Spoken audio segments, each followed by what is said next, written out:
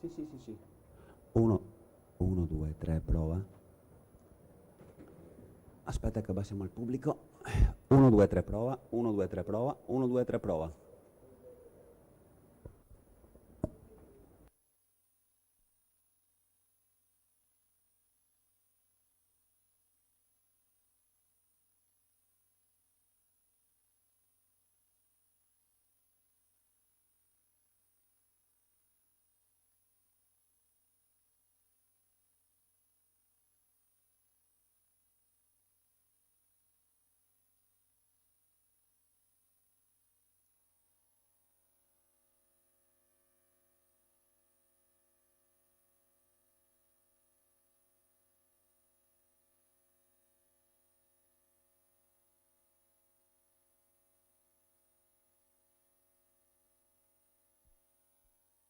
Test, test, test, test.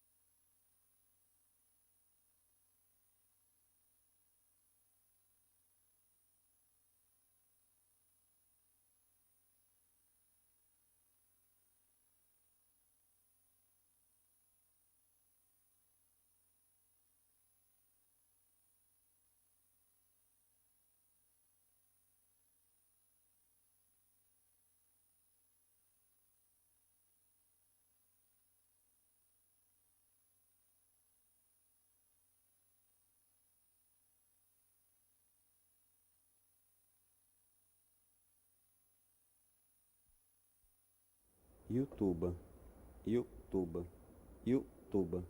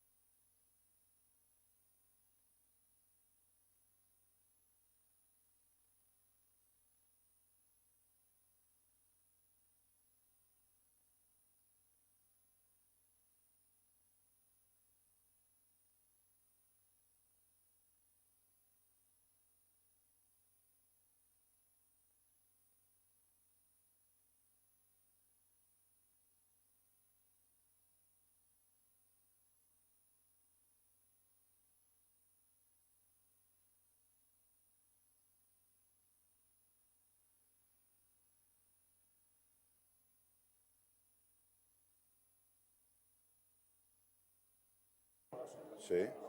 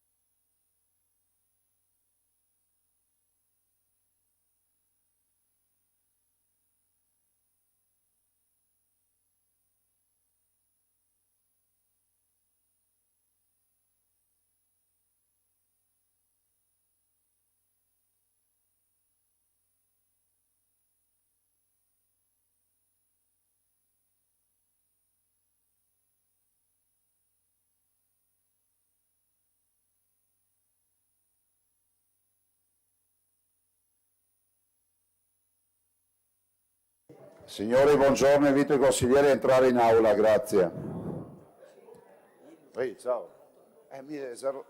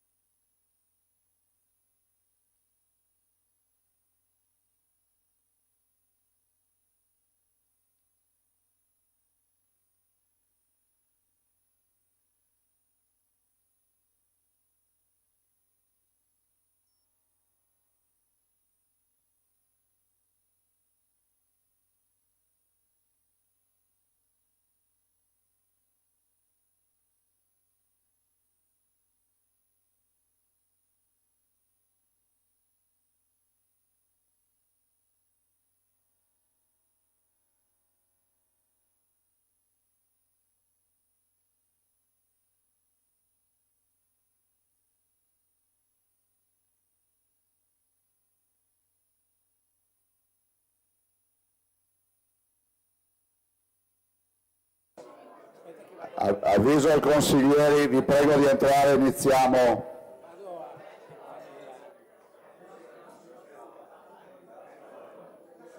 Abbiamo numero? Voi avvisatemi quando c'è il numero.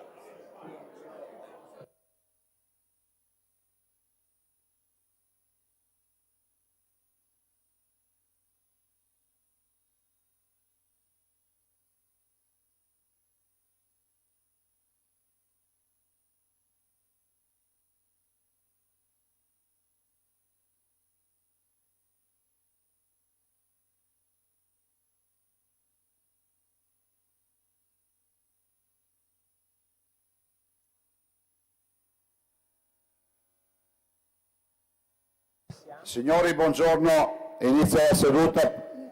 Mi sentite? Sì, buongiorno, inizia la seduta, prendete posto. Tutti coloro che non c'entrano nulla col Consiglio fuori, grazie.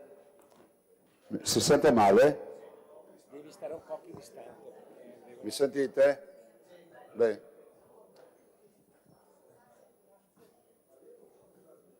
Grazie.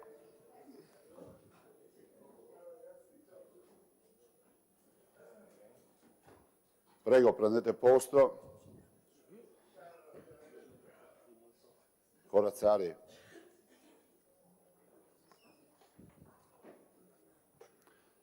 Grazie, ringraziamo anche la stampa, grazie. Bene, iniziamo.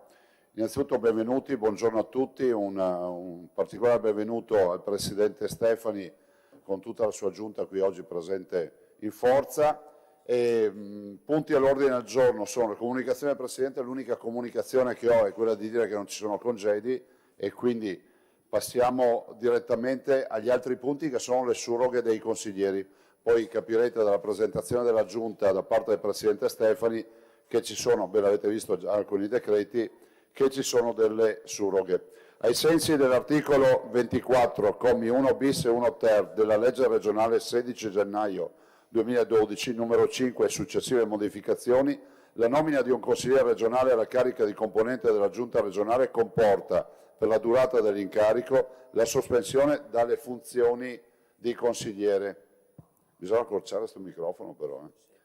Il Consiglio regionale, nella prima seduta successiva alla comunicazione del provvedimento di nomina, deve prendere atto della sospensione e disporre la sostituzione del consigliere, cioè oggi, nominato componente della Giunta regionale, affidando la supplenza per l'esercizio delle funzioni al primo candidato non eletto secondo i criteri previsti dalla surrogazione.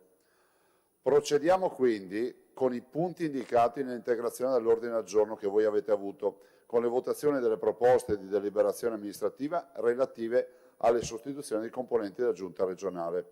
Vi dico già che procederemo punto per punto, ad ogni surroga entrerà un nuovo consigliere e quindi formalmente esce dal Consiglio regionale l'assessore nominato. Primo punto, fate attenzione, il consigliere Dario Bond è stato nominato componente della Giunta regionale con decreto del Presidente della Giunta numero 87 del 16 dicembre 2025. Questa parte poi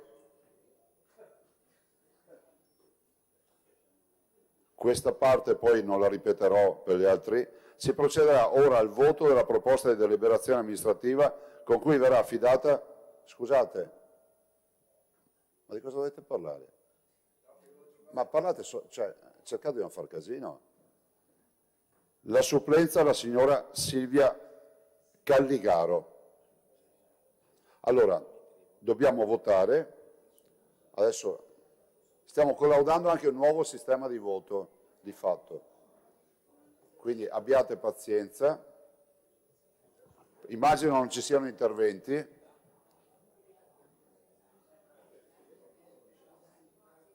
Cosa dobbiamo fare? Attendiamo gli informatici.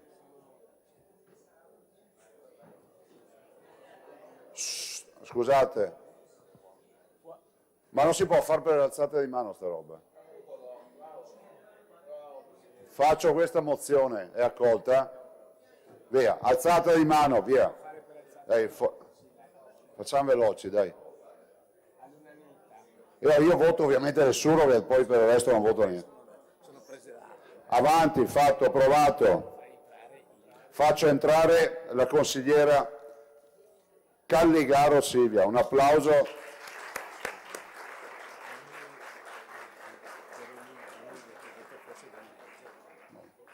Sì. Boh. Allora diamo il benvenuto alla consigliera Calligaro, fate attenzione che facciamo veloci. Punto 2. Il consigliere Filippo Giacinti è stato nominato componente della Giunta regionale con decreto del Presidente della Giunta numero 89 del 16 dicembre 2025. Mi dicono che devo leggere questa parte.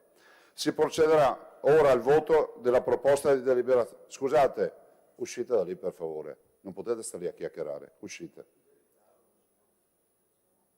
Si procederà ora al voto della proposta di deliberazione amministrativa con cui verrà affidata la supplenza al signor Enoch Soranzo. Votiamo per alzata di mano. Contrari? Astenuti? Siamo tutti d'accordo. Diamo il benvenuto al consigliere Soranzo, che salutiamo anche con un applauso.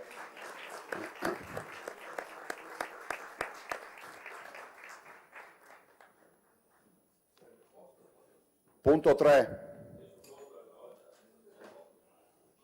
Attenzione un attimo. Punto 3. La consigliera Valeria Mantovan è stata nominata componente della Giunta regionale con decreto del Presidente della Giunta numero 90 del 16 dicembre 2025. Si procederà ora al voto della proposta di deliberazione amministrativa con cui verrà affidata la supplenza al signor Fabio Benetti. Favorevoli? Contrari? Astenuti? Approvato. Diamo il benvenuto al consigliere Benetti.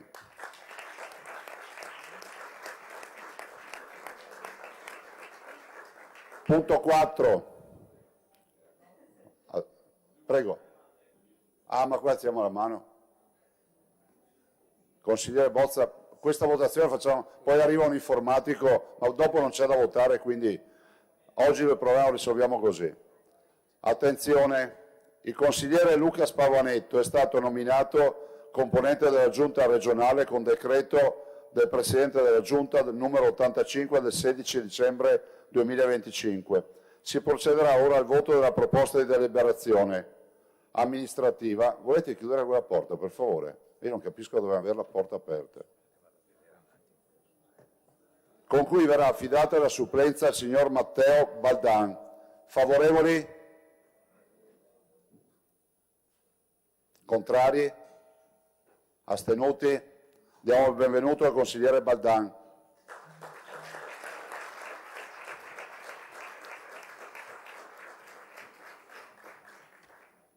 Punto 5. La consigliera Paola Roma è stata nominata componente della Giunta regionale con decreto del Presidente della Giunta numero 91 del 16 dicembre 2025. Si procederà ora al voto della proposta di deliberazione amministrativa con cui verrà affidata la supplenza al signor Stefano Marcon. Favorevoli? Contrari? Astenuti? Diamo il benvenuto al consigliere Marcon.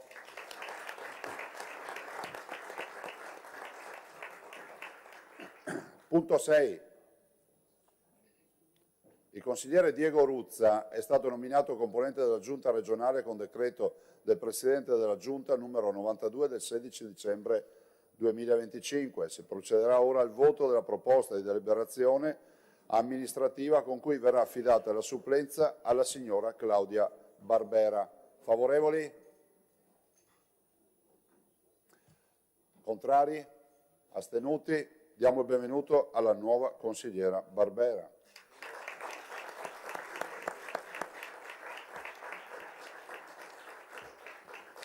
Punto 7. Abbiamo ancora 2 consiglieri da surrogare. La consigliera Elisa Venturini è stata nominata componente della Giunta regionale con decreto del Presidente della Giunta numero 93 del 16 dicembre 2025. Si procederà ora al voto della proposta di deliberazione amministrativa con cui verrà affidata la supplenza al signor Mirko Patron. Favorevoli? Contrari? Astenuti? Diamo il benvenuto al consigliere Patron.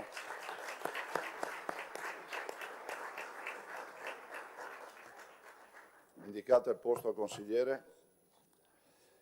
Ultimo punto, ultima surroga. Il consigliere Marco Zecchinato è stato nominato componente della Giunta regionale con decreto del Presidente della Giunta numero 94 del 16 dicembre 2025. Si procederà ora al voto della proposta di deliberazione amministrativa con cui verrà affidata la supplenza alla signora Morena Martini. Favorevoli? Contrari? Astenuti? Diamo il benvenuto al nuovo consigliere Martini.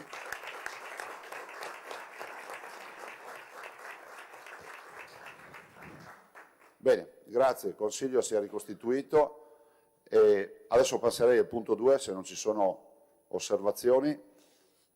Sul punto 1, illustrazione del programma di governo da parte del Presidente della Giunta regionale Alberto Stefani, ai sensi dell'articolo 51, comma 3 dello Statuto e con modalità di cui all'articolo 6 del regolamento del Consiglio regionale. Vi dico che prima di passare la parola al Presidente ci sarà la sua esposizione, dopodiché chi ritenesse di dover intervenire ha 10 minuti a disposizione. Grazie. Prego, Presidente.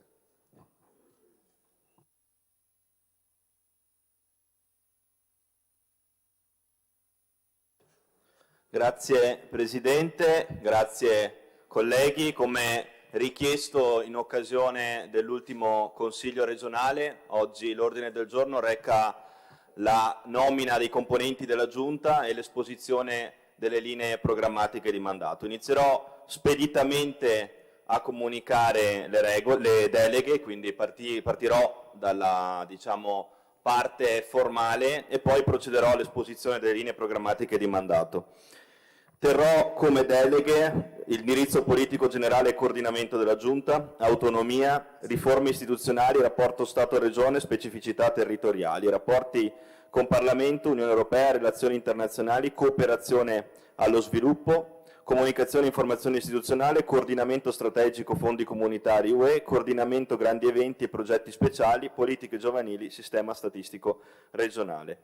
All'assessore Luca Spavanetto, vicepresidente, turismo sostenibile e diffuso, politiche attive del lavoro, servizi per l'impiego, conciliazione vita-lavoro, inclusione e inserimento lavorativo, programmazione FSE parte lavoro, polizia locale, politiche di sicurezza urbana integrata, videosorveglianza, edilizia di culto, giochi olimpici paraolimpici invernali 2026 per gli aspetti di promozione. All'assessore Massimo Bitonci, politiche per lo sviluppo economico e competitività, industria, artigianato, commercio, servizi, cooperazione, imprenditoria giovanile e femminile, start-up, azioni a sostegno del sistema aziendale del ricambio generazionale, politiche per il credito e fondi di garanzia piccole e medie imprese, internazionalizzazione, fiere, mercati e commercio estero, attrazione investimenti, sburocratizzazione, ZLS, tutela del consumatore, transizione 5.0 e manifattura 5.0, sostenibilità ed economia circolare, space economy e filiere aerospaziali, programmazione FESR per quanto riguarda ovviamente la parte dello sviluppo economico e imprenditoriale, politiche energetiche. All'assessore Dario Bond, politiche agricole e agroalimentari, filiere produttive, DOP economy, agricoltura e comunità, piani di sviluppo rurali, agriturismo, filiere corte, mercati contadini, agricoltura sociale e didattica, ricambio generazionale nelle imprese agricole, agricoltura intelligente 4.0, gestione risorse forestali e montane, consorzi di bonifica, demanio idrico, produzioni vegetali e zootecniche, fitosanitario, pesca e acquacultura, governance aree lagunari, vivificazioni e lagune, gestione faunistica, politiche venatorie, politiche per la montagna, impianti a fune.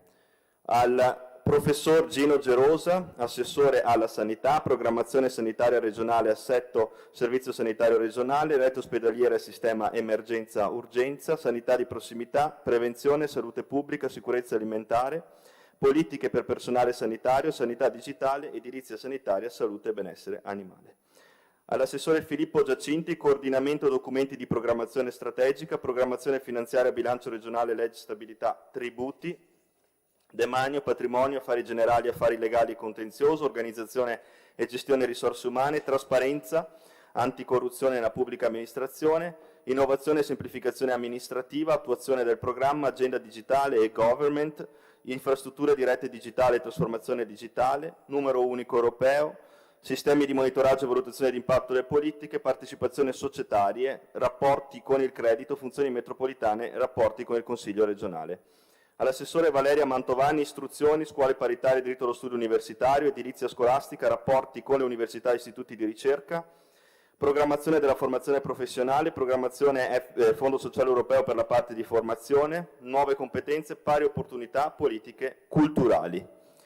All'assessore Paola Roma, politiche sociali, servizi alla persona, piani di zona, welfare di comunità, inclusione persone fragili, contrasto alla povertà e violenza di genere, politiche per la famiglia, longevità, invecchiamento attivo, non autosufficienza, disabilità, servizi residenziali e semiresidenziali, caregiver, politiche per minori e giovani in chiave sociale, contrasto al disagio giovanile e dipendenza, integrazione sociosanitaria, politiche per il terzo settore, volontariato, associazionismo e proloco, sport e promozione della pratica sportiva, politiche abitative, housing sociale, rigenerazione quartieri, programmazione fondi sociali europei per la parte sociale, servizio civile regionale. All'assessore Diego Ruzza, programmazione, gestione, mobilità e trasporti, PRT, trasporto pubblico locale, mobilità sostenibile, promozione e mobilità aerea avanzata, lavori pubblici, interventi a favore della sicurezza stradale, la legge 39, impiantistica sportiva, navigazione interna e portuale. All'assessore Elisa Venturini, tutela e valorizzazione dell'ambiente, aree protette, parchi, biodiversità e risorse naturali, valutazioni ambientali, difesa del suolo e della costa, cave e miniere, protezione civile, indirizzo, coordinamento, sviluppo organizzativo e tecnologico, qualità dell'aria, gestione del ciclo integrato dell'acqua, clima, gestione rifiuti, bonifiche siti inquinati, contrasto all'inquinamento, mitigazione del rischio idrogeologico, acque minerali e termali.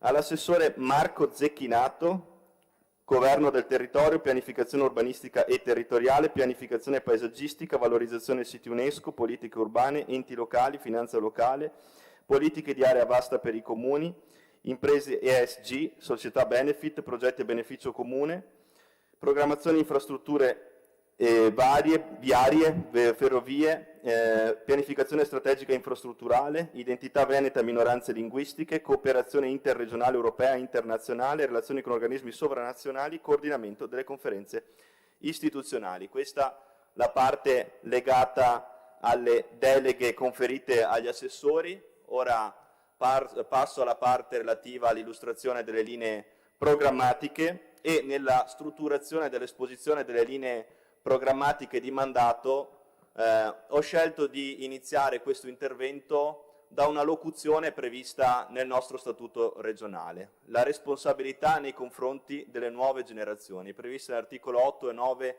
del nostro statuto regionale, una responsabilità che ci chiama a guardare avanti, a una politica che non guardi al giorno dopo, ma guardi alla prospettiva dei prossimi decenni, alla responsabilità che tutti gli organi istituzionali si assumono nei confronti delle prossime generazioni in una visione prospettica. È la nostra la responsabilità, quella di guardare alle prossime generazioni, quella di guardare avanti, quella di guardare lontano.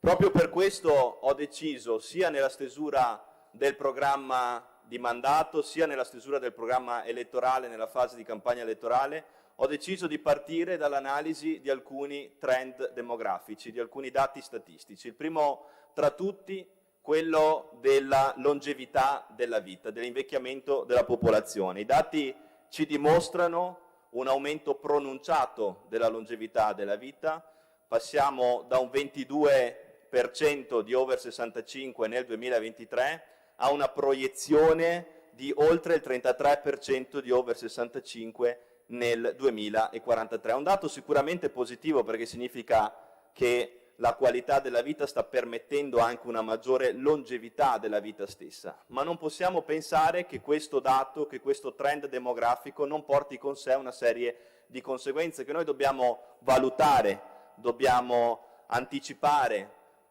valori che noi dobbiamo osservare per porre in essere le politiche attive migliori per affrontare questa sfida, la sfida dell'invecchiamento attivo, che è una sfida vera e propria, proprio per questo ho scelto di indicarlo esplicitamente nelle deleghe che ho conferito all'assessore al sociale, la realizzazione e la promozione di residenze per anziani attrezzate, una valutazione anche da un punto di vista urbanistico. Dobbiamo cominciare a studiare sempre di più, cosa che già è stata fatta, ma ovviamente nel corso dei prossimi anni questa sfida demografica ci chiamerà a farlo con ancora maggiore interesse, un'urbanistica sostenibile, quartieri inclusivi per le non autosufficienze, residenzialità che permettano una rete di supporto anche dal punto di vista sociale, tenendo conto di una popolazione che invecchia, e questa valutazione sarà fondamentale per orientare le scelte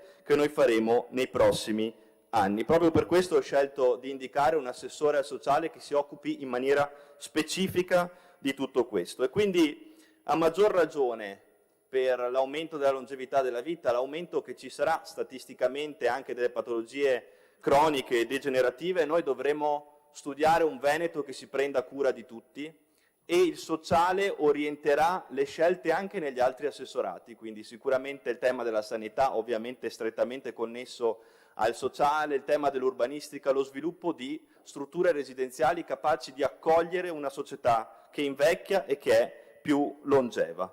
Altro dato, quindi oltre a quello che ho citato precedentemente, è quello della solitudine. Oltre la metà dei nuclei over 85 sono nuclei soli, e l'aumento esponenziale crescerà nel corso dei prossimi anni. La solitudine è una sfida che non è più di serie C, diventa una sfida centrale nell'agenda politica della nostra regione. Per affrontarla noi dobbiamo cominciare a valutare sempre di più, cosa che già è stata fatta, una trasformazione socioculturale del concetto di cura, che non è solo cura dei sintomi, sarà sempre di più cura dei bisogni fisici e psicologici dell'essere umano, in cui il contesto di comunità locale deve rappresentare un patrimonio fondamentale per garantire anche ai soggetti soli l'attenzione che meritano e soprattutto la cura dei loro bisogni psicologici. La rete di comunità locale rappresenta per me, ma sicuramente per tutti voi, e qui non faccio alcuna distinzione tra destra e sinistra perché moltissimi consiglieri regionali provengono da storie di amministrazione locale, la rete delle amministrazioni locali deve e dovrà continuare a rappresentare un patrimonio fondamentale per la società del futuro. E noi questo dobbiamo difenderlo tutti, da destra a sinistra.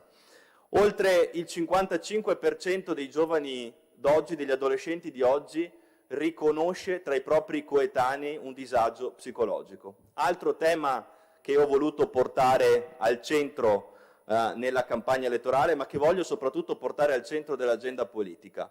Il disagio giovanile è un tema da affrontare con coraggio, è un tema che non può essere oggetto di strumentalizzazione, ma che deve essere portato al centro dell'agenda politica, sociale e sanitaria. Oltre la gran parte delle ULSS ha registrato una presa in carico tripla di adolescenti rispetto a 5 anni fa per quanto riguarda il tema del disagio giovanile. E quindi è fondamentale favorire nel corso del tempo sportelli di ascolto nelle scuole e locali e soprattutto figure professionali adeguate per affrontare questa sfida, che è una sfida della nuova generazione, una sfida che riguarda tutti noi, se vogliamo costruire un futuro dignitoso. La sfida dei servizi per la prima infanzia e i servizi educativi, che rappresenta un punto centrale del nostro programma di governo, e proprio per questo dobbiamo valutare la possibilità di utilizzare i fondi sociali europei per garantire un sostegno alle famiglie. Dobbiamo anche ricordare che i servizi per la prima infanzia e i servizi educativi in Veneto per oltre 2/3 sono rappresentati da strutture paritarie, e non possiamo dimenticare l'importanza che queste realtà ricoprono nel tessuto sociale, per la coesione sociale del nostro territorio. Il tema della casa, altra grande emergenza che noi dobbiamo affrontare, proprio per questo dobbiamo garantire insieme agli enti strumentali della nostra regione, gli ATER, gli ESU per quanto riguarda i diritti ovviamente degli studenti universitari, una possibilità di garantire alloggi e soprattutto immobili a prezzi calmierati. Questo è fondamentale. Oggi un giovane di 25 anni non può permettersi l'acquisto di una casa, non può sognarsi spesso nemmeno di poter avere una locazione a prezzi ragionevoli. Quello che noi dobbiamo fare è garantire un aumento di questa possibilità, anche sfruttando le opportunità che ci vengono offerte dalla rigenerazione urbana di immobili inutilizzati. Il tema del terzo settore, anche per questo ho previsto una delega specifica, un settore chiave che in Veneto riguarda oltre 720.000 veneti che dedicano il proprio tempo, in particolare tra l'altro proprio in questo periodo dell'anno in maniera ancora più pronunciata al servizio degli altri e che meritano tutta la nostra attenzione. Abbiamo davanti a noi anche la sfida di una sanità che deve continuare il suo percorso di essere sempre più territoriale, sempre più al servizio dei cittadini, che deve implementare la tecnologia al servizio della sanità, una sfida che dobbiamo vincere tutti insieme, una sanità che risponda all'approccio, l'abbiamo definito riprendendo le parole della Carta di Padova, in universum salus, un approccio olistico che superi anche, l'approccio ciclico della One Health che più volte abbiamo sentito, che metta in relazione i punti costitutivi chiave del tema della sanità e quindi sicuramente anche il coinvolgimento delle scuole, sicuramente anche il coinvolgimento delle imprese, la tutela del concetto di sostenibilità, quindi l'integrazione anche nelle politiche, nelle imprese, non solo dell'environment, non solo del sociale, non solo della governance, ma anche del fattore H, del fattore salute. E quindi su questo io voglio fare un grande lavoro con alcuni progetti che abbiamo già in testa per far sì che il mondo dell'impresa e il mondo della sanità siano sempre di più mondi correlati, ma per garantire alla sanità del nostro territorio un impatto importante che venga anche dal mondo dell'impresa. Il mondo dell'impresa deve prevedere nei propri programmi di sostenibilità non solo l'attenzione all'ambiente, non solo l'attenzione ovviamente alla governance, ma anche l'attenzione agli impatti che le proprie attività imprenditoriali riguardano e conferiscono alla salute pubblica. E questo è assolutamente fondamentale, garantire anche un'attenzione da parte del nostro territorio nei confronti della sanità pubblica, perché anche le stesse imprese possono avere un'attrattività maggiore se aiutano la sanità pubblica. E questo risulta fondamentale per garantire anche un percorso che guarda avanti, che guarda al futuro con coraggio. Il tema della sanità che ponga al centro la persona nella sua centralità, nella sua rete di affetti, garantendo strumenti anche di telemedicina e di assistenza domiciliare che rappresentano delle frontiere importanti che noi dobbiamo percorrere insieme. Il tema ovviamente dell'impresa: entro il 2030 mancheranno in Veneto oltre 250.000 lavoratori qualificati, una sfida che noi dobbiamo vincere garantendo sempre una maggiore integrazione degli istituti professionali e degli istituti tecnici con il mondo dell'impresa.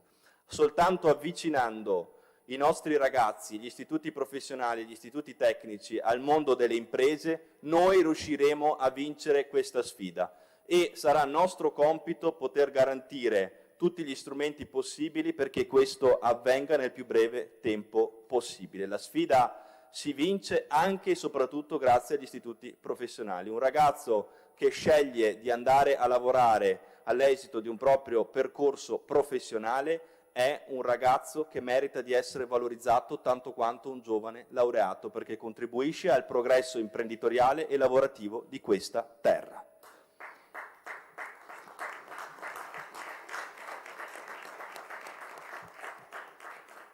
Questo è un investimento strategico, l'investimento nel capitale umano, che non basta, perché le imprese ci chiedono anche e soprattutto sburocratizzazione. Proprio per questo abbiamo lanciato un tavolo di contrasto alla burocrazia che permetta un coinvolgimento di tutte le associazioni di categoria, possibilmente declinate per settore merceologico, per poter creare insieme un piano condiviso di snellimento delle procedure amministrative e di contrasto alla burocrazia per quello che riusciremo a fare. La valorizzazione dei distretti del commercio, la valorizzazione delle reti innovative regionali, un'attenzione particolare al commercio di prossimità. Qui ci sono tanti sindaci, tanti amministratori di destra e di sinistra, sanno benissimo quanto sia fondamentale il commercio di prossimità, che garantisce vitalità per i nostri territori, che garantisce sicurezza e garantisce un presidio sociale fondamentale nelle nostre realtà locali. Il collegamento con il mondo dell'università, io ho avuto modo in questi giorni di incontrare le università, di incontrare in questi giorni tra l'altro la rettrice dell'Università di Verona, dell'Università Ca' Foscari e dell'Università di Padova, e con loro ho condiviso l'utilità di aprire un tavolo tra Regione del Veneto e mondo dell'università per rilanciare una strategia di attrattività per i nostri talenti e per poter costruire insieme politiche che spero possano essere condivise da tutto il Consiglio regionale. L'importanza delle infrastrutture digitali e fisiche, fondamentali per lo sviluppo del nostro territorio, fondamentali per il mondo dell'impresa, e proprio per questo ho collegato questo argomento al tema precedente, che rappresenta un motore di sviluppo fondamentale. Proprio per questo dobbiamo continuare nel percorso che abbiamo tracciato e soprattutto riuscire a effettuare una pianificazione strategica anche affrontando il tema della holding autostradale.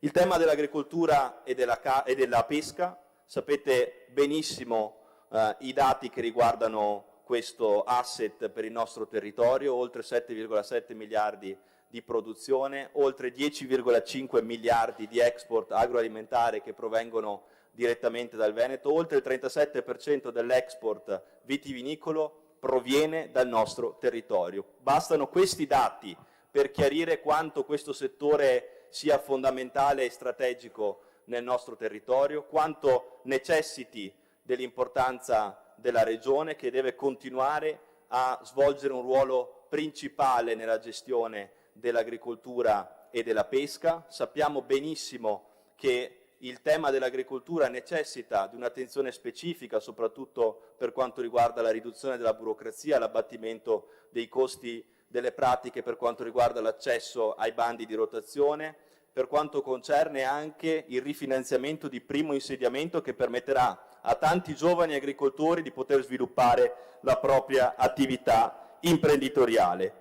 Il tema ovviamente della pesca, che più volte ci è stato segnalato anche in campagna elettorale, riguarda migliaia di famiglie nel nostro territorio e che merita la nostra attenzione specifica anche tramite strumenti di vivificazione delle lagune, è previsto tra l'altro in maniera esplicita in una delle deleghe. Proprio per questo è importante creare una task force regionale che si occupi in maniera specifica di questo. Il tema dell'ambiente, su questo abbiamo lanciato più volte e accentuato l'importanza della rigenerazione urbana, della riqualificazione, aumentando i punteggi per gli enti locali che svolgono questo tipo di operazioni di rigenerazione e riqualificazione nell'accesso ai finanziamenti regionali, mobilità sostenibile sfruttando le opportunità dell'intermodalità, che rappresenta un asset importante che dobbiamo percorrere,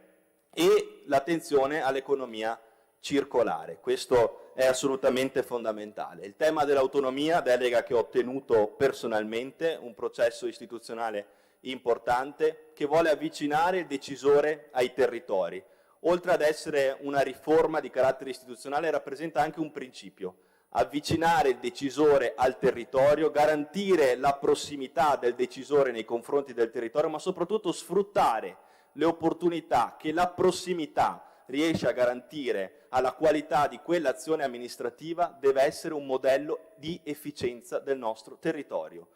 Chi è vicino ai territori, chi, come tanti consiglieri regionali, al di là dei propri colori politici, conosce il territorio via per via, quartiere per quartiere, conosce il proprio comune, ne conosce le aspirazioni, gli umori, le speranze, può svolgere e può attuare politiche attive degne di questo termine. e quindi la prossimità deve rappresentare un valore aggiunto che deve riguardare tutti gli assessorati e tutte le politiche che noi sapremo adottare in questo campo. Penso al tema della montagna, un tema fondamentale per cui abbiamo previsto anche una delega specifica che ovviamente può essere soprattutto conosciuta da chi quel mondo lo vive e lo conosce tutti i giorni, e quindi è necessario affrontare le sfide che abbiamo davanti in ciascun settore con persone che quel mondo lo conoscano, e magari questo Consiglio regionale può essere la sede per confrontarci anche magari per chi non la pensa direttamente come me o come noi, ma che magari quei mondi li vive e può darci le valutazioni migliori per poi scegliere nel migliore dei modi. Io credo che questo sia il compito di un Consiglio regionale. Abbiamo poi il tema della pubblica amministrazione che deve vincere la sfida della digitalizzazione, della prossimità, di servizi vicini al cittadino, di un'agenda digitale che va percorsa nel più breve tempo possibile, ma anche cominciare a valutare insieme politiche di area vasta. Non possiamo più pensare che nei comuni da 5.000 abitanti o da comuni anche più piccoli possano rimanere i migliori talenti della pubblica amministrazione. È normale che un grande dirigente, una persona estremamente preparata, poi ambisca a accedere ad altre realtà. Proprio per questo è importante cominciare a ragionare di politiche di area vasta, cominciare a studiare la possibilità di poter condividere in settori specialistici e tecnici figure di riferimento capaci di offrire la propria esperienza e la propria competenza in favore di più comuni. Penso al tema dell'ambiente, penso al tema dell'innovazione, penso a temi specialistici che meritano di avere figure di altissima qualità condivise tra più comuni. Oltre a questo, l'importanza della sicurezza non è una delega diretta della Regione, ma abbiamo voluto prevedere una delega specifica per questo, per mettere a disposizione dei fondi per la videosorveglianza, per l'accesso nei mezzi di trasporto di figure che possano, soprattutto trasporto scolastico, prevenire fenomeni di bullismo e di violenza che spesso si annidano in quelle realtà, e soprattutto fare una forte campagna di sensibilizzazione e di promozione. Il tema del turismo che celebri le nostre bellezze, lo faccia in maniera sostenibile e diffusa. Dobbiamo studiare sempre di più un turismo, come abbiamo fatto negli anni scorsi, che celebri la bellezza di questo territorio e che non faccia dell'identità un motivo per chiudere il Veneto in se stesso, ma faccia dell'identità un motivo di orgoglio del Veneto nel mondo. Il Veneto deve essere protagonista nel mondo, nelle istituzioni nazionali e nelle istituzioni internazionali. Questo è una forte sfida di standing internazionale che il nostro Veneto ha già iniziato e che deve essere percorsa a tutta velocità. Il tema della cultura e dello sport, che devono essere viste anche e soprattutto, e i sindaci qui presenti lo sanno, come infrastrutture sociali, strutture che permettono al nostro territorio di fare un salto in avanti importante nella valutazione delle politiche attive locali, strutture che educano, che uniscono, che abbattono muri e pregiudizi, che permettono il dialogo, che è un fattore fondamentale se si vuole amministrare in maniera seria un determinato territorio. 290 musei, 706 biblioteche, 327 teatri. Questo patrimonio è un patrimonio che dobbiamo difendere perché è un patrimonio di tutti. Oggi noi abbiamo davanti un'altra grande sfida, quella dell'investimento nella partecipazione giovanile. E proprio per questo, questa sfida che ci chiama tutti a combattere, abbiamo scelto di prevedere una delega specifica che io ho dato ad un consigliere delegato che tra l'altro svolge il ruolo di insegnante. Io credo che la scuola, sulla partecipazione giovanile, anche la possibilità di collaborare tra enti e ovviamente le scuole, enti pubblici e scuole, possa essere un fattore, un'interazione fondamentale per garantire la partecipazione giovanile, recuperando anche il ruolo dell'insegnante, un'autorità che secondo me deve essere ripristinata, la cui autorevolezza deve essere ripristinata e che deve rappresentare un modello fondamentale per garantire la partecipazione giovanile del nostro territorio. Un Veneto quindi protagonista nelle sedi che contano, e anche per questo mi piacerebbe lanciare una cabina di regia per garantire anche un impegno interpartitico ovviamente alla promozione del nostro territorio nelle sedi che contano, e quindi fare fronte comune nelle sfide che interessano il Veneto a tutti i livelli. Concludo il mio intervento cambiando un po' il protocollo. Io di solito magari si presentano delle proposte di legge. Io oggi voglio prendere una proposta di legge dell'opposizione, quella sui caregiver, già presentata nella scorsa legislatura, oggi ho visto che è stata ripresentata. Io chiedo un impegno a questo Consiglio regionale partendo da quel testo base, magari proponendo qualche emendamento migliorativo, qualcosa che si può sicuramente sistemare, qualcosa che si può sicuramente migliorare, di approvarla insieme entro 6 mesi. Io credo sia un impegno che questo Consiglio regionale deve assumersi nei confronti di persone che si prendono cura di un familiare. E magari può sembrare un po' irrituale, ma a me non interessa che ci sia davanti il mio nome. Il mio nome in quella proposta di legge può anche non esserci, può essere secondo, terzo o quarto, così come spero il nome di ciascun consigliere regionale. Quello che conta è che i risultati per questo territorio arrivino. Quello che conta per me non sarà mai la visibilità di metterci la firma per primo, perché metterci la firma per primo magari può permetterti qualche articolo di giornale per qualche giorno. Fare qualcosa che resta per il Veneto e per i veneti durerà per sempre. Guardiamo insieme lontano. Grazie a tutti.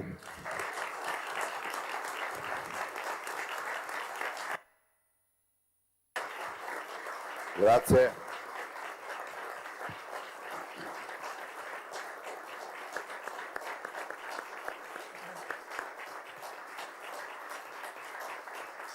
Grazie.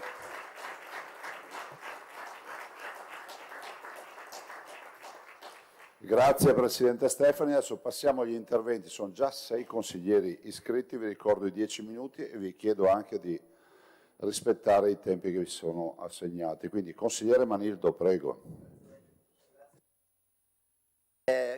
Caro Presidente, cari colleghi, innanzitutto auguro buon lavoro alla Giunta, li saluto e c'è tanto lavoro da fare. Mi è piaciuta la consapevolezza della situazione nella relazione del Presidente Stefani, l'impegno a guardare lontano con cui ha finito e la responsabilità verso le nuove generazioni da dove ha iniziato. Allora penso che sul piano del metodo questo porti necessariamente alla concretezza che questo Consiglio regionale diventerà un luogo centrale per la creazione di politiche che fanno bene al Veneto e che accettano tutte le sfide che sono state elencate. In campagna elettorale abbiamo ascoltato tantissimo il Veneto, forse stanco di un racconto soltanto di primati, ma anche sono moltissime le fragilità del Veneto. E penso che ci sia necessario un senso di responsabilità, quella invocata dal nostro statuto e quella invocata in apertura da parte di tutti. La nostra opposizione, molto coesa, molto unita, sarà un'opposizione fornita di grandi ideali, di grandi valori, radicale nella difesa dei valori, ma non mai, assolutamente mai pregiudiziale. Entrerà nel merito, sarà come auspicato, assolutamente propositiva e come concretizzato con il primo disegno di legge sui caregiver, assolutamente propositiva su un'idea di Veneto che vogliamo, un'idea di Veneto che non lascia indietro nessuno. Mi piace molto il fatto che sia stata accolta questa proposta e che su questa proposta incomincino dei lavori d'aula che cerchino di dare un assetto migliore alla tutela delle nostre persone fragili e a coloro che danno tutela a queste persone. Dei temi sono stati toccati. Il tema del lavoro. Il lavoro in Veneto non è quello che per tanto tempo è stato fattore trainante, è sicuramente in crisi. Serve una politica che guarda lontano e che concretamente si prende cura anche con il tema della partecipazione, includendo portatori di interesse qualificato, le università, le associazioni di categoria. È necessario costruire un piano di sviluppo per il nostro Veneto. Il tema dei giovani che se ne vanno, 55.000 giovani che dal 2011 ad oggi se ne sono andati, il tema dell'emigrazione, della scarsa attrattività del nostro Veneto è un tema da affrontare tutti insieme con misure concrete. Su questo noi come opposizione ci saremo con proposte che vanno dall'inserimento del salario minimo all'inserimento del salario d'ingresso, cioè tutte delle norme che cerchino di migliorare il lavoro come dignità delle persone, come fattore di coesione sociale. Nell'intervento del Presidente si è parlato molto del tema della coesione sociale, si è parlato del sociale come priorità e non posso che essere felice di questo tema e di questa sottolineatura della necessità di un Veneto che non lascia indietro nessuno e che cerca di occuparsi di tutte le situazioni di fragilità. Il Veneto è cambiato negli ultimi 15 anni, le esigenze che ci sono adesso non sono quelle che c'erano 15 anni fa, il mondo sta cambiando e richiede da parte di tutti un senso forte di partecipazione e di responsabilità. Il terzo settore che è stato invocato, mi piacerebbe che si arrivasse a un'inclusione strutturale del terzo settore nella creazione di comunità e di politiche per il sociale.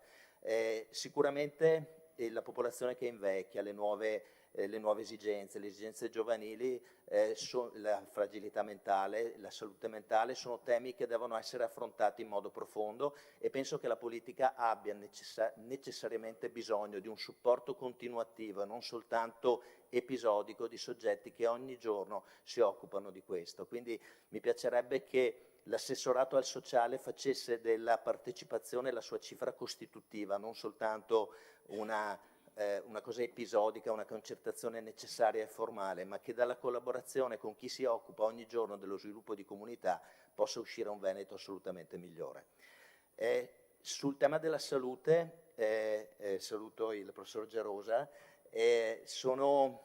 ho manifestato le mie preoccupazioni sul fatto che mi è piaciuto il richiamo in universum salus, la salute diritto universale. Ecco, penso che il richiamo alla responsabilità verso le future generazioni sia anche quello di avere la consapevolezza che la salute, il diritto alla salute, il diritto universale, diritto e non merce sia qualcosa di prezioso e qualcosa che deve essere tutelato.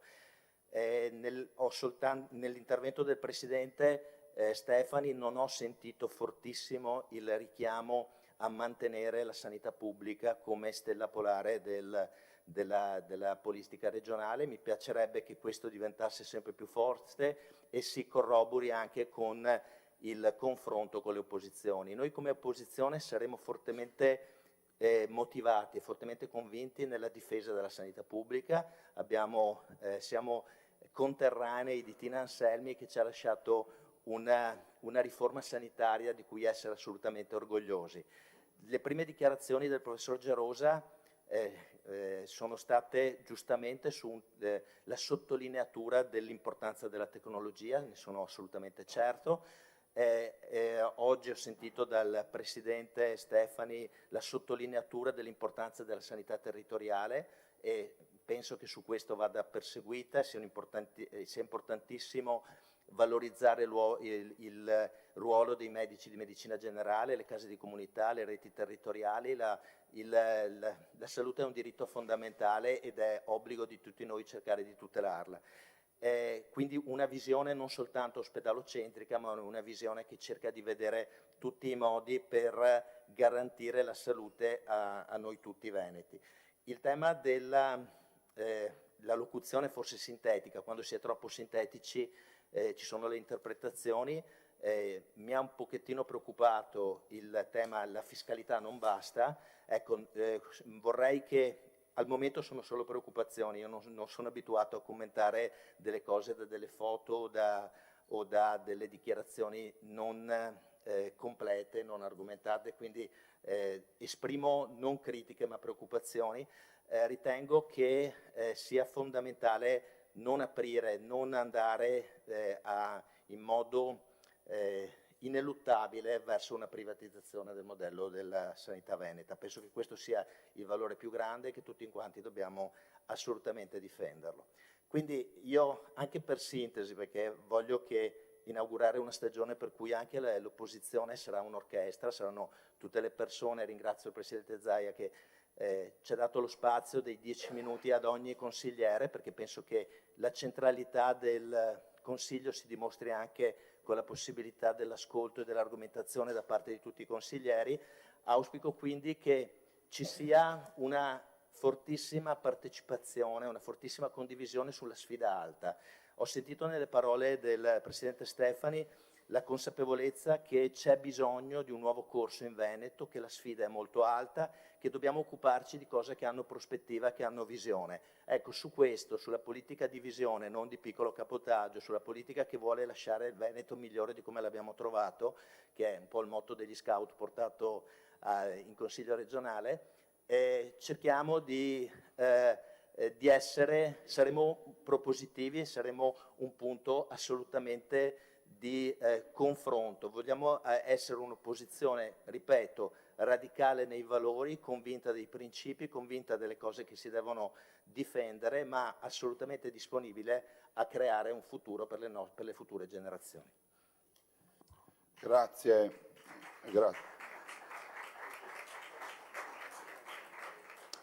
Grazie consigliere Manilto anche per il rispetto dei tempi, quindi ha dato il buon esempio. Ora il consigliere Valdegamberi, prego. Buongiorno a tutti e un mio migliore augurio al Presidente e a tutta la Giunta di lavorare proficuamente per gli obiettivi che sono stati illustrati. Per me è la quinta relazione programmatica che ascolto e quella di oggi particolarmente è scesa molto nei particolari. Ha già indicato una linea politica ben chiara di ciò che si vuole fare. Mi ha fatto piacere che si sia partito dal sociale come primo punto messo al centro dell'attenzione. Questo è un tema di cui avevo affrontato anni fa, che ha bisogno veramente di una particolare attenzione in questo momento. Come ha detto prima il Presidente, vediamo un aumento della domanda di prestazioni, una domanda di assistenza dovuta all'invecchiamento della popolazione non autosufficiente in primis, e quindi c'è bisogno veramente di dare nuove risposte più flessibili che vadano oltre diciamo, quelle tradizionali, che occorrono servizi innovativi. Alcuni li abbiamo già bozzati nei precedenti con delle leggi che io stesso ho proposto nel corso delle precedenti legislature, e che vanno sviluppate modelli nuovi, più leggeri, meno burocratizzati. Ecco, proprio il tema della burocrazia, che è uno degli aspetti che ha sottolineato il Presidente, mi ha fatto molto piacere. Per esempio, una delle prime cose a mettere in mano è la revisione della legge 22 del 2002 che riguarda tutti gli accreditamenti, cioè non è possibile che ogni anno, è una legge buona, anzi molto buona, voleva la perfezione, voleva l'ottimo, però spesso l'ottimo nella carenza di risorse diventa nemico del bene. Dobbiamo cercare di essere essenziali, voler essere perfetti, rischiamo di diventare troppo burocratizzati e non avere le risorse per dare quei servizi essenziali che un periodo di risorse scarse come quello attuale e di bisogni elevati va fatto. E quindi una revisione non è possibile che ogni 2 anni per un nido, per una struttura sociale, per una sanitaria ci vogliano revisioni, nuovi accreditamenti, controlli, va bene, cioè, lì si può molto lavorare per sburocratizzare, lo lascio come messaggio all'assessore, perché è uno dei primi temi, perché il primo risparmio è quello sulla burocrazia, di tempo e di denaro per chi gestisce i servizi, da tradurre queste risorse poi in nuovi servizi per chi ha bisogno, dai minori per arrivare poi agli anziani.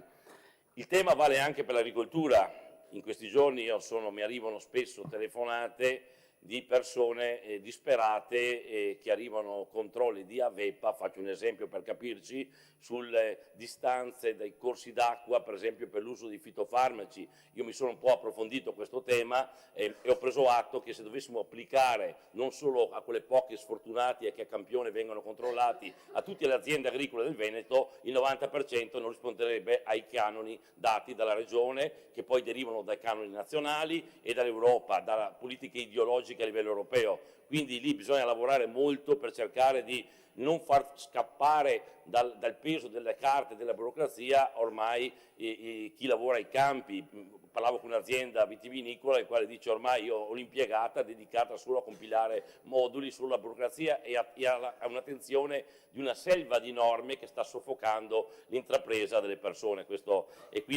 La lotta che vedo nel centro del programma di Stefani, del Presidente Stefani, alla burocrazia, almeno dei buoni intenti, sta avvenendo anche dei tavoli poi con le associazioni su questo campo qui per vedere quali sono le norme che si possono migliorare e semplificare. Credo che sia un punto essenziale, qualificante di questo programma di governo.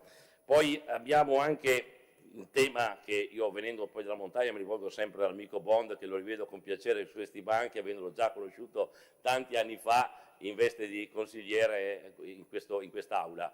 C'è anche il tema dei grandi carnivori. Vi faccio presente che noi vediamo spopolarsi ogni anno, negli ultimi 10 anni è avuto il dimezzamento anche del carico di animali allevati in montagna, c'è uno spopolamento progressivo della montagna e per causa della presenza del lupo e dei grandi carnivori. Cioè noi non siamo contro l'ambiente, siamo per conservare l'ecosistema.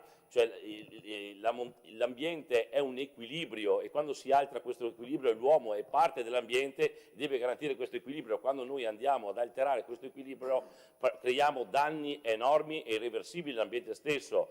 Oggi se la nostra montagna è curata è perché c'è anche la presenza dell'uomo. L'uomo non è un disturbo, è parte integrante dell'economia e della vita e del paesaggio della montagna. Ecco, altri temi quindi su cui poi dovremo affrontare anche alla luce del declassamento del lupo, per cercare di far sì che poi le direttive anche comunitarie, man mano che vengono declinate, come quella sull'uso dei fitofarmaci, un anno ho fatto una ricerca personale per capire perché arriva frutta e verdura sul nostro territorio che è trattata anche infra-UE da altri paesi, che viene trattata forte, resistente, eccetera, mentre la nostra marcisce perché usiamo dei prodotti ormai con principi attivi del tutto inefficaci, e mi sono accorto che le malattie sono solo in Italia, no? Ci sono anche in Spagna, ci sono anche in Francia, ci sono negli altri paesi a noi vicini e concorrenti. Sta di fatto che però lì vengono affrontati in maniera diversa dal Ministero, vengono concesse diverse deroghe nell'uso dei fitofarmaci. Per esempio quell'anno lì la Spagna aveva 33 deroghe, l'Italia, ho verificato, ne aveva solo 3. E poi una cosa che non è uno slogan ma è un principio fondamentale, che purtroppo le nostre politiche, è un dato di fatto che le politiche tipo con l'agricoltura, le politiche sempre più di competenza regionale sono intrecciate, sempre più condizionate da decisioni, da direttive che partono direttamente da Bruxelles, dove le regole del gioco vengono scritte a monte. Però noi nel declinarle dobbiamo cercare quantomeno di non complicarle ancora di più. L'Italia spesso complica e interpreta in maniera più restrittiva tutte le direttive rispetto agli altri paesi, e questo pone in condizione... Scusate, un po' di silenzio. Pone in condizione da non riuscire a competere. I nostri produttori, parlo del mondo agricolo ma non solo, spesso si trovano con condizioni più gravose e la prima competizione avviene con i vicini di casa, e per non parlare poi del tema dell'extra UE, cioè quando regole uguali a mercati uguali. Io quando faccio l'esempio delle ciliegie, tanto per quello che conosco direttamente, se da me un prodotto fitofarmaco che può risolvere il problema della Drosophila Suzuki non si può utilizzare, perché lo devo importare le ciliegie dalla Turchia, dove quel prodotto lì, alcuni prodotti fitofarmaci aboliti da noi da 20 anni, lì li usano, però arrivano sulla nostra tavola. A questo punto c'è il rischio che la moneta cattiva scaccia quella buona. Mercato è mercato quando ci sono regole uguali e competenze all'interno di un stesso mercato, altrimenti se arrivano prodotti da altre parti o con il glifosato dal Canada per grandi interessi sovranazionali, va a finire che le nostre produzioni nazionali vanno a scomparire, perché il mercato quindi deve valere sempre sulle regole, sul modo di produrre, sulle garanzie igienico-sanitarie paritarie. Ecco, questo è un altro grande tema che riguarda certamente è accaduto al Veneto, ma riguarda anche tutto il nostro Paese, e va affrontato, e il Veneto deve farsi anche nei tavoli nazionali parte attiva perché questi principi vengano condivisi e diventino, altrimenti inutile fare anche ho sentito parlare di nuovi insediamenti, sì, molti nuovi insediamenti dei giovani sono positivi, ma finito l'effetto contributo, se andiamo a guardare le statistiche, buona parte di queste aziende chiude dopo i 5 anni, chiude la partita IVA. Ecco, dobbiamo cercare anche di creare aziende che stanno sul mercato non solo con i contributi, ma stanno sul mercato vendendo col giusto prezzo dei prodotti.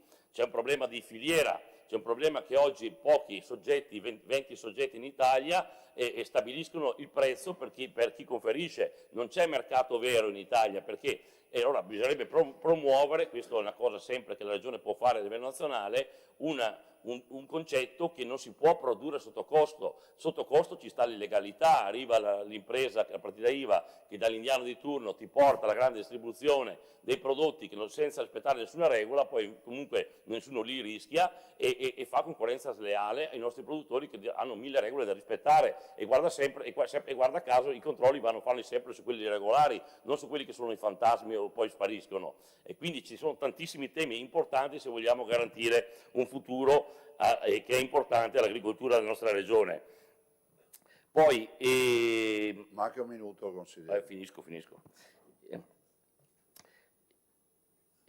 Per quanto riguarda poi la formazione dei giovani, è stato già detto che noi abbiamo un dato di fatto, non solo nel Veneto, in tutto il paese tantissimi giovani fuggono. Anche qui dobbiamo cambiare il sistema di entrata nel mercato del lavoro. Io parlo perché ho dei figli con l'età lì e vedo come funziona. Una volta, quando ero laureato, si andava a lavorare e ti pagavano dal primo giorno, magari con livello più basso, facevi esperienza, contratto di formazione. Oggi ti trattengono in una porta d'ingresso per un anno o più anni, prendendo niente, non guadagnando niente. A un certo punto, perché c'è il tirocinio, c'è questo, c'è lo stage, poi c'è il turnover degli stage post laurea. Quanti vengono trasformati in lavoro? Solo il 10%, e adesso vanno a prendersi un altro laureato.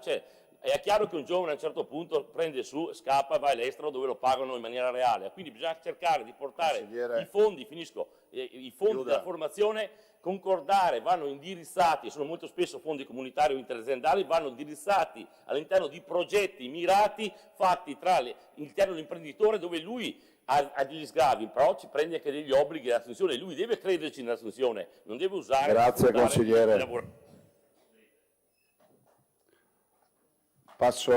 Grazie consigliere Van der Gamberi, passo la parola al consigliere Ostanel. Grazie. Buongiorno a tutti e a tutte. Prima di tutto un saluto ai colleghi consiglieri in aula, alla Giunta, al Presidente e al Presidente Zaia. Io intervengo con una certa emozione in quest'Aula perché ero qui anche 6 anni fa, ormai 5 anni fa, e intervengo con un po' di emozione perché all'epoca ero appena rientrata dall'estero, avevo vissuto in Canada, come alcuni consiglieri presenti nella scorsa legislatura sanno, proprio perché in questo paese e in questa regione, per i giovani, io oggi non lo sono più, ne sono passati ben 5, faticavano a trovare un lavoro stabile. Tornavo dal Canada, mi candidavo, entravo in questa aula e proprio oggi rientro e sono in quest'aula e sento parlare di giovani. Gliel'ho sentita dire e nominare molte volte la questione giovanile in campagna elettorale, l'ho sentita anche nella sua relazione di oggi. Ecco, il vero tema è cosa faremo per loro. Perché è bello parlare dei dati, è importante avere dei dati che ci permettano di avere un quadro chiaro, ma poi io ho bisogno, ovviamente come membro dell'opposizione, di conoscere quali sono gli atti concreti che si vuole fare per dare loro il futuro che lei ha nominato all'interno della sua relazione. E un po' come il Presidente Zaia faceva, le ho portato alcuni cartelli. Questo è un cartello che mostra, Presidente, che noi, come Regione Veneto, siamo una tra le peggiori regioni per emigrazione giovanile dai 18 ai 34 anni. Certo, lei mi dirà, tanti vanno verso l'estero. Ma le ho preparato anche questo cartello, che fa vedere che noi siamo la peggiore regione del nord per emigrazione verso l'estero e verso altre regioni italiane. Cioè noi abbiamo un'emorragia che non sceglie, come avevo fatto io, solo di andare all'estero per trovare un futuro migliore, dove stavo per rimanere, ma poi in qualche modo ho deciso di rientrare all'ultimo, cambiando la data del volo, no? Perché ho detto, dai, rientro, provo. Noi abbiamo un'emorragia perché tanti veneti e giovani veneti scelgono anche di andare nelle regioni limitrofe. I dati dicono, e lo dice Fondazione Nord-Est, non lo dico io, vanno verso Emilia-Romagna e Lombardia. Cosa hanno fatto quelle regioni più di noi in questi anni? Hanno fatto qualcosa. Una è di centrodestra, una è di centrosinistra, non entro nel colore politico, ma qualcosa lo hanno fatto. Allora, guardando i dati di Fondazione Nord-Est, dove noi in 10 anni abbiamo perso oltre 100.000 giovani, vuol dire che abbiamo un problema grave, molto grave. Allora, io le faccio un appello. Ho sentito l'apertura sul PDL caregiver e qui non è una questione, io sono d'accordissimo con lei, l'ho sempre detto in quest'Aula, a me non me ne frega niente dei primi firmatari dei progetti di legge, non c'entra nulla la carriera personale di un politico, per nulla. C'entra però cosa noi decidiamo di fare per loro. Allora, ci sono dei progetti di legge depositati. Il 247, testo sui giovani scritto da me, un testo che era tra l'altro scritto pensando a altri 2 testi che erano presenti nella scorsa legislatura, tra l'altro il caso vuole che uno sia della collega Brescaccin e uno era prima firma del presidente Zaia, che parlavano dei giovani. Ma non parlavano dei giovani, dicevano cosa si può fare per i giovani. E noi oggi in questa regione abbiamo bisogno di un testo unico sui giovani. E sa perché glielo dico in maniera così chiara? Perché io sono preoccupata del fatto che le deleghe che riguardano i giovani nella sua giunta sono divise, spacchettate. Allora noi abbiamo bisogno invece di un luogo per lavoro in università, mi occupo di studiare le istituzioni e quindi glielo dico perché davvero io credo che nel momento in cui noi abbiamo un luogo dove anche le deleghe si incontrano in un testo unico di legge con una dotazione economica vera, facendo cose concrete, lei ha citato l'accesso alla casa per i giovani, ecco, come lo facciamo? Come diamo quegli incentivi di cui lei ha parlato? Perché dobbiamo essere chiari. Come li diamo? Come diamo una percentuale, ad esempio, di case ATER ai giovani in concessione alle giovani famiglie per poter rientrare in particolare nei luoghi più difficili? Ecco, un testo unico sui giovani con una dotazione economica finanziaria, siamo una delle uniche regioni a non averlo e questo è il motivo per cui siamo presi così. Le chiedo e ci chiedo di fare un ragionamento serio su questo punto. Una legge, testo unico, dotazione economica, politiche concrete e serie verso le giovani generazioni. Basta parlare di loro, lei ne ha parlato tanto, noi ne abbiamo parlato tanto, ora è tempo di azioni concrete. Il secondo punto è il tema della casa. Lo citavo rispetto ai giovani. Quando ci siamo insediati, il primo lavoro che abbiamo fatto in Commissione Urbanistica è stato quello di avere dati chiari sullo sfitto delle ATER. Lei lo ha citate, le ATER. Qui c'è un lavoro enorme da fare. Dal 2010, quando questa giunta si insediò, c'erano solo il 7% delle case popolari sfitte. Oggi siamo al quasi il 20%. Perché le ATER non hanno avuto i soldi per piangere, non hanno avuto nulla.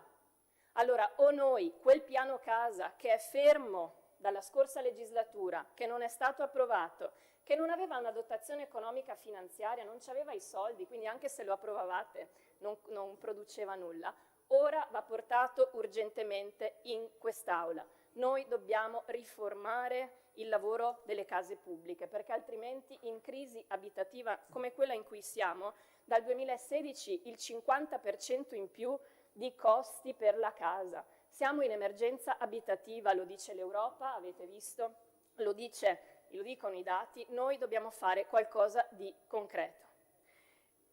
Vado velocemente negli ultimi 3 minuti ad altri 2 punti.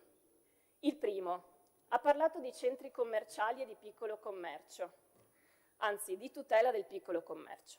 Anche qui la legacy delle istituzioni ci porta a dire che dobbiamo guardare fin dove eravamo arrivati. Un testo di legge che avevo proposto cercava di limitare una cosa importantissima, l'apertura incontrollata dei centri commerciali sotto i 1500 metri quadri. Tanti sindaci che sono qui lo sanno, perché in 5 anni scorsi anche sindaci di centrodestra mi avevano chiesto di poter prendere in carico questa questione. perché la legge sul commercio, lo sa bene l'assessore Marcato che quel testo l'aveva fatto passare in aula, l'abbiamo approvato all'unanimità in Commissione Commercio, poi si è bloccato in Commissione Urbanistica perché le divisioni interne alla maggioranza nel cambio delle presidenze lo ha bloccato lì.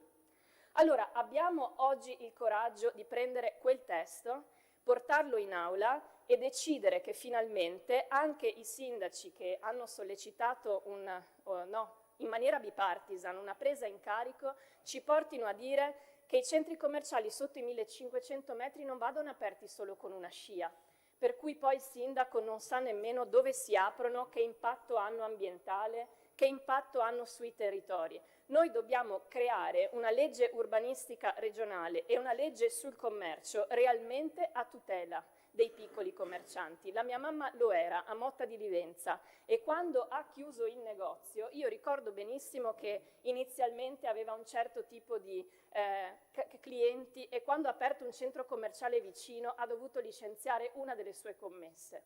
Allora o noi ci davvero mettiamo alcuni punti che sono urgentissimi, ma sa perché? Non perché lo dico io, ma perché guardiamo i dati e guardiamo il fatto che il mondo è cambiato e noi non abbiamo gli strumenti per dare azioni concrete. Cito per ultima la logistica.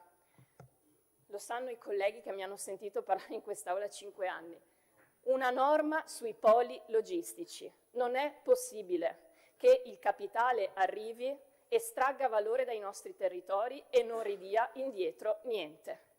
Perché i poli logistici potranno essere anche un'opportunità di lavoro, ma non valido, non buono, non positivo. Ma non entriamo in quella cosa, entriamo solo nel fatto che i sindaci e gli amministratori dei nostri territori debbano avere gli strumenti per governare quei processi, perché non sappiamo nemmeno chi c'è tante volte dietro quei progetti. Lei sa bene cosa sta succedendo ad esempio nell'Alta Padovana, un fondo di Singapore che prende un polo logistico e non c'è nessuno con cui riusciamo ad andare a parlare nel momento in cui vogliamo almeno negoziare gli oneri di urbanizzazione. Noi dobbiamo avere una legge sulla logistica. Chiudo con un punto a me carissimo. Il primo progetto di legge depositato è il PDL sul fine vita. Di nessuno di noi non ha le firme. Ha le firme di 9.000 cittadini che hanno deciso di portare in aula un testo di quel tipo. Stavamo per approvarlo, il Presidente Zaia lo sa. Una battaglia di dignità che io credo quest'Aula abbia le necessità di riportare e di decidere se finalmente vogliamo dare semplicemente, guardi, qui dentro all'epoca c'era stata una discussione non nel merito, una norma che dia tempi chiari e procedure certe. Questo è solo quello che chiedono 9.000 cittadini in questa regione. Grazie consigliere Stanel. Consigliere Cunegato, prego. Buongiorno a tutte e a tutti. Come ha detto Giovanni Manillo, ci siamo divisi i compiti e io parlo di sanità. Quindi, innanzitutto, attraverso le mie spie ho cercato di informarmi sul dottor Gino Gerosa e mi hanno detto che è un medico straordinario, gestisce un'equipe in una maniera straordinaria di ricerca, ma soprattutto addirittura che è umanamente straordinario come medico, da sposare. Allora, quindi io credo che, poi vedremo perché io penso che anche il mestiere di politico sia appunto un sapere e lo vedremo, ma questa è una premessa che volevo fare che riguarda la persona. E si è partito appunto da questo motto in Universum Salus, partiamo dal latino, Valdegamberi non sarà d'accordo perché preferiva il cimbro, ma partiamo da qua, no? Quindi in Universum Salus, visione olistica e visione universalistica della sanità, siamo tutti d'accordo, no? Quindi il latino è importante, valetudo vuol dire benessere fisico, salus invece ha a che fare con la salvezza fisica e morale, quindi un tema sia medico che quasi teologico.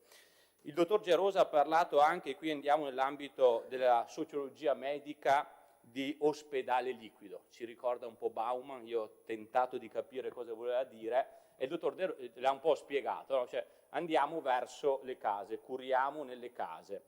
Ecco, anche questo è un tema ovviamente importante e il concetto è sacrosanto e condivisibile, però vorrei ricordare che in Veneto l'assistenza domiciliare integrata è sempre più debole. Quindi noi abbiamo, come nelle parole di Stefani, no? Mio suocero mi diceva, ma Stefani dice robe tue. Sì, ma dopo cosa hai fatto in questi anni? No? Nel senso che dal punto di vista dell'obiettivo è giusto, dall'altra parte però l'ADI è in crisi, e dall'altra parte io vorrei ricordare che la proiezione che fa l'Ordine degli Infermieri ci dice che in provincia di Vicenza tra 10 anni per un errore madornale di programmazione avremo dal 21, se va bene, al 26% degli infermieri in meno. Dopodiché Gerosa dice un'altra cosa davvero interessante nell'intervista di ieri. Come considera la sanità veneta?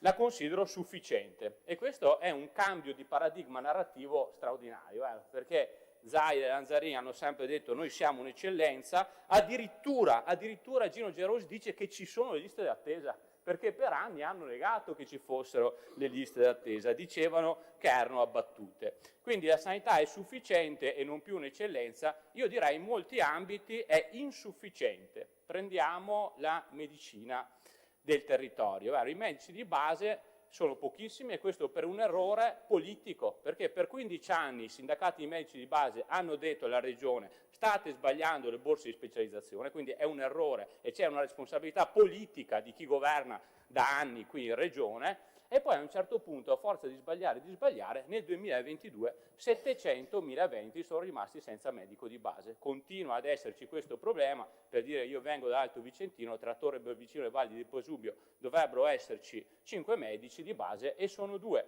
ma poi, come dire, con il solito illusionismo la destra veneta ha cercato di risolvere il problema alzando il numero di pazienti per medico di base da 1.300 a 1.500 a 1.800 con deroghe, per cui alcuni medici hanno 2.000 pazienti, e non lo dice il giornale maoista-leninista del Sole 24 Ore, qualche settimana fa il Veneto è la seconda peggior regione, quindi siamo sotto la sufficienza per numero di assistiti per medico di base, dopo la Lombardia. Poi Stefani parla giustamente della questione della salute mentale e io credo che sia davvero centrale. Siamo di fronte a un caporetto della salute mentale. Cioè io lavoro a scuola, un anno ho avuto una ragazza che ha tentato il suicidio, una classe, una ragazza anoressica, no? Una ragazza che aveva crisi di panico, tutto in una classe. No? Però anche qua che cosa ha fatto la Regione fino adesso? Perché anche qua siamo insufficienti. Cioè siamo la seconda peggior regione in Italia per spesa pro capite in salute mentale. Solo un terzo dei minori che hanno problemi psichiatrici si sono presi in cura dal sistema sanitario pubblico. E questa è un'altra responsabilità politica chiarissima. Perché, come dire, c'è un iato tra le dichiarazioni di Stefani, tutte legittime e condivisibili, e le politiche della destra che ha governato in Veneto gli ultimi 15 anni. Guardate che il grande Basaglia, che è stato un pioniere, vero? Pioniere di sogni collettivi, perché adesso i pionieri sono Zuckerberg, Musk, cioè chi fa soldi. Questo ha avuto un'idea di liberazione collettiva, di liberazione delle persone che non hanno voce, delle persone più fragili. E le ha liberate dai manicomi, che erano universi quasi, come dire, quasi delle prigioni. Per farlo ha diffuso in tutto il territorio i centri di salute mentale, presidi che sono costruiti da un'equipe multidimensionale, quindi da psicologi, da educatori, psichiatri, dove uno che sta male può sempre andare. Ecco, anche qua i dati parlano del 24%, solo il 24% dei centri di salute mentale sono aperti quanto dovrebbero in Veneto, e anche questo è un tema e anche qui c'è una responsabilità politica. Dopodiché, quando si parla di anziani e il discorso di Stefani parte da qua, anche qua c'è un problema mastodontico in Veneto e c'è una responsabilità politica mastodontica. Perché guardate che ci sono 10.000 anziani in Veneto che avrebbero diritto a un posto in casa di riposo e non lo ottengono. Ma non c'è nessuna volontà di dar seguito alle parole. Ecco, Stefani l'ho già invitato a Schio e so che verrà. Ma per dire, nell'Alto Vicentino ci sono 1.378 posti in casa di riposo. Oggi abbiamo 13.000 over 80. Fra 20 anni saranno 20.000, ma i posti sono sempre quelli. A Schio, Beppe Sola, presidente della casa di riposo, fa un progetto che chiede di creare nuovi 40 posti Alzheimer, perché questi 40 posti Alzheimer possano funzionare e essere sostenibile dal punto di vista finanziario chiede le 40 impegnative, no? Vuol dire se io vado in casa di riposo spendo 1.800-1.900 euro, ma perché la regione ci mette 1.000 euro. Ecco, dopo un anno di trattative, l'ULSS, quindi la regione, hanno detto no impegnative, quindi da un lato le parole che dicono mettiamo al centro i giovani, dall'altro i fatti che dicono no a nuove impegnative, quindi assenza di progettualità. Ecco, questo è il problema, non solo il declino dei servizi, a me pare, ma l'assenza di una progettualità, l'assenza della volontà di un vero investimento, perché se noi non investiamo di più nella sanità pubblica, ragazzi miei, guardate che sono solo vuote parole quelle che sentiamo dire in quest'Aula. Ed è questo il tema, perché quando poi Gino Gerosa dice la fiscalità non basta, no, e introduce il tema della privatizzazione, perché dire che la fiscalità non basta per me è già un errore politico, nel senso che l'articolo 32 dice che il diritto alla salute è un diritto fondamentale. Tutti i costituzionalisti hanno detto che è l'unico costituzionale e quindi questo significa che è equiparabile ai 12 primi articoli, cioè ai diritti inviolabili. Se è inviolabile un diritto non è sottoposto all'arbitro del legislatore, cioè il legislatore, anche se di destra xenofoba, non può essere razzista, non può essere misogino e così non può non riconoscere questo diritto. Per questo la Corte Costituzionale, con una sentenza che è la 169 del 2017, ha parlato di spese costituzionalmente necessarie. Cioè, di fronte a un problema di risorse, io politicamente devo fare una scelta e la scelta va necessariamente verso la spesa in sanità pubblica, perché è un diritto costituzionalmente necessario. Quindi io credo che abbiamo bisogno non di tecnica, che la tecnica amministra l'esistente, abbiamo bisogno di politica, perché qua concludo mettendo insieme due numeri, no? C'è un combinato disposto tragico. Da una parte oggi in Italia abbiamo 4,8 milioni di over 80, che fra 20 anni diventeranno 8 milioni. Ecco, cosa fa il governo della destra in Italia? Durante il Covid spendevamo il 7,3% in sanità pubblica, oggi il 6,3%, se uno va a leggersi il DEF scopre che nel 2028 in Italia spenderemo il 5,93%, quindi aumento degli anziani, che significa aumento dei bisogni sanitari, che significa aumento di malati cronici, e dall'altra parte diminuzione delle risorse rispetto al PIL. Voi capite che stiamo andando verso la privatizzazione. In Veneto siamo già incamminati in questa strada, visto che in 10 anni sono quadruplicati i centri privati, visto che i veneti sono quelli che pagano di più in sanità privata out of pocket e sempre più persone non si curano più. Concludo dicendo che se davvero, ho sentito che Gino Gerosa è una persona squisita, di alto profilo, di grande professionalità e di grandi capacità, vuole difendere la sanità pubblica, io credo che sia necessario uscire da qua e se vuole ci leghiamo insieme fuori, mandando un messaggio politico chiaro, sia a chi governa a Roma, cioè lei deve prendere una posizione contro la destra al governo, perché il rapporto CREA dice che per avere una spesa sanitaria in media con i paesi europei dobbiamo trovare 50 miliardi. La Meloni si è impegnata a trovarne 70 in spesa in armi, non costituzionalmente necessarie, anzi incostituzionali. Consigliere, concluda, se no tolgo la parola. Miliardi. Gino Gerosa, ci legheremo insieme, sono convinto che se andrà contro questo. Ok, grazie. Grazie al consigliere Cunegato. Consigliere Baldan, prego. Funzione, buongiorno. Buongiorno a tutti, un saluto ai signori consiglieri, un saluto al Presidente del Consiglio regionale, un saluto... Scusi, deve parlare forse un po' più forte, forse non funziona il microfono. Mi sente? Aspetti.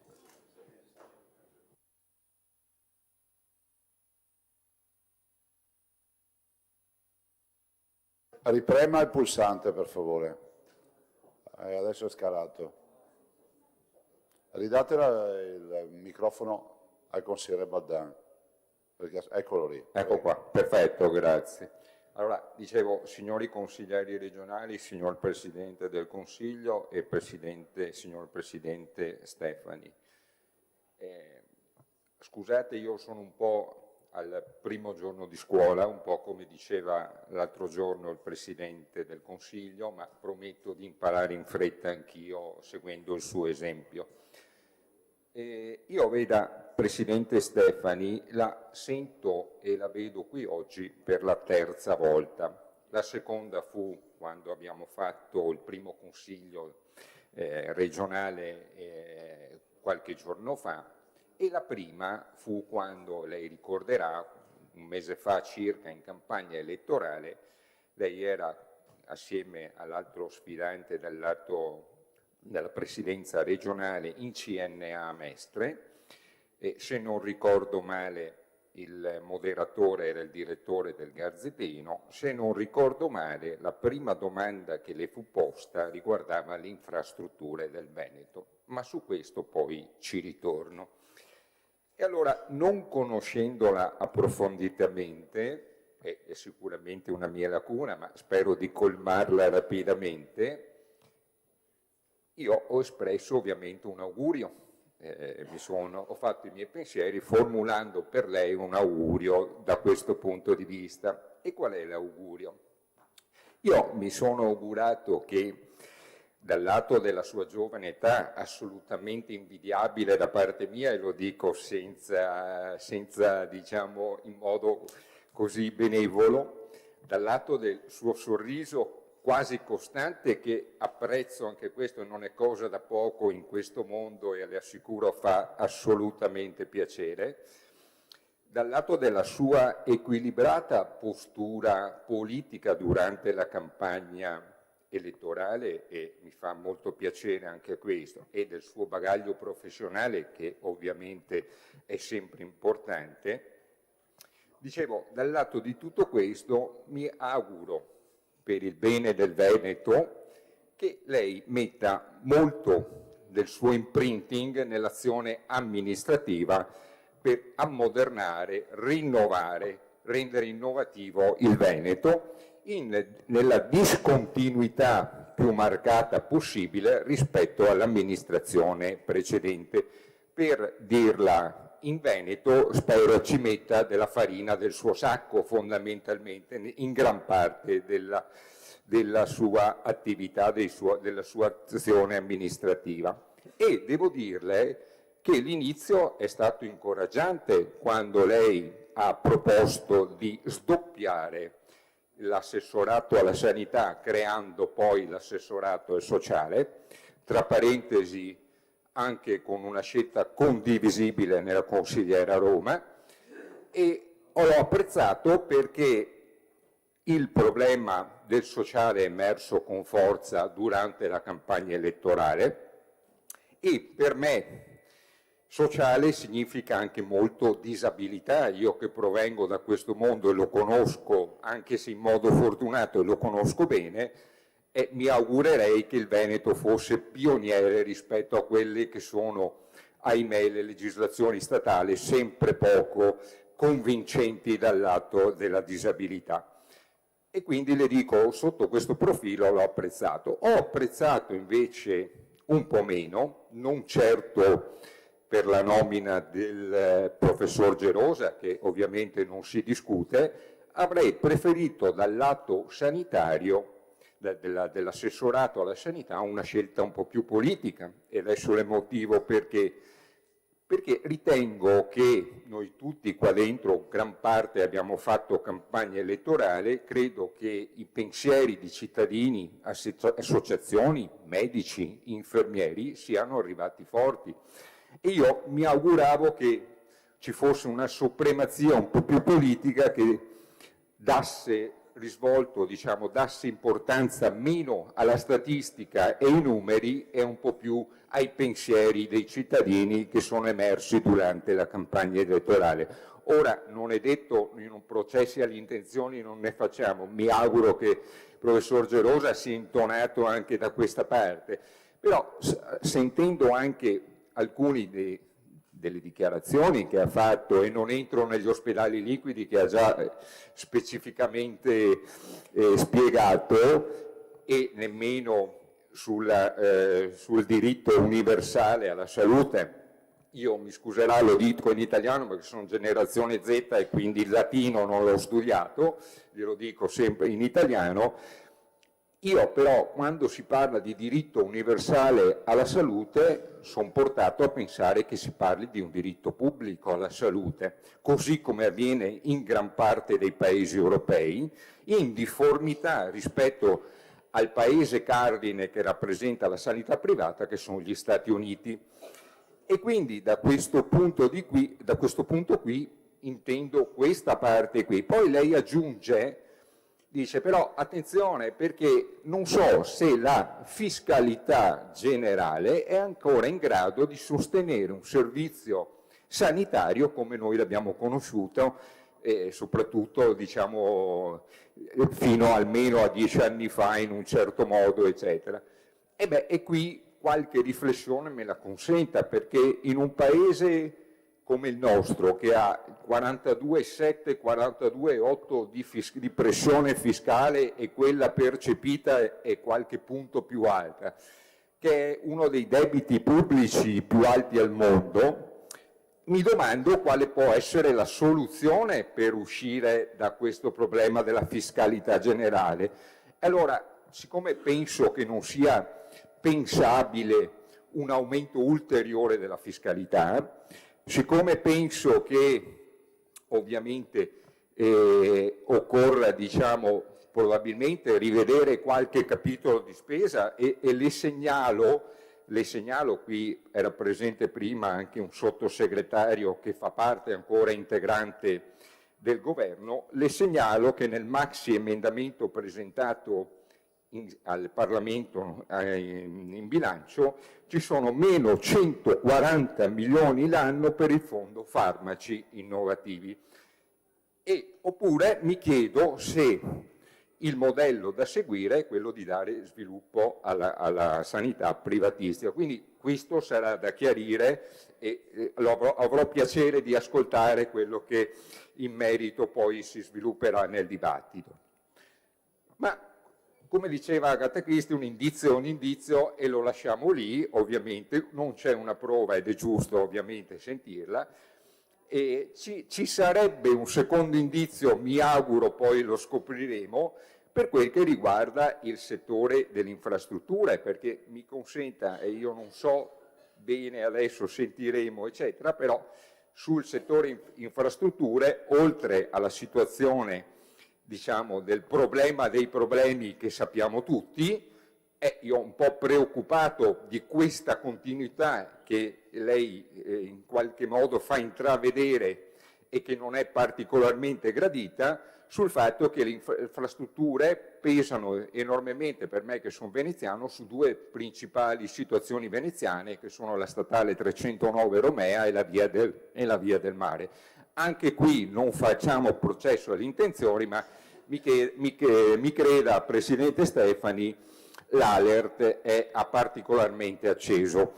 Chiudo sostanzialmente quindi da questo punto di vista con due aspetti importanti. Bene ha fatto a sostenere prima il ruolo diciamo delle imprese nel mondo del lavoro in termini di sostenibilità, ma bene anche ha fatto ricordare che quel termine ESG si compone anche di environment e social, che sono due aspetti particolarmente importanti. Concludo, l'ultima parte riguarda il discorso della fuga dei cervelli in Veneto, non sto qui a ripetere i dati. Io qualche giorno fa ero a Portogruaro, probabilmente lo conosce anche lei, il professor Gubitta, l'ho ascoltato. Il problema della fuga dei cervelli, che riguarda sicuramente, stavamo parlando della crema dei nostri ragazzi dal lato universitario, riguarda certamente un problema di salario, ma non solo, perché i giovani attuali preparati eccetera cercano anche qualcos'altro in termini di welfare e di sostenibilità del lavoro. Grazie. Grazie consigliere. Ora la parola al consigliere Morosini. 10 minuti.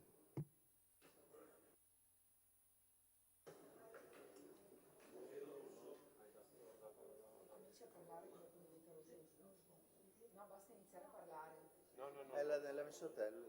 Riattivate il consigliere. Hanno scalato però la Sambo. Ecco adesso. Ok.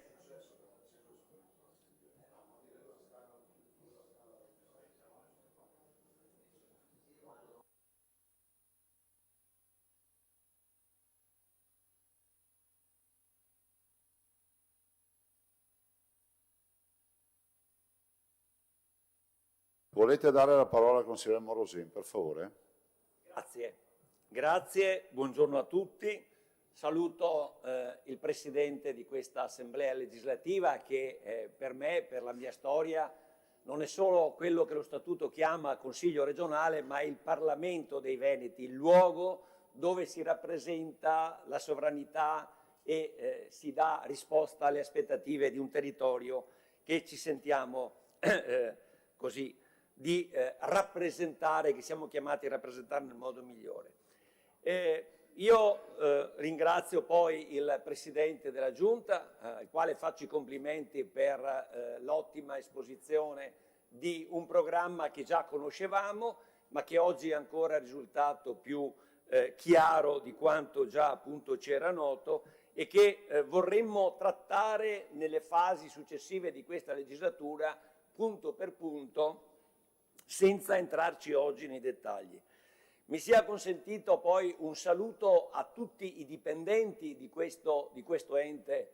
Abbiamo oltre 3.000 dipendenti che lavorano per noi, per i veneti, e che oggi guardano con grandi aspettative all'avvio di questa 12ª legislatura. Dobbiamo considerare che loro sono la realtà attuativa più importante di quelli che sono i provvedimenti legislativi e amministrativi e regolamentari che questa Assemblea dovrà adottare. Mi è piaciuta molto la conclusione del Presidente Stefani. Guardiamo insieme lontano. Guardare insieme lontano deve essere uno slogan che noi dobbiamo coniugare e declinare tenendo conto e dandoci una visione di quelle che sono le tematiche da trattare, trattandole con quella competenza che io riconosco e mi compiaccio con tutti i consiglieri che sono stati eletti. Già chi mi ha preceduto si coglie un livello alto di attenzione, di sensibilità, di cultura e di visione che ci fa ben sperare per il buon lavoro di questa Assemblea. A me piace poi il pragmatismo, la concretezza e soprattutto mi piace una cosa che immagino e spero possa essere ritrovata e che ci collega a un punto storico di partenza, la trasversalità. Perché guardate, il 22 ottobre 2017 il popolo veneto è stato chiamato ad esprimersi in un referendum ed ha partecipato, al di là dei dati veramente avvilenti che abbiamo adesso di partecipazione al voto, oggi siamo sotto il 45%. Noi tutti siamo stati eletti da meno della metà dei veneti ed è una cosa sulla quale dobbiamo pensare. Però il 22 ottobre 2017 sono andati al voto il 57, oltre il 57% dei veneti e al 98,1% hanno detto di volere che sia attuata una norma costituzionale, l'articolo 116 terzo comma, il quale non va letto a sé stante. Ieri io ho presentato qui in Regione, in anteprima, quasi per dare un segnale a questo organo legislativo, un libro del professor Mario Bertolissi che è messo a disposizione, speravo stamattina di potervelo mettere sul tavolo, ma per ragioni organizzative mi hanno suggerito di no. Lo metteremo a disposizione dei gruppi. E io ho voluto acquistarlo e dedicarlo, omaggiarlo a tutti voi perché è un punto di conoscenza che ci deve vedere tutti d'accordo, perché è un libro di un tecnico, è un libro del capo delegazione della missione Regione Veneto, è un libro dal quale, ripeto, dovremmo partire per costruire insieme qualcosa di molto importante. Vedete, io mi ero appuntato tante cose, oggi non volevo parlare nei dettagli del programma, ma chi l'ha fatto ha fatto bene e lo capisco. È il primo intervento questo, dopo che avevo spento il microfono 25 anni e 6 mesi fa. Quindi torno che i tavoli sono gli stessi, chiedo anzi all'ufficio tecnico, si sente molto bene questi microfoni, però ho visto chi mi precedeva era in una posizione supina, il che va bene la deferenza nei confronti dei presidenti della Giunta, però sarebbe buona cosa che si potesse alzare, così io magari devo sforzare meno la mia voce e magari essere più apprezzato. Già una voce la mia che è un po' sofferta per un problema mio fisico. Diciamo, io ci credo molto a questa legislatura, ci credo molto a questo governo regionale, ci credo molto al Presidente col quale mi lega anche un rapporto di stima e di amicizia, ma questo viene dopo, ma mi lega soprattutto la convinzione che noi insieme possiamo fare qualcosa di veramente grande, possiamo fare qualcosa che, vedete, oggi siamo in credito rispetto all'Italia di tantissime cose, perché il 116 terzo comma, che un po' regola tutte le materie che andremo a trattare, va coniugato con quell'articolo 5 secondo comma che il Presidente Stefani, e lo dico sorridendo, quando ha fatto il suo intervento di presentazione della legge Calderoli ha richiamato, dice una cosa che dimentichiamo e che è fondamentale, e che dice che la Repubblica adegua i principi e i metodi della sua legislazione alle esigenze del territorio e dell'autonomia e del decentramento. Allora, se noi abbiamo questo quadro ben chiaro avanti a noi, potremo trattare d'ora in avanti tutte quelle tematiche che stanno a cuore a noi, perché nei programmi di maggioranza e di opposizione ho apprezzato moltissimo le parole del collega Manildo, che stimo anche per altri versi, ma anche quelle della collega Ostanel. E dico una cosa che non farà piacere a molti, però io sono molto pragmatico, come sapete non ho problemi, anche perché nel mio gruppo non devo confrontarmi con nessuno e quindi quando sono d'accordo io, sono d'accordo tutti. Ed è questa cosa. Non scherziamo, perché quello che sto a dire è una cosa importante. Noi abbiamo perso la scorsa legislatura l'opportunità di esprimere il più alto atto di autonomia che si poteva esprimere. Ed è forse una delle cose sulle quali lo stesso Luca Zaia mi ha sentito a volte intervenire, è quello del fine vita. So che non piace a qualcuno, ma invece quello è un tema che era di autonomia effettiva, concreta. Si doveva e si poteva fare. Laddove il Parlamento italiano era latitante in un tema etico di quella rilevanza, il Presidente Zaia in quel caso aveva individuato la strada giusta. Dobbiamo recuperare quella opportunità, assieme a quella di caregiver, di cui intelligentemente il Presidente Stefani ha fatto omaggio all'opposizione dicendo che sarà la prima proposta.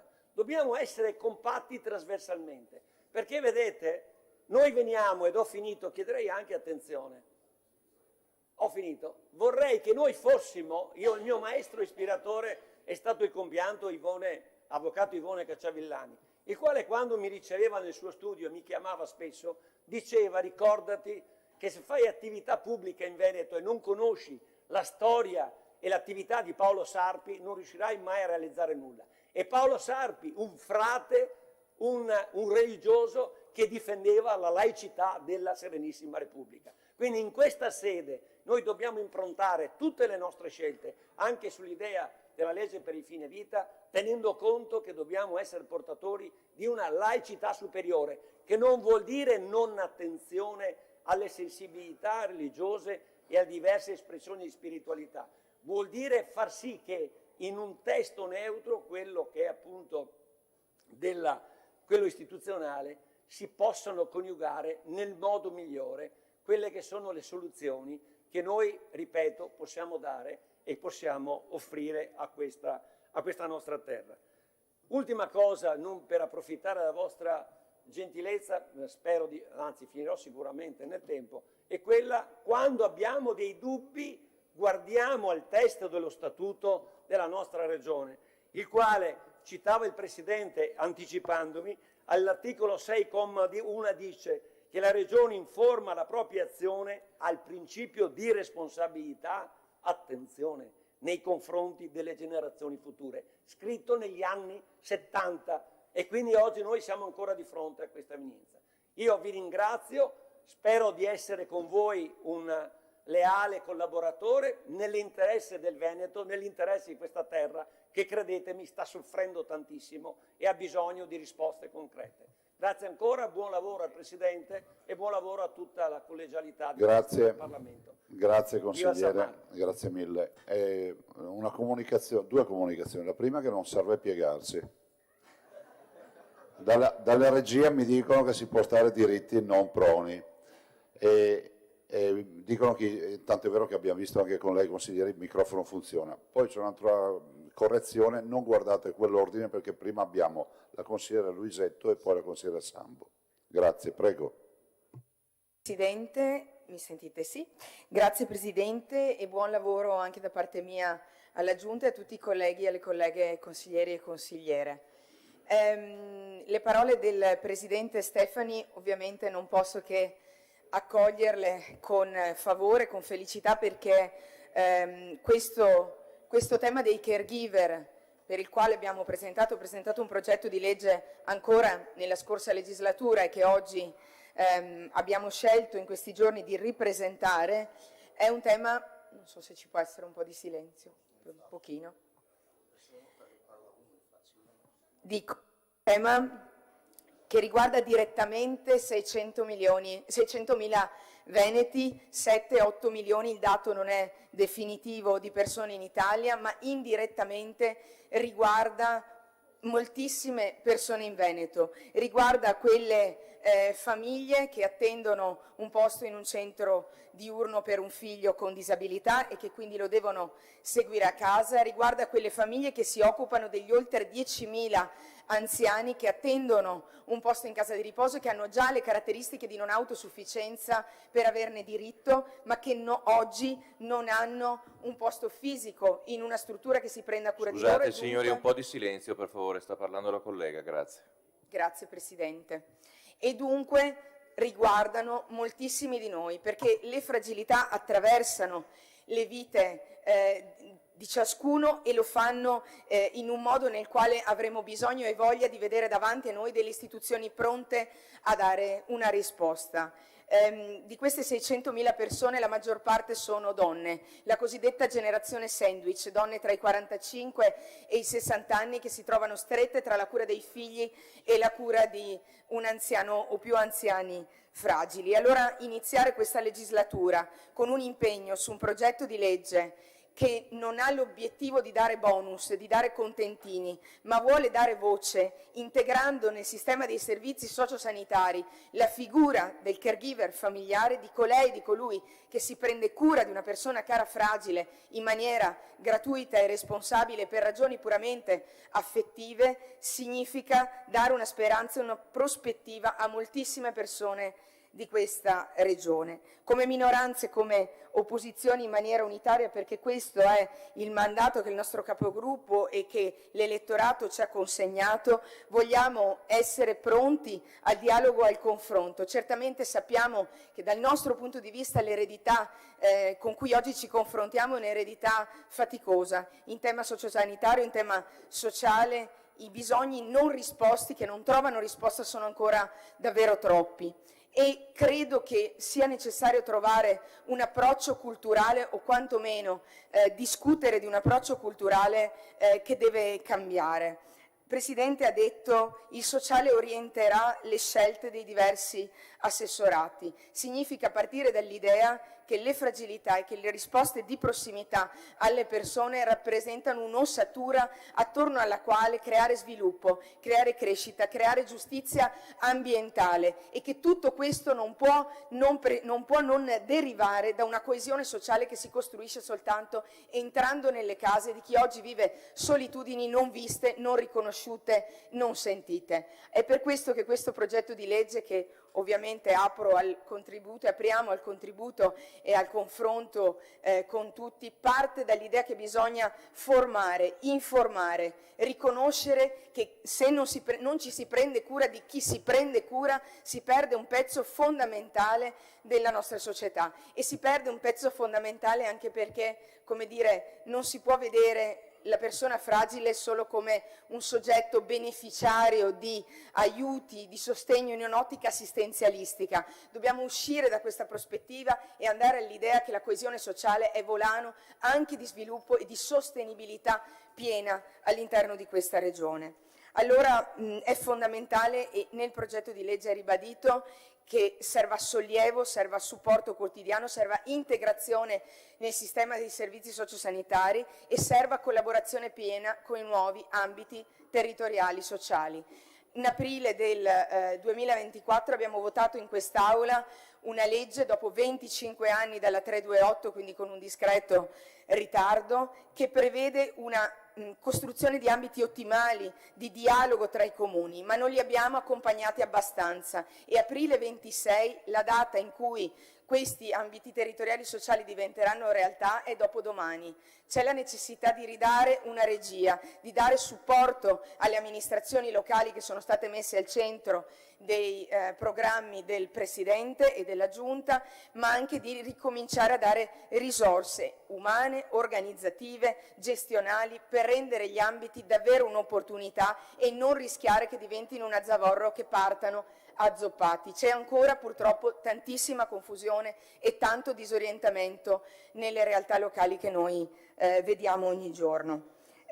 Una riflessione sull'approccio culturale. Anche io, come i colleghi, ho letto le dichiarazioni dell'assessore alla sanità in materia di ospedale liquido, in materia di risorse della fiscalità generale che non sono sufficienti. L'Ocse ci richiama al fatto che bisogna fare attenzione a non renderle insufficienti queste risorse, ma sono risorse che devono imperniare un'ossatura pubblica, una casa comune entro cui dare garanzie e diritti ed equità ai cittadini nel loro diritto alla salute. E non è, a mio avviso, l'ospedale che deve entrare nelle case, deve essere una logica sociosanitaria di integrazione che spero la divisione dei due assessorati non faccia venire meno, perché non è stato solo uno strumento, il sociosanitario è stato un valore per certi aspetti in questa regione, vedere a 360 gradi i bisogni della persona, e quindi deve essere una logica sociosanitaria di integrazione quella che impernia il lavoro nei prossimi anni per ritornare ad avere risposte di prossimità ai bisogni. Voglio dire che dalle dimissioni protette all'assistenza domiciliare, alla costruzione di luoghi di aggregazione per i giovani che prevengano il disagio, tutto non è soltanto sociale, tutto non è soltanto sanità. C'è un'integrazione che dobbiamo preservare. Io credo, o almeno questo è il nostro pensiero e la nostra convinzione. Se si sfilaccia questo filo rosso che nel tempo ha tenuto insieme due parti fondamentali, rischiamo che chi è fragile diventi figlio di nessuno, rischiamo che il sociale si scarichi sulle amministrazioni locali già in difficoltà e che la sanità rischi di prendere altre strade che a noi preoccupano moltissimo. Non è il privato per pochi, è il pubblico per tutte e per tutti. È facile dirlo, è molto più difficile realizzarlo, ma se non ci accorriamo ai valori, io credo sarà fatica poi affrontare anche le difficoltà. Dunque chiudo ringraziando di questa apertura, assicurando l'impegno. Chi ha avuto la sfortuna di seguirmi in campagna elettorale nei mesi era stanco di sentirmi parlare di caregiver familiari, ma è una cosa a cui credo, l'ha fatto per quello probabilmente il Presidente, perché era stanco, è una cosa a cui credo moltissimo, perché essere vicini alle persone non significa assisterle, non significa fare un atto magnanimo, significa garantire sviluppo a questa comunità regionale e significa rimettere al centro chi al centro non c'è mai stato in questi anni, dalla disabilità alla salute mentale, alla tutela di chi nella solitudine della propria casa cerca di dare garanzie e assistenza vera. Io credo che se partiamo da qui forse davvero potremo scardinare alcuni meccanismi che hanno pesato moltissimo sulla regione in questi anni. Grazie. Grazie consigliera. Passiamo la parola alla consigliera Sambo. Sì, grazie. Auguro innanzitutto buon lavoro al Presidente, a tutta la Giunta e ai consiglieri e alle consigliere. Partiamo però dai dati. Lei, Presidente, ne ha richiamati tanti, ne ha citati tanti, perché alle volte i dati possono raccontare la realtà molto meglio degli spot e degli slogan, se riportati ovviamente correttamente. Tanto per partire da un dato locale, qui nella città di Venezia, le donne che lavorano nel terziario, in particolare nel turismo, non arrivano a 15.000 euro all'anno lordi, tanto per partire da questo dato. Secondo Veneto Lavoro, 9 contratti su 10 che vengono proposti ai giovani nel nostro territorio sono tutti contratti precari. Presidente Stefani, lei ha richiamato proprio in apertura del suo discorso l'attenzione ai giovani e alle future generazioni, previsto dallo Statuto regionale. Peccato che il Consiglio nazionale dell'economia e del lavoro ha evidenziato come 8.411 giovani laureati tra il 2011 e il 2014 hanno abbandonato la nostra regione e se ne vanno perché qui non gli offriamo nessuna ragione per cui restare. Questo è il più grosso fallimento degli ultimi anni di governo Zaia, degli ultimi 15 anni. Non c'è alcuna prospettiva per i nostri giovani e le nostre giovani che vogliono restare qui, perché il Veneto non ha nessuna idea di futuro.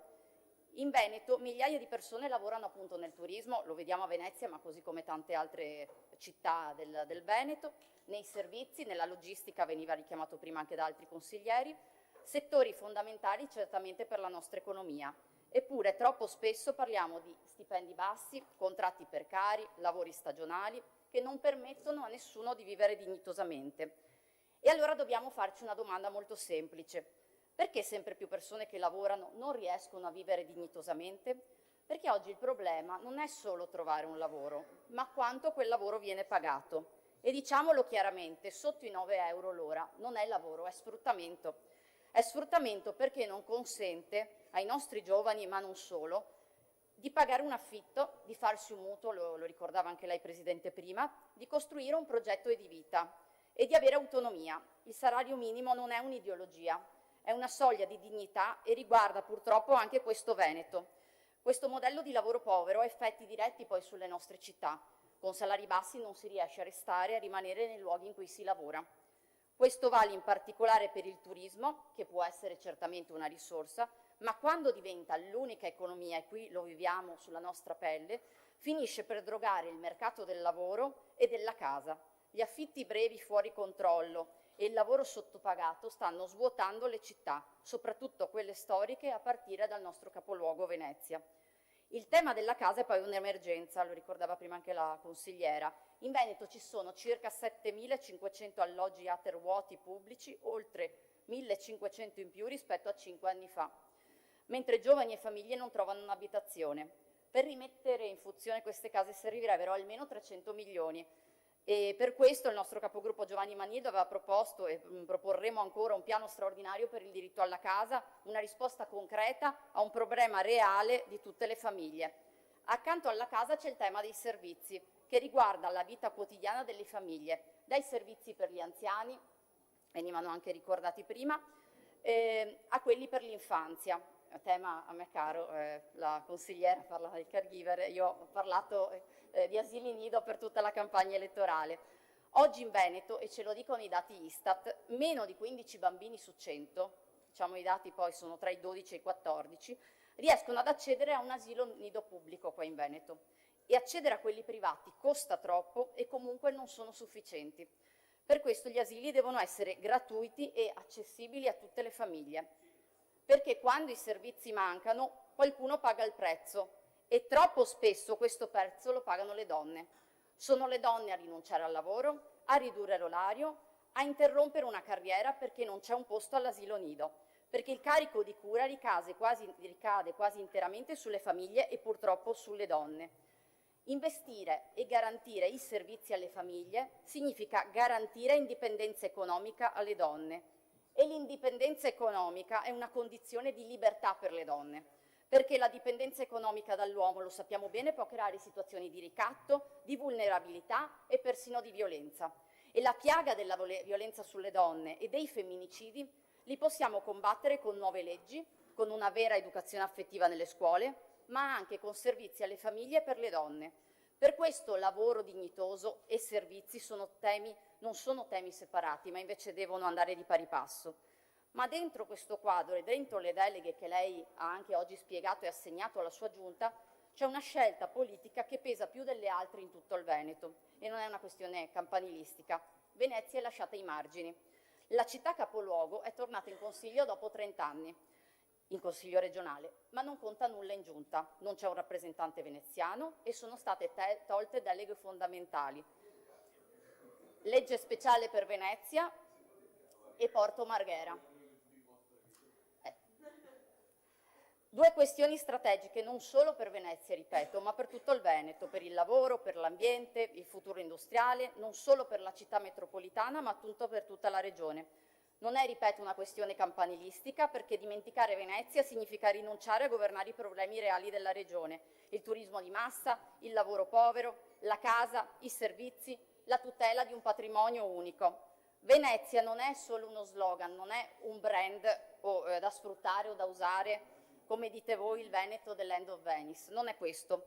Noi diciamo che serve un cambio di passo, un Veneto che riparta dal lavoro pagato dignitosamente, dai diritti, dai servizi, dall'indipendenza delle donne e che non lasci indietro nessuno a partire dal nostro capoluogo.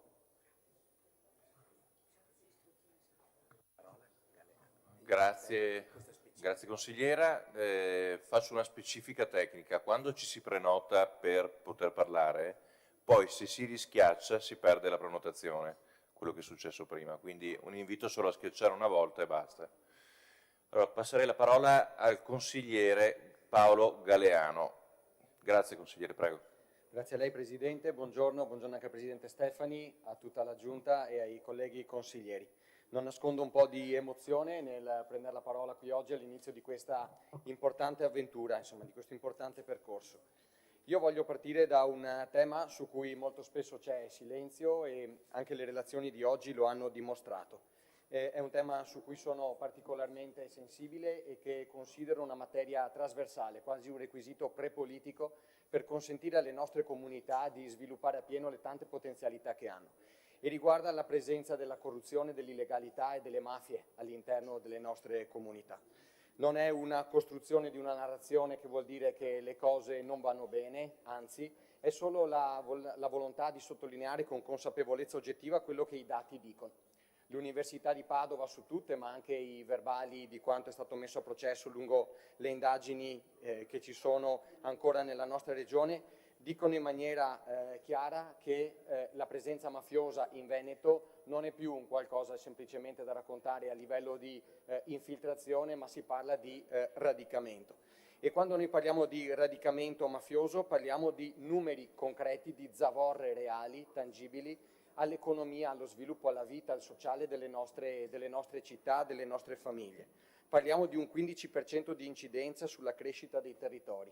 Parliamo a livello italiano di 5 punti percentuali di PIL e lo diciamo in un momento in cui facciamo delle manovre necessariamente risicate per le ristrettezze di bilancio e tanti vincoli che ci sono. Parliamo, quando ci sono dei player mafiosi all'interno delle nostre comunità, di un 20% tolto dall'EBITDA delle aziende del nostro territorio. È stato dimostrato che laddove i player mafiosi sono stati rimossi c'è più efficienza nel lavoro, ci sono più dipendenti, ci sono più tasse pagate, ci sono minori costi della manodopera e dei materiali e quindi l'EBITDA delle aziende vola di un 20% in più. Quindi io penso che con grande consapevolezza noi dovremmo far diventare la commissione quarta, quella sulla legalità, la casa di tutti per far lavorare su questi temi tutto il Consiglio, con la consapevolezza di una cosa: le mafie hanno sempre fatto della rete sotterranea la loro forza. La rete, la controrete della legalità dovrà essere il nostro obiettivo, perché da soli non si va da nessuna parte. Quindi mettere insieme l'associazionismo, la società civile, il mondo imprenditoriale, tutte le tante professionalità che su questo possono dare una mano, deve essere obiettivo appunto per una battaglia comune importante. Silenzio, indifferenza o accondiscendenza su questo tema vuol dire che noi partiremo ai blocchi di partenza con le stampelle e una gamba zoppa e quindi non saremo realmente competitivi in questa gara. Questo lo ripeto come precondizione fondamentale per permettere ai nostri territori di lavorare e di partire. Vengo poi invece ad alcune altre condizioni, perché noi in questi anni lavoreremo tantissimo a molti progetti e molte delle iniziative che faremo richiederanno impiego di risorse economiche, alcune no. Riguarderanno l'assetto istituzionale, si potranno fare fra virgolette a costo zero, provando a rilanciare i nostri territori con altre azioni, ma in molti altri casi noi dovremo cercare le risorse per poi dare corpo alle attività, alle iniziative, alle proposte che porteremo avanti. Allora su questo io parto da un dato, quello che sottolineava prima anche il consigliere Morosin, che dice di come qui dentro ciascuno di noi, chi più o chi meno, è una minoranza rispetto a chi ha votato in Veneto. Siamo al 56% di persone che non si sono recate alle urne e purtroppo l'analisi del voto ci dice che quel 56% ha molto spesso una connotazione geografica e una connotazione reddituale. Connotazione geografica perché molto spesso distanti dalle città, distanti dai capoluoghi, l'astensionismo aumenta. Condizione reddituale perché molto spesso le persone che sono più in difficoltà economica, che più fanno fatica ad arrivare a fine mese, non si recano alle urne. E questo perché hanno la sfiducia ormai nella politica. Ci abbiamo messo sicuramente del nostro, oltre alle responsabilità di chi non ritiene che andare a votare non sia anche un dovere oltre che un diritto. Però, ripeto, noi dobbiamo incamerare questo messaggio che ci è stato dato, che appunto fotografa una sfiducia nel fatto che la politica non viene ritenuta all'altezza di dare le risposte ai bisogni che queste persone portano e interpretano con la loro quotidianità. Allora una missione grande a livello di impiego di risorse io penso che passi per un paletto fondamentale. Non c'è iniquità maggiore di quella del chiedere a tutti in maniera uguale anche laddove ci sia una capacità reddituale differente. Allora su questo noi penso che dobbiamo esprimere con grande coraggio una voglia di cambiare passo qui in Regione per riportare una forte equità e una forte giustizia sociale anche nell'impiego delle risorse, nel reperimento delle stesse e quindi nella gestione. Su questo mutuo un suggerimento di un amico con cui in questi giorni mi confrontavo parlando insomma di questo secondo consiglio, che mi ha detto: dici al Presidente sorprendeteci. E davvero tiriamo fuori il coraggio e quello che serve, perché io penso che se sapremo parlare ai veneti ci sarà rispondenza, ci sarà voglia di farsi carico degli obiettivi per cui noi andremo a chiedere insomma le risorse e una gestione diversa delle risorse stesse.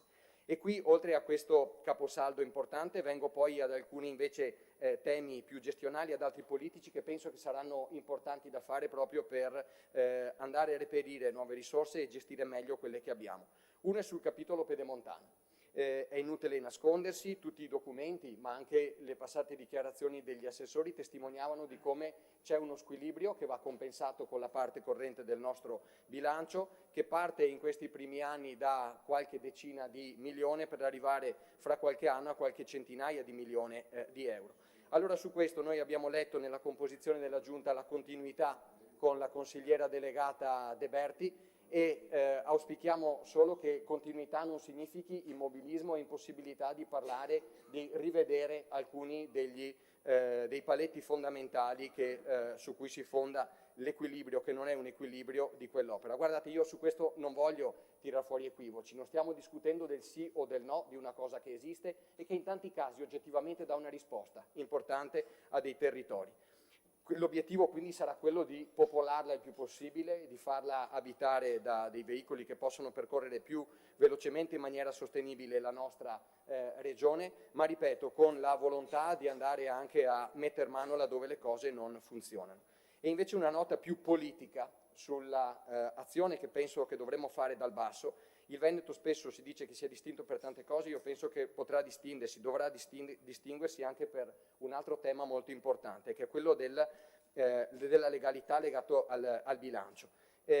Molte delle azioni che noi andremo a fare sul sanitario, lo facciamo anche sui trasporti, derivano da risorse che lo Stato divide e ci danno e ai quali non abbiamo aggiunto un euro in questi anni. Quindi è chiaro che le risposte ai nostri cittadini passano anche per quante saranno le risorse che dallo Stato arriveranno. Allora io penso che chiudere gli occhi di fronte al fatto che in Italia sono 100 miliardi quelli evasi ogni anno, a cui si aggiungono tutte le risorse sottratte dal riciclaggio e da tanto altro sommerso, necessiti di una presa di coscienza forte dai territori per portare a livello nazionale una presa di coscienza importante per recuperare tante di quelle risorse. Dovrà essere una lotta comune e in questo senso la Corte dei Conti, Banca Italia, l'Ufficio parlamentare per il bilancio hanno detto in maniera chiara come la pace fiscale che si viene proposta e in maniera con colori diversi in questi anni, quindi non sto dicendo il chi, ma che viene riproposta per la quinta volta in pochi anni, non aiuta nessuno, anzi crea un affidamento nelle persone che se tanto io non pago le tasse non succede nulla e quindi possiamo andare avanti così.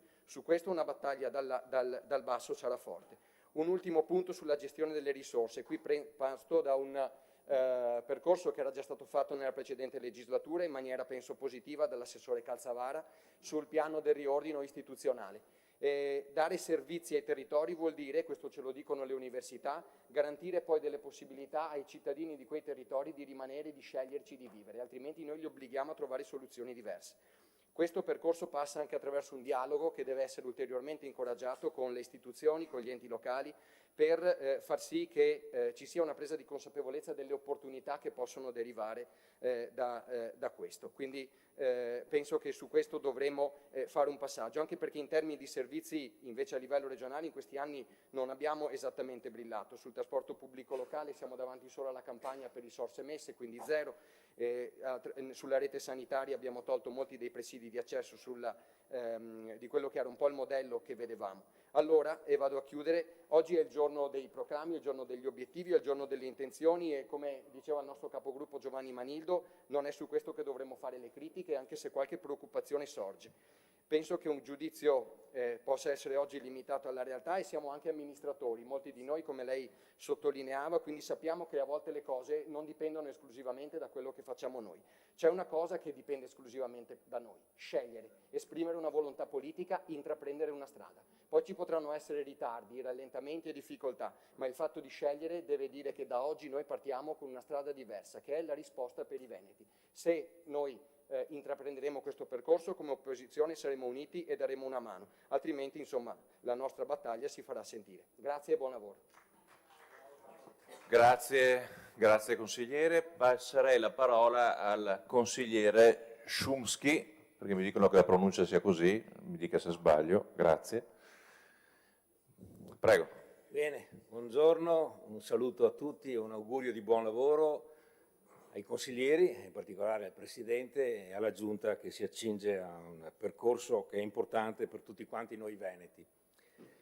Dalla relazione illustrativa apprendo che la situazione finalmente è stata detta è importante perché l'elencazione dei problemi in campo dimostra la complessità degli stessi e la difficoltà e quindi dipinge realmente quello che è un Veneto reale, mi sembra di cogliere da come sono stati toccati i temi, non dal Veneto siamo bravi, siamo bei, siamo fotomodei che ho sentito declinare. Quindi le grandissime difficoltà che sono quelle ovviamente che ci presenta lo sviluppo sociale e il momento. E devo dire che la complessità è importante, però va anche detto una questione che io apprezzo la volontà di coinvolgimento, quindi per quanto riguarda il nostro gruppo siamo disponibili alla massima collaborazione e alla valutazione propositiva e positiva di tutti gli argomenti che sono stati posti in essere, che sono estremamente complessi, esprimono quello che è una realtà come quella della nostra regione, ma della società, delle difficoltà di sviluppo che stiamo affrontando, dei vari ceti sociali e delle varie età che hanno dei confronti diversi e molto più rapidi rispetto a un tempo. Per quanto ci riguarda noi sottolineiamo però alcuni argomenti. Uno, quello della tutela della libertà individuale, che purtroppo negli anni passati in qualche modo non è stata coperta quando sono stati anche pesantemente attaccati i diritti dei cittadini. L'altro ci sta a cuore quello dell'identità e della cultura veneta, per cui io suggerisco, se giornale in essere, di avvalersi per creare dei progetti reali di recupero e valorizzazione di questi argomenti a livello anche della popolazione, di Alessandro Mocellin e Renzo Fogliata, che se non già occupati sono delle persone che possono dare un apporto concreto e anche, parliamoci chiaro, a costi limitati, che è un elemento di cui dobbiamo tener conto. Per quanto riguarda la libertà non posso fare un accenno a non valutare completamente che non esiste una obbligatorietà di tutela anche in ambito sanitario senza una specifica informazione. Quindi, per quanto riguarda anche gli obblighi vaccinali, noi siamo molto propensi a una tutela, alla valorizzazione di quella che è la conoscenza e la libertà individuale. Chiaramente non posso che toccare la sanità perché è la questione che abbiamo sentito battendo il Veneto, nelle nostre modeste forze, ma molti chilometri da tutta la popolazione. Le difficoltà sono note. Noi abbiamo una visione un po' critica del modello azienda zero, cioè dell'impostazione esclusivamente di analisi economica. E l'ho vissuta sulla mia pelle perché vengo dal settore, 40 anni di medicina di famiglia, cioè io non prendevo mai quello che era il bonus integrativo perché rimanevo sotto la soglia di spesa, perché non c'era una valutazione complessiva di qual era il servizio erogato. Per quanto riguarda la medicina di famiglia, a costo che qualche collega ce l'abbia con me, bisogna recuperare a fare i medici con le tecnologie e quant'altro, perché se il medico non va a visitare e non assume direttamente i pazienti, non possiamo pensare che la medicina di prossimità funzioni. Ci sono le difficoltà nei numeri, ma va riscritta la scuola. Non possono essere i sindacati che insegnano come si fa il medico di famiglia. Lo dico apertamente a costo di essere attaccato dagli ex colleghi, visto che sono in quiescenza, e quindi credo che su questo potremmo dare una valutazione di apporto completamente diversa. Io vengo da un'esperienza anche di ieri, dove non è pensabile che una persona che sta male gli venga detto ma lei ha 40 di febbre, può venire in ambulatorio. Io non l'ho mai concepito, perché può venire e se vengo a casa, come è scritto nelle norme, mi deve pagare il tuo assistito, perché questo è previsto dalle norme. Facciamoci un ragionamento, perché questo allontana. Va riscritto come si fa il medico, a costo di prendere insolenza. Chiaramente il sociale è l'altro elemento estremamente collegato, ed è un elemento che tende ad aumentare, perché le difficoltà che ha sottolineato dal punto di vista del degrado, delle difficoltà che i giovani, ahimè, i 5 anni di segregazione che sono stati importanti per aumentare una serie di difficoltà che c'erano già, perché io ho visto un aumento dell'abuso dei farmaci tranquillanti nei giovani in maniera esponenziale negli ultimi 15 anni, non è che sia colpo, però stiamo andando, dobbiamo anche mettersi in mano un modello di ridisegnare, di ricreare la comunità, i rapporti sociali, non il frazionamento, non quell'accidenti di baucometro, come lo chiamo io, dei telefonini, però dobbiamo cercare di rimandare culturalmente una cosa diversa, se no non ne usciamo. Se astendiamo ad andare dove va la corrente, ci porterà nel mare e la anneghiamo. Altro importante tema, secondo noi, è quello dell'ambiente. Abbiamo l'inquinamento a PFAS, sono collegati con la salute e quindi il professor Gerosa non se ne può fare a meno di fare una valutazione, che vuol dire fare analisi ovviamente e riuscire a finanziare tutto quello che è possibile perché su questo si possa intervenire per la riduzione e per anche controllare quelle che sono le ricadute nocive sulla salute. E detto questo, c'è un problema che però non ho sentito, le risorse, convitato di pietra che abbiamo, perché sappiamo tutti che insomma, chi ha fatto il sindaco sa che i sindaci per decenni sono stati derubati di risorse, 0 trasferimenti alla fine, lo insegna uno. E abbiamo anche adesso, anche il ministro Giorgetti, l'ultima norma, 2025-2029 si taglia, che qualcuno, come ha detto il presidente dell'ANCI Veneto, meno male che non ha tagliato a Giorgetti, ha tagliato e come? Solamente che bisognerà passare, credo, nella contrapposizione legittima dei vari livelli, a una contrapposizione ad oltranza, che non vuol dire fare la guerra, vuol dire però essere determinati e coinvolgere, e quindi vado a finire, qui vanno coinvolti i cittadini, vanno sì ascoltati, ma non come utenti finali, vanno coinvolti, va suscitato l'entusiasmo, questo servirà anche per recuperare la loro partecipazione e il recupero al voto. Se non faremo questo, al di là dei singoli provvedimenti e problemi, avremo fallito, perché la prossima volta andrà a votare sotto il 40% e tra poco voterà uno e comanderà per tutti. Grazie e buon lavoro, viva San Marco, viva il Veneto. Grazie consigliere. Diamo la parola al consigliere Giampaolo Trevisi. Buongiorno Presidente, buongiorno assessori, colleghe e colleghi. Sono emozionato e onorato anche di parlare in questo Consiglio di una regione che mi ha adottato. Si sente dalla prima parola che non sono veneto, ma sono più di 30 anni che vivo a Verona e in questa meravigliosa regione. E tocco 2 punti, perché in questa brevissima campagna elettorale che ho fatto, perché purtroppo non l'ho potuta iniziare prima, non arrivava mai questa aspettativa per campagna elettorale, ho avuto modo di conoscere tante persone, di incontrare tanti ragazzi. Uno di questi, e mi riferisco Presidente alla premessa sua, che è quella stata sui giovani, che credo ci trovi d'accordo davvero tutti quanti, aveva le lacrime agli occhi, perché faceva parte di quel gruppo di 1000 studenti universitari, che quindi poi andrebbe moltiplicato per le varie province, che sono idonei ma non beneficiari delle borse di studio. Ecco, io quando ho visto quel ragazzo molto giovane con le lacrime agli occhi, devo dire che mi sono emozionato davanti a lui, perché per lui era davvero una beffa, come per tutti gli altri studenti, sentirsi idoneo nel ricevere una borsa di studio, ma purtroppo poi non averne i benefici. Poi arriva un secondo tema, a me molto caro, forse perché sono più di 30 anni perché sono stato un poliziotto, forse perché più di 13 anni ho diretto la scuola di polizia di Peschiera del Garda, forse perché sono amico fraterno di Teresa Turazza, una signora che mi piacerebbe portare qui un giorno, perché era la mamma di 2 poliziotti, aveva solo 2 figli maschi e li ha persi tutti e 2 nello stesso modo, Massimiliano nel 1994 e Davide nel 2005, e perché sono amico fraterno di Tina Montinaro, la moglie di Antonio Montinaro, il caposcorta del giudice Falcone.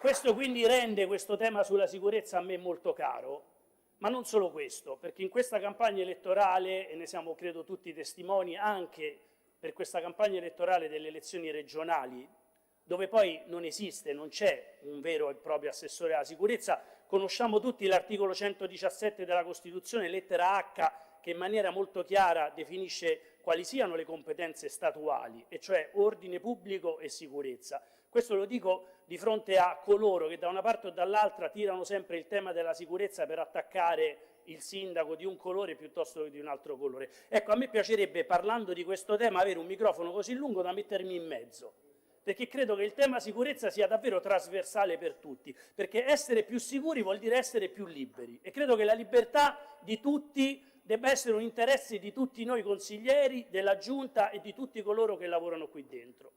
Quello che credo possa fare la Regione, oltre a quelle che sono le competenze dello Stato, penso che riguardi 2 punti. Uno, guardi, è molto semplice, e fra l'altro so che la legislatura precedente ne aveva già lavorato, ma non si è arrivato alla fine, alla conclusione, e cioè quella del numero unico europeo. Il Veneto credo che sia una delle ultime 2 o 3 regioni che non ha il 112 numero unico europeo. E credo che questo si possa fare un'accelerazione, uno sforzo, perché questo presuppone il fatto di una migliore organizzazione dei servizi al cittadino e del recupero pure di poliziotti, carabinieri, vigili del fuoco e di chiunque altro che invece di stare dietro a un telefono potrebbe stare su strada a garantire sicurezza. Però parliamo di sicurezza in strada e mi piacerebbe parlare di polizia locale. Lo faccio con un esempio molto concreto e guardo il nostro vicepresidente perché so che lui ha le deleghe della polizia locale.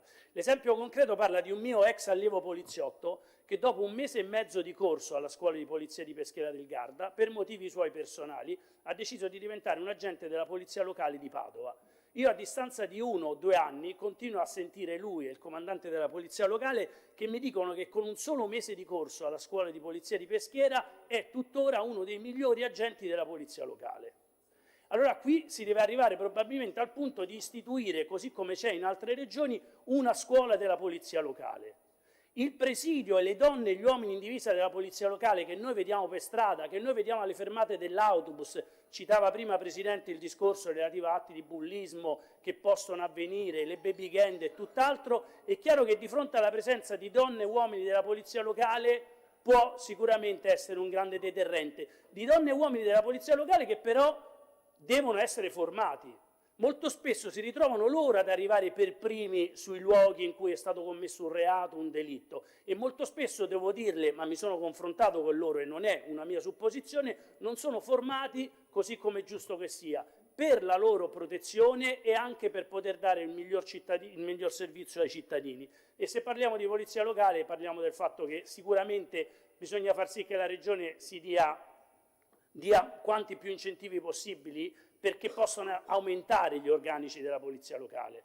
Io lo so e lo so per certo che nonostante le promesse che sono state fatte a livello centrale, gli organici delle forze dell'ordine non verranno aumentati, perché non c'è la possibilità materiale di farlo e perché tuttora, nonostante i grandi sforzi, questo sì, da parte di tutti, perché vengano fatti corsi di poliziotti carabinieri, tuttora non si riescono neanche a sopperire coloro che vanno in pensione. Allora, detto questo, forse ci si potrebbe impegnare un po' di più perché possono aumentare le donne e gli uomini della polizia locale, che comunque sono donne e uomini in divisa che possono garantire più sicurezza. Chiudo davvero perché non voglio rubarmi tutto il tempo. Ho sentito gli interventi di prima, maggioranza, opposizione, ho sentito Presidente, la sua presentazione e credo che alla fine mi piace citare il professor Vittorino Andreoli. In uno degli ultimi interventi che c'è stato alla scuola di polizia, il professor Andreoli ha detto probabilmente tra qualche anno al posto mio ci sarà un'intelligenza artificiale che farà un intervento simile al mio, forse anche più bello. E probabilmente, chissà, tra qualche anno anche qui, invece di noi consiglieri, ci saranno intelligenze artificiali al nostro posto. L'unica cosa che poi il professor Andreoli ha detto alla fine dell'intervento è che noi ci possiamo mettere il cuore. Ecco, la speranza mia, Presidente, è che lei, tutti i suoi assessori e tutti i consiglieri di maggioranza e d'opposizione, davvero insieme ci si possa mettere il cuore per il bene della nostra regione, delle nostre città e per il bene dei cittadini, e per far sì che, è stato citato più volte, le prossime elezioni fra 5 anni, al di là di chi possa vincere o possa perdere, siano elezioni in cui magari il 70 e l'80% delle persone vadano a votare perché riconoscono a questo Consiglio regionale, a questa Giunta regionale, di aver lavorato col cuore, facendo errori, facendo sbagli, ma di aver lavorato col cuore. Grazie.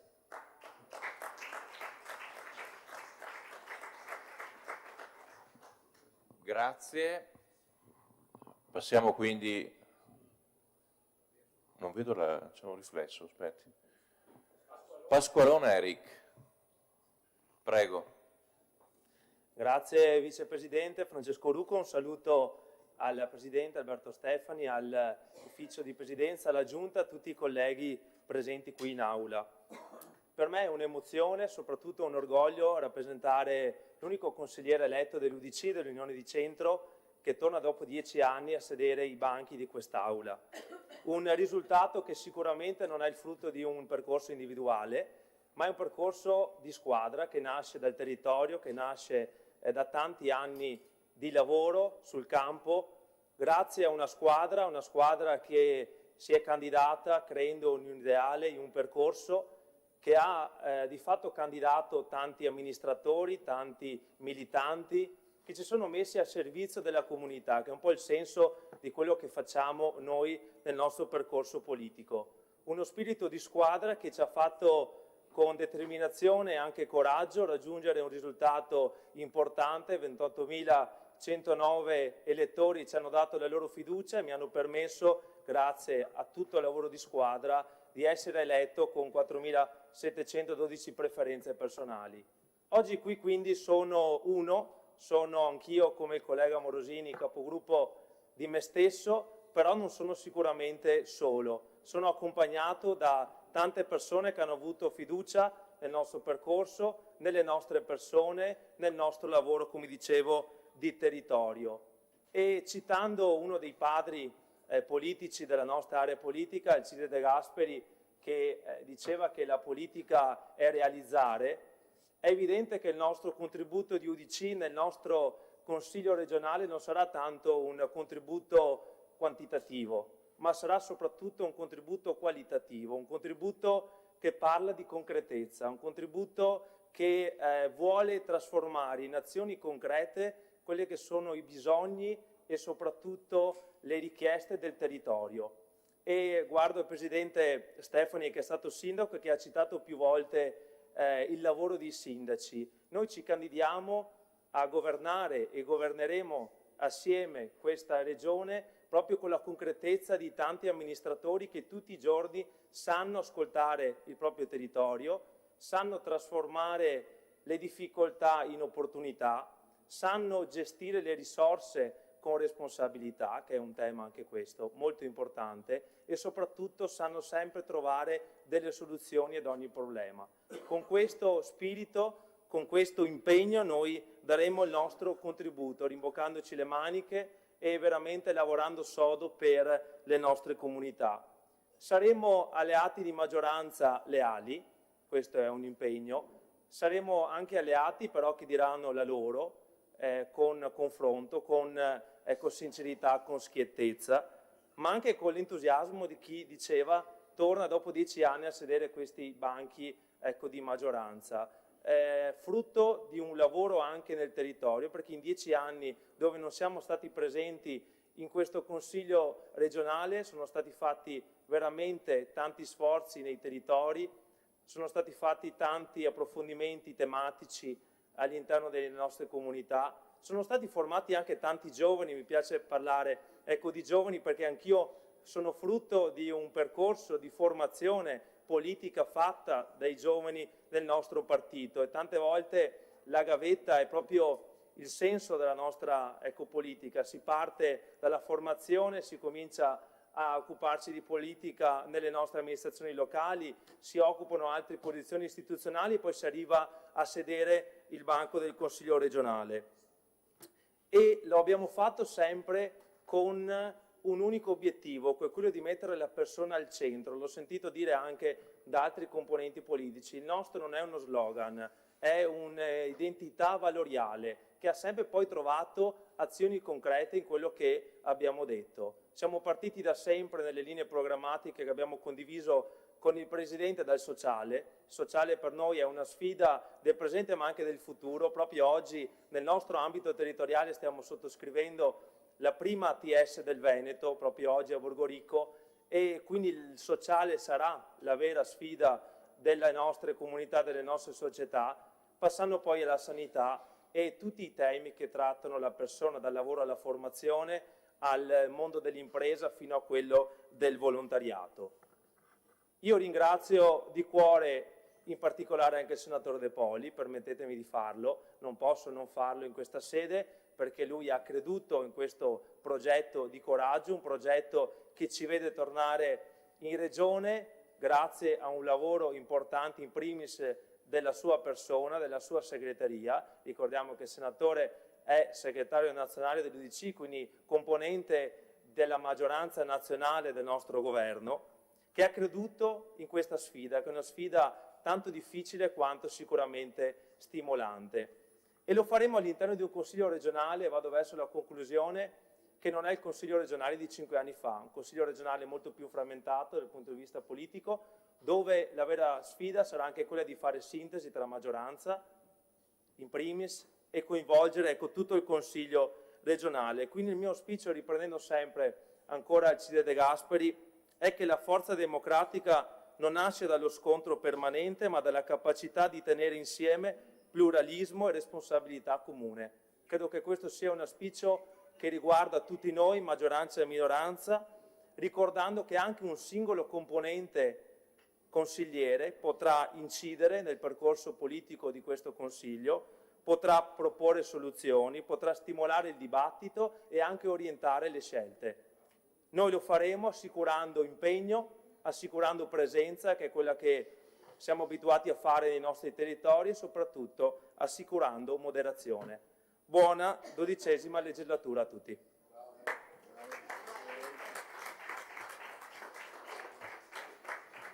Grazie consigliere. Ho visto che il consigliere Montanariello si è cancellato, quindi passo la parola a Nicò. È andato via. Protesta.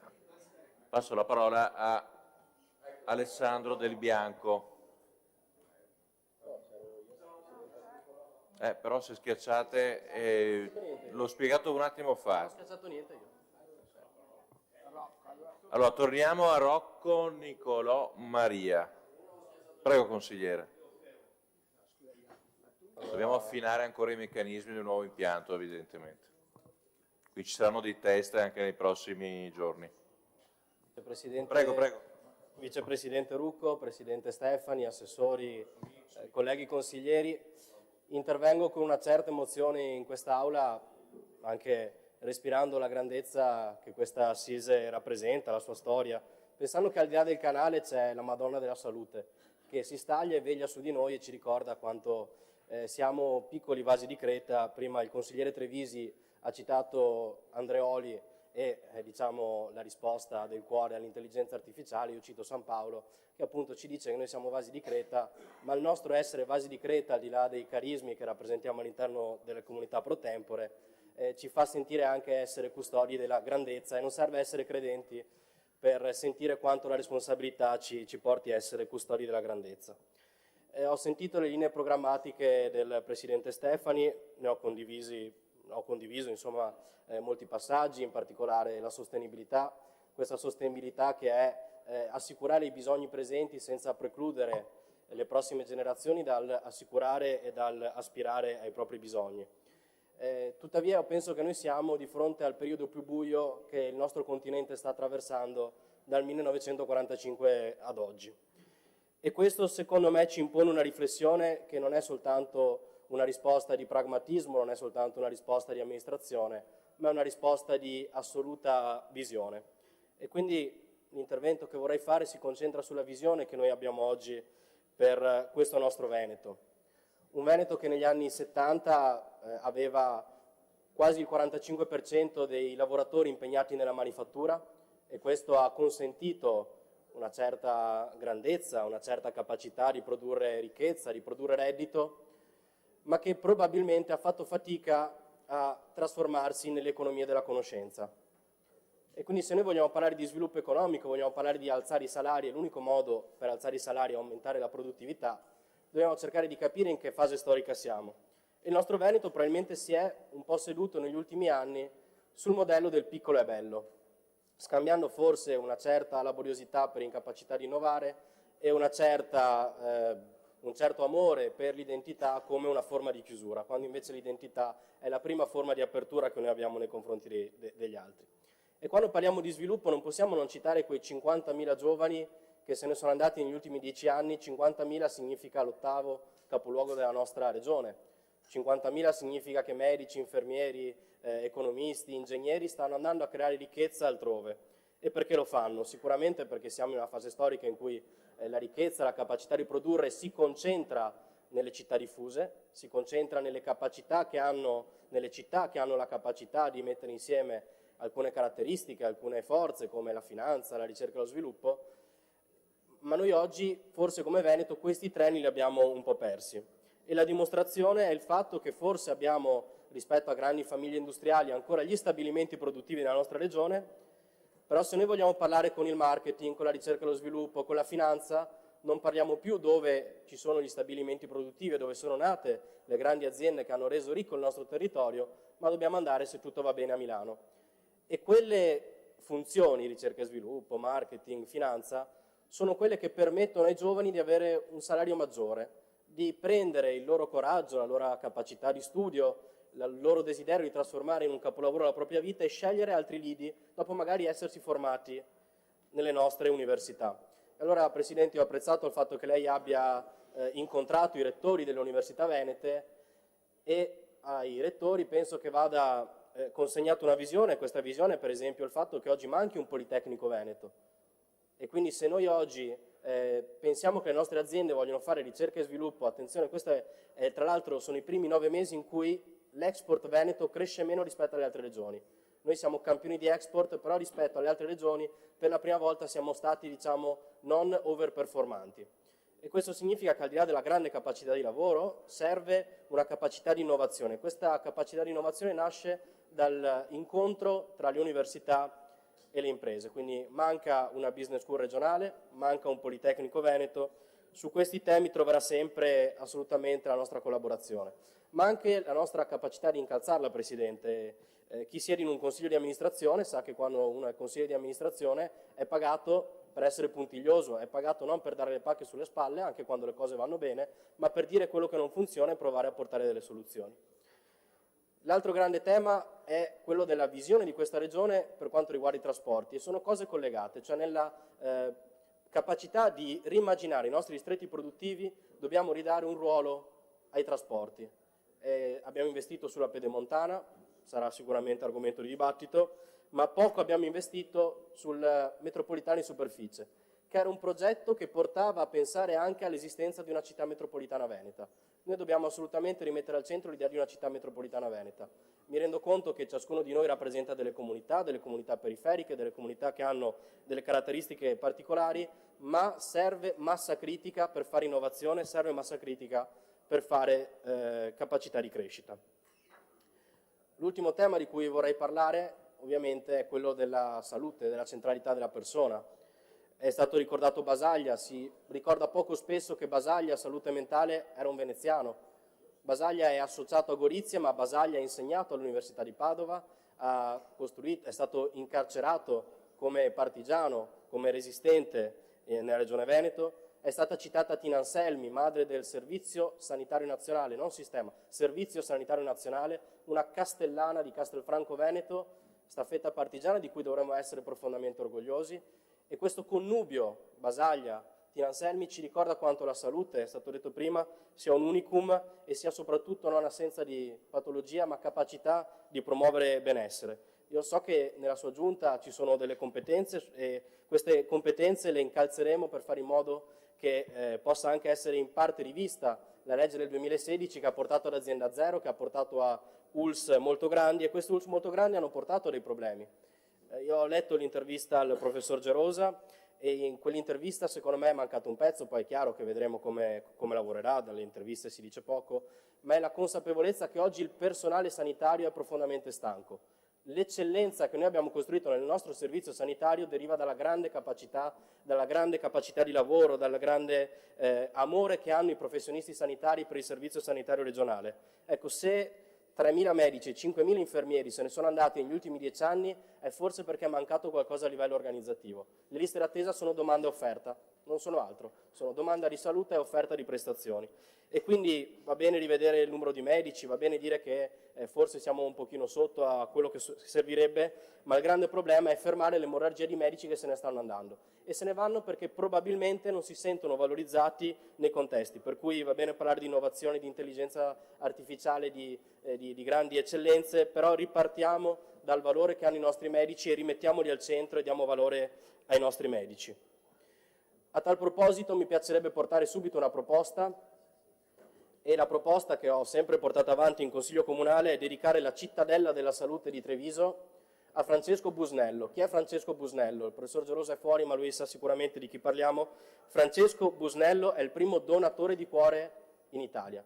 Francesco Busnello muore l'8 novembre 1985, la sua famiglia decide di donare il cuore all'equipe del professor Gallucci che farà il primo trapianto. Allora il fatto di dedicare la cittadella della salute a Francesco Busnello significa riconoscere che la sanità è fatta dalle eccellenze, dalla capacità che abbiamo di costruire sistemi, ma è soprattutto fatta dalla generosità delle persone che contribuiscono con la fiscalità generale, che contribuiscono con scelte di coraggio, che contribuiscono con scelte innovative. Quindi mi piacerebbe che la cittadella della salute fosse dedicata al primo donatore di cuore, perché sarebbe un grandissimo segnale nei confronti dei pazienti e dei cittadini, non solo trevigiani ma veneti. Chiudo con un'ultima considerazione. Molti di noi hanno sottoscritto un documento che è quello dell'impegno per l'intergruppo federalista europeo. Io sono un europeista convinto, sono orgoglioso di rappresentare delle forze politiche che fanno dell'europeismo il proprio cuore. Noi siamo veneti, siamo europei, quindi ci impegniamo a aderire, quando ci saranno le condizioni, a un intergruppo federalista europeo, e nel fare questo mi piacerebbe citare un veneto che oggi purtroppo non è qui tra noi, non per scelta, ma che è Alberto Trentini, che è carcerato in Venezuela. Citiamolo perché è un veneto a cui dobbiamo far sentire il nostro amore e la nostra vicinanza, perché vogliamo che il governo lo riporti a casa e perché rappresenta tutti quei veneti che non si piegano all'idea delle dittature di qualsiasi colore politico. Noi siamo e saremo sempre a favore delle democrazie liberali. Grazie consigliere Rocco anche per la puntualità. Ha spaccato il secondo. Consigliere Del Bianco, prego. Grazie Presidente. È un onore per me rappresentare in quest'Aula dai banchi del centro-sinistra la provincia di Belluno, che non era più rappresentata da diverso tempo. E mi permetterete anche di parlare di questo in questo intervento, perché la provincia di Belluno insieme a Rovigo è quella meno rappresentata in questi banchi. Contiamo soltanto 2 consiglieri su 51, abbiamo una popolazione di circa inferiore ai 200.000 abitanti, ma rappresentiamo territorialmente oltre un quinto del territorio veneto. E quindi io mi sarei aspettato francamente di sentire un po' di più il ragionamento sulla montagna e sull'ecosistema montano anche nella relazione del Presidente. Mi sarei aspettato di sentire un po' di più parlare di un tema che sarà estremamente d'attualità nei prossimi mesi, ma che lo sarà molto anche dopo, che è quello relativo alle Olimpiadi invernali. Abbiamo visto anche recentemente quanti e quali sono importanti ritardi nella realizzazione delle opere relative a questo evento, ma abbiamo visto anche quante sono e quante saranno verosimilmente le questioni che rimarranno aperte anche dopo le Olimpiadi e segneranno profondamente tutta la ragione del Veneto e in particolar modo il nostro territorio. E di questo ringrazio subito anche i colleghi Ostanello e Cunegato, con i quali ho sottoscritto una prima interrogazione sull'impianto della cabinovia di Ciocrepes, che è un tema che oggi è al centro del dibattito e che preoccupa molto le popolazioni locali. Dicevo, la gestione post-olimpica sarà una questione importantissima per tutto il territorio bellunese, ma non sarà la sola. Avrei voluto sentire qualcosa, ma avrò tempo sicuramente di farlo nei prossimi mesi, relativo per esempio al tema dei grandi invasi. Il tema dei grandi invasi è stato un tema che ha suscitato tantissimo dibattito pubblico e anche politico, e anche in quest'Aula nella passata legislatura, e ho aspettato, diciamo, per tutta la campagna elettorale una presa di posizione da parte della maggioranza di centrodestra, e oggi la chiedo al Presidente Stefani sulla questione che è aperta in questi giorni, a maggior ragione di più, perché ci sono state le elezioni del consorzio di bonifica del Brenta, e questa questione, come sapete, è la questione della diga del Vanoi, che è una questione che le popolazioni locali rifiutano e condannano, soprattutto a Belluno, perché Belluno è una popolazione, è un posto, è una provincia che ha già visto tante cose rispetto ai grandi invasi e che non vuole rivedere ripetersi una certa storia. Quindi, con chiarezza, noi ribadiamo la nostra contrarietà a quell'intervento, abbiamo proposto anche in campagna elettorale tutta una serie di alternative e chiediamo anche che ci sia una presa di posizione ufficiale e formale da parte della Regione del Veneto, perché solo la Regione del Veneto e solo un intervento anche politico del Presidente di Regione può, credo, porre davvero la parola fine a questo progetto, e credo anche risolvere in questo momento le questioni che ci sono nella costituzione della maggioranza all'interno del consorzio di bonifica. Per Zaia, per il Presidente Zaia, questo intervento era, almeno nel 2023, una delle prime priorità della Regione. Spero che oggi le questioni siano cambiate. Perché prima si parlava di una cosa, prima si parlava della prossimità ai cittadini nei livelli decisionali, e credo che questo ne sia un esempio concreto. In questo caso i territori hanno detto chiaramente di no all'intervento, ma si parlava di prossimità di decisione anche quando si parlava di autonomia. Si è parlato molto, giustamente, di autonomia in quest'Aula, però mi sarei aspettato di ascoltare almeno un riferimento all'articolo 15 dello Statuto della Regione del Veneto e alla legge 25 del 2014, che proprio quest'Aula approvò a firma dei consiglieri toscani Riolon e anche dell'allora consigliere Dario Bond. Questa legge riconosce un grado specifico di autonomia alla provincia di Belluno. Purtroppo questa legge ad oggi non è ancora mai stata attuata. Io credo e spero, e voglio davvero sperare, che in questa legislatura si cominci finalmente a praticarla. È un auspicio che faccio, però io credo che quando si parla di autonomia bisogna parlare di autonomia a tutti i livelli, altrimenti rischiamo di fare gli autonomisti a Venezia e o meglio gli autonomisti a Roma e i centralisti a Venezia. Noi su questo, anche come territorio montano e della provincia di Belluno, chiediamo la piena attuazione di quella legge. I miei colleghi hanno già preceduto nel dibattito alcuni temi che sono fondamentali anche per la vita in montagna. Abbiamo parlato moltissimo di sanità, abbiamo parlato di diritto alla casa. Noi viviamo nel paradosso di un territorio che si spopola ma che non riesce ad attrarre persone che vengono da fuori, e questa è una cosa assolutamente da invertire. Abbiamo necessità di difendere i presidi ospedalieri, soprattutto gli ospedali più periferici, gli ospedali di montagna in particolare. Abbiamo insomma accesi tanti problemi importanti, penso per esempio alla questione trasportistica. Io sono partito questa mattina alle 6 per essere a Venezia alle 9 in treno. Penso che sia un tema da sollevare quello del rapporto tra la pianura e la montagna, ma penso che sia forse da sollevare con un'ottica nuova. E quello che noi vogliamo porre come questione non è una contrapposizione tra la città e la montagna, né tra le aree urbane e le aree interne. Noi vorremmo cercare di vedere la prospettiva di sviluppo della montagna come una prospettiva integrata di sviluppo del territorio regionale tutto.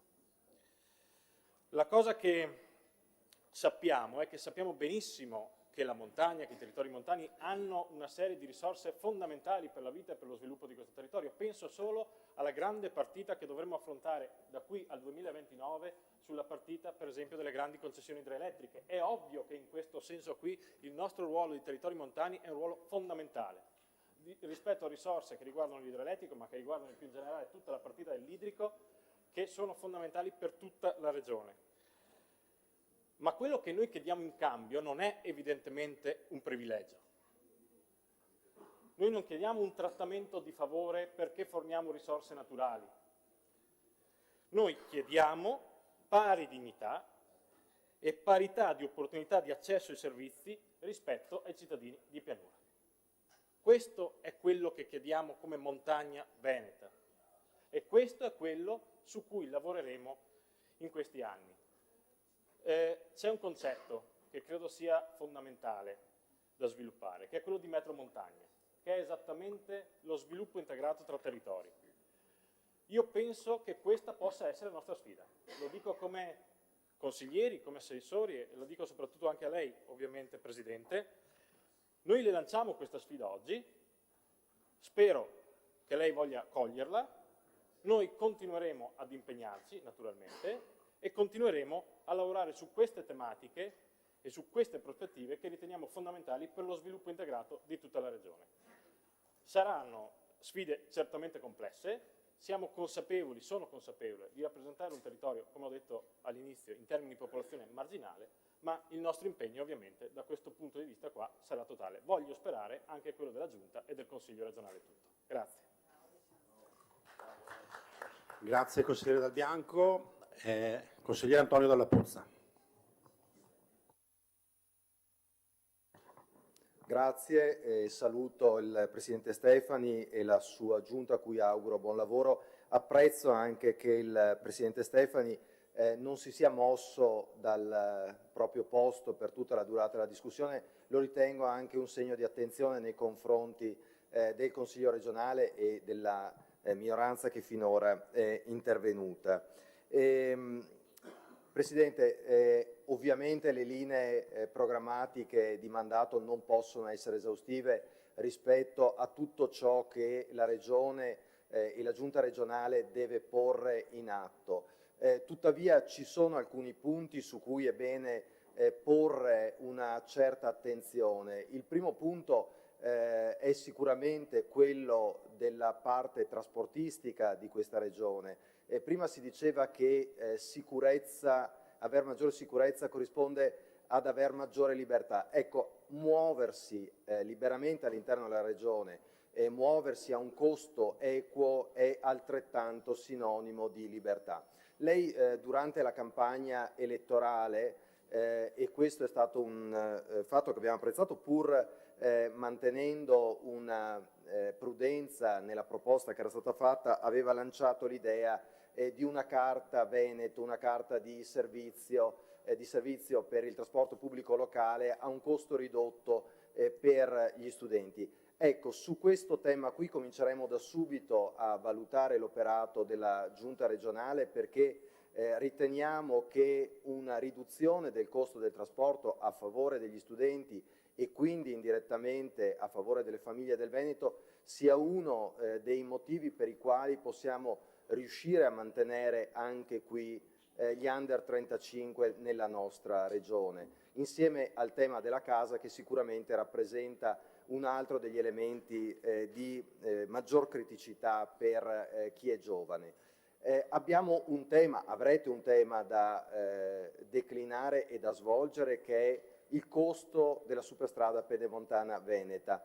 L'invito che vi rivolgiamo è quello di rivedere il terzo atto convenzionale che è stato firmato per l'SPV che lega il bilancio della Regione Veneto per moltissimi anni all'opera infrastrutturale, provando a vedere se ci sia una possibilità di rinegoziazione di quell'atto convenzionale in modo tale da liberare risorse a favore possibilmente del trasporto pubblico locale. Ecco, il tema delle risorse, lo diceva prima anche il collega Szumski nel suo intervento, è un tema del quale forse non si è parlato a sufficienza ma forse non è neanche questo il momento, perché poi inizieremo una sessione importante dedicata al bilancio di previsione 2026, il tema delle risorse è un tema fondamentale. La nostra regione risulta una delle regioni con il rapporto percentuale più basso tra risorse proprie di bilancio e le risorse che arrivano dal Fondo Nazionale Trasporti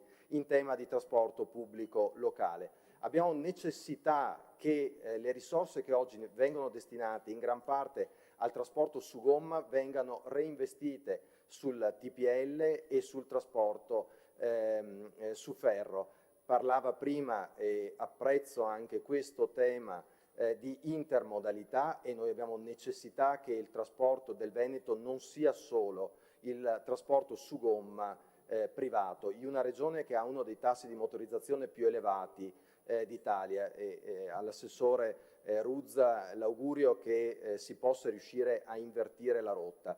Ma è un augurio anche all'assessore Venturini che il governo nazionale non metta in atto ciò che in questo momento è in discussione in materia di legge di bilancio 2026 dello Stato, con il drastico taglio ai fondi destinati al contrasto all'inquinamento atmosferico nell'area del bacino padano. Se quel taglio del 75% venisse confermato, avremmo un problema tutti quanti, e indirettamente lo avrebbe anche l'assessore che si occupa di sanità, in una delle regioni che è sotto procedura di infrazione europea per il superamento dei livelli di inquinamento atmosferico e dall'altra parte dal punto di vista della salute. Ci apprestiamo ad accogliere nelle prossime settimane visitatori da tutto il mondo grazie alle Olimpiadi. Ecco, ci sono paesi nella nostra Europa che sul trasporto pubblico, sul contrasto all'inquinamento atmosferico hanno fondato le loro politiche, creando anche un motore, un volano di sviluppo economico. Sarebbe bello che i primi atti dell'amministrazione regionale portassero a dimostrare che non siamo diversi dal resto d'Europa e che la strada che abbiamo intrapreso per tentare di contrastare quelle che sono le criticità in materia di trasporto e in materia di inquinamento atmosferico fossero realmente in cima all'agenda politica della Regione. Assessore Ruzza avrà altri temi da svolgere. Entro il 31/12/2026 dovranno essere avviate le agenzie per il trasporto pubblico locale. Spero che venga ripreso in mano il tema della bigliettazione, del biglietto unico regionale. Anche qui con i visitatori che arriveranno da tutto il mondo diamo ancora un'immagine di un Veneto arretrato dal punto di vista trasportistico, sia per quanto riguarda la intermodalità, sia per quanto riguarda altre cose come potrebbero essere l'interlining, ma anche dal punto di vista della modalità con cui ci si muove in Veneto. Oggi un coacervo di sistemi di trasporto pubblico diversi l'uno dagli altri, con un biglietto che cambia a seconda della provincia di appartenenza. Per i temi del territorio un augurio va anche all'amico Marco Zecchinato, che in una regione che ha uno degli indici di consumo di suolo più elevati d'Italia dovrà cercare di dar segnali per invertire la rotta. Bene le parole del Presidente Stefani per quanto riguarda la pianificazione, lo sviluppo anche di nuove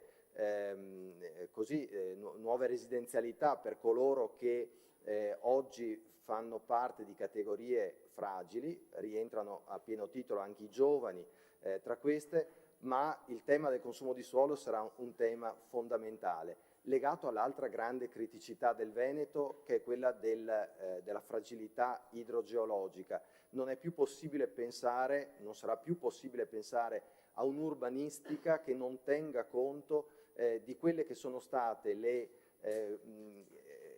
disgrazie anche, perché poi hanno toccato anche direttamente le persone che hanno colpito la nostra regione per quanto riguarda gli eventi estremi. Abbiamo un aumento della frequenza e in questo mi auguro che gli assessori che si occupano di territorio lavorino in modo sinergico tra urbanistica, mobilità e ambiente per far sì che su queste tematiche riusciamo a completare un processo e un progetto. Abbiamo ancora tutta una serie di opere anti-alluvione, di bacini di laminazione da realizzare che vanno completati al più presto, perché gli eventi estremi, e l'assessore Bond mi fa piacere che annuisca perché credo che sia un tema che riguarda indifferentemente tutti i territori della regione, abbiamo necessità di fare una corsa contro il tempo, evitare che possano capitare eventi estremi facendoci trovare impreparati. Certo, molto è stato fatto, ma sappiamo tutti che molto resta ancora da fare. Ecco, quindi l'augurio è che in particolare per le tematiche del territorio che questa regione così spesso deve affrontare e alle quali molto spesso negli ultimi anni sono state date risposte non sufficienti o quantomeno solo parziali, possa esserci davvero un cambio di rotta. Mi fa piacere che il Presidente Stefani, che di età è sicuramente giovane e ha quindi una prospettiva, abbia posto alcuni temi e li abbia posti come priorità di governo. Adesso sta a voi passare dalle parole ai fatti. Avrete la collaborazione delle minoranze tutte le volte in cui la chiederete, ma non faremo sconti ovviamente a nessuno sull'attuazione di un programma anche alternativo che rimane nelle corde di queste minoranze, in particolare sui temi del territorio, sui temi del sociale, sui temi delle fragilità, già accennati dai colleghi che mi hanno preceduto. Buon lavoro, grazie. Grazie consigliere. Consigliera Cendron. Buongiorno a tutti, buongiorno Presidente, buongiorno Vicepresidente, colleghi assessori, tutti i colleghi consiglieri. È per me davvero un onore e un'emozione intervenire oggi in quest'Aula, in Consiglio regionale, per conto delle civiche venete. Ho l'onere di rappresentarle da sola in questo Consiglio, ma sento tutta la forza di chi ha sostenuto questo progetto e li porto tutti con me. Non tanto come voce isolata, ma proprio come risultato di un percorso lungo, paziente e radicato nei territori, che punta proprio a quella che è la partecipazione e il coinvolgimento dal basso. Abbiamo proprio già citato quello che è il vero tema dell'astensionismo e della distanza che si crea dalle istituzioni, quindi lavoriamo proprio in questo senso. È un percorso, quello che abbiamo fatto di amministratori locali, di sindaci, di assessori, di consiglieri comunali, di membri della società civile, di esponenti di associazionismo locale che ogni giorno, lontano dai riflettori, tengono in piedi servizi, ascoltano persone, affrontano problemi concreti, spesso con risorse limitate e con una grande dose di responsabilità. Ecco, io vengo da lì. Vengo proprio dai comuni, vengo dall'amministrazione quotidiana, vengo da chi firma ordinanze, incontra cittadini arrabbiati, cittadini spaventati, cerca soluzioni prima ancora di cercare consenso. Ed è con questo spirito che oggi sono in quest'Aula. Sono qui appunto con spirito di responsabilità, perché il nostro vuole essere un contributo critico ma propositivo alle linee programmatiche presentate, Presidente, in coerenza con i temi che sono già stati affrontati anche dai colleghi di minoranza, ma sottolineando in particolare 3 temi: quello dell'Europa, dei giovani e degli enti locali, del rapporto con gli enti locali, sui quali non si gioca tanto il domani, ma si gioca proprio oggi il futuro del Veneto. E allora volevo proprio mettere il focus su quella che è la programmazione europea. Non sprechiamo quella che è davvero un'opportunità storica. Siamo vicini alla conclusione del settennato europeo 2021-2027 ed è vicina la costruzione definitiva di quello che sarà il prossimo settennato, con le sue priorità di spesa, ovvero il settennato 2028-2034, e che punterà a quasi 2.000 miliardi di euro per investimenti sul digitale, sulla difesa e sulla transizione verde. L'Unione Europea rappresenta davvero quello che è il più grande investimento per il futuro dei territori, non soltanto per le infrastrutture, ma soprattutto per la competitività, per la coesione sociale, per l'innovazione e per il capitale umano. Troppo spesso i fondi europei vengono vissuti come una risorsa occasionale oppure una cassa dalla quale attingere, però l'Europa, lo sappiamo, non è un bancomat, è uno spazio di politiche integrate dove si definiscono le priorità strategiche e non singoli bandi isolati. Serve davvero una regia forte e condivisa tra la Regione e gli enti locali, che permetta a tutti, da quelli che sono i capoluoghi ma anche i piccoli borghi, di partecipare realmente a quelli che sono i programmi europei, sia indiretti, quindi attraverso la Regione, ma anche i programmi cosiddetti diretti, con la possibilità di avere accompagnamento tecnico, competenze adeguate e progettualità di sistema. I piccoli comuni spesso restano esclusi proprio perché non hanno strutture, non hanno personale, non hanno competenze. Le civiche venete chiedono proprio questo, un cambio di paradigma, una programmazione europea che deve diventare una vera politica regionale e non un allegato tecnico da espletare. Serve quindi una regia chiara da parte della Regione, un rafforzamento del supporto tecnico ai comuni, una visione che metta insieme la cohesion policy, la politica di coesione, il PNRR, i programmi diretti europei, evitando quelle che sono sovrapposizioni e dispersioni. Soprattutto serve fiducia nei territori. I comuni non devono essere dei meri esecutori, ma dei co-progettisti. Così deve essere anche per gli altri attori del territorio, come associazioni, fondazioni, imprese. Un altro tema chiave che voglio porre alla vostra attenzione è quello dei giovani, che è già stato affrontato in più modalità e Presidente, lei ha dimostrato di avere grande attenzione, tanto da tenere per sé il suo referato, ma tanto da delegare in maniera specifica la consigliera Martini, come ha annunciato, segno davvero di grande attenzione. Presidente, dobbiamo guardare però ai numeri e i miei colleghi hanno già citato numeri importanti per capire quella che è la sfida che abbiamo davanti. E sappiamo che appunto negli ultimi anni il Veneto ha registrato un fenomeno significativo di immigrazione giovanile verso l'estero e citiamo solo per esempio il fatto che tra il 2011 e il 2023 il Veneto ha perso quasi 35.000 giovani in questa fascia d'età, per lo più diretti in altri paesi europei.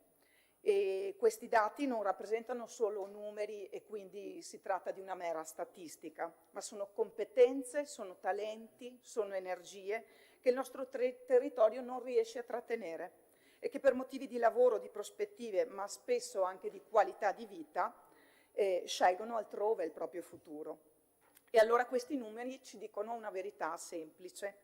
Se non affrontiamo la questione delle opportunità di studio, di lavoro, di abitare, di servizi e soprattutto la qualità di vita, il Veneto rischia di diventare un territorio più vecchio, più lento e meno attrattivo.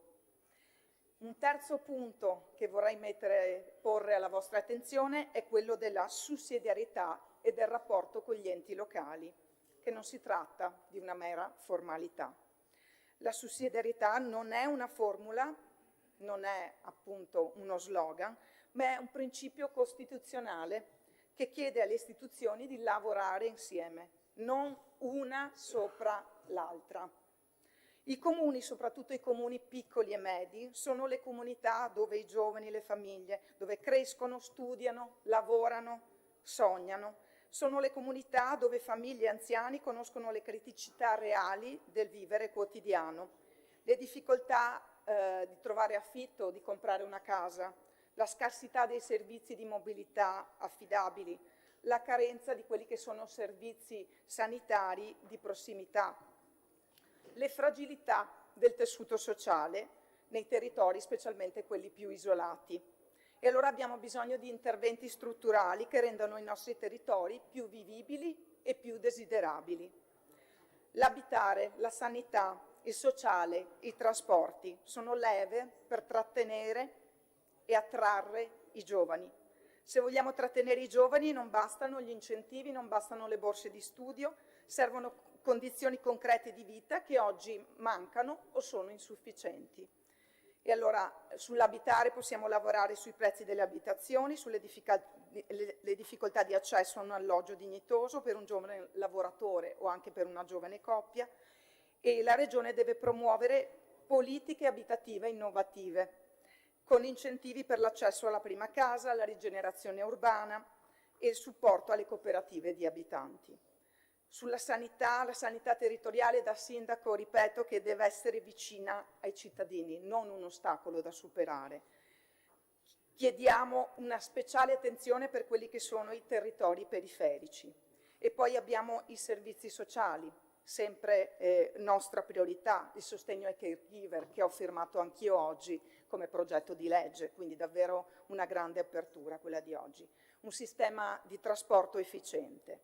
E allora vado a concludere appunto richiamandomi al fatto che le civiche venete sono disponibili a collaborare su proposte di valore come il piano regionale per il rafforzamento delle competenze europee e la progettazione partecipata, una strategia integrata di politiche giovanili condivisa con i comuni e un riformato progetto regionale sull'abitare, sulla sanità di prossimità, sulla mobilità sostenibile e i servizi sociali. Vigileremo perché queste parole diventino azioni concrete, perché affronteremo i nodi veri, l'attrattività, la qualità della vita, i servizi essenziali, proprio con l'obiettivo di rendere il Veneto una terra capace di prendersi cura delle persone, tutte, perché un territorio è davvero competitivo solo quando nessuno viene lasciato indietro.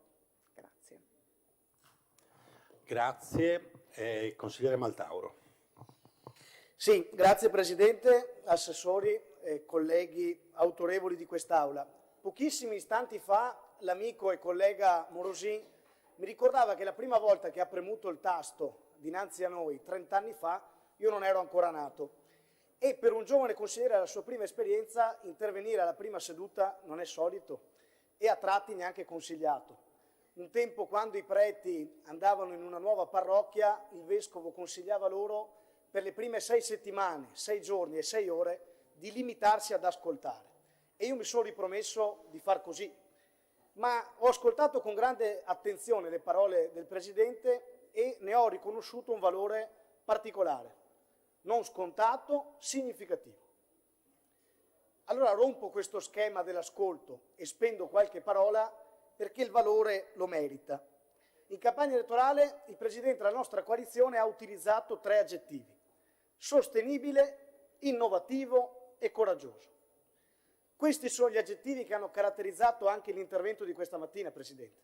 Sostenibile perché siamo partiti, lei è partito da dei dati concreti, lo studio demografico, statistiche precise, e non ha speso parole su redditi di cittadinanza regionali, paghette, sussidi.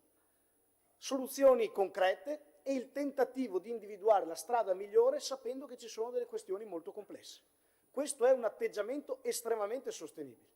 Innovativo, perché è veritiero che eredita un'esperienza di governo significativa e imponente, ma non possiamo in questa fase crogiolarci delle coppe che abbiamo messo in fila in questi ultimi 15 anni.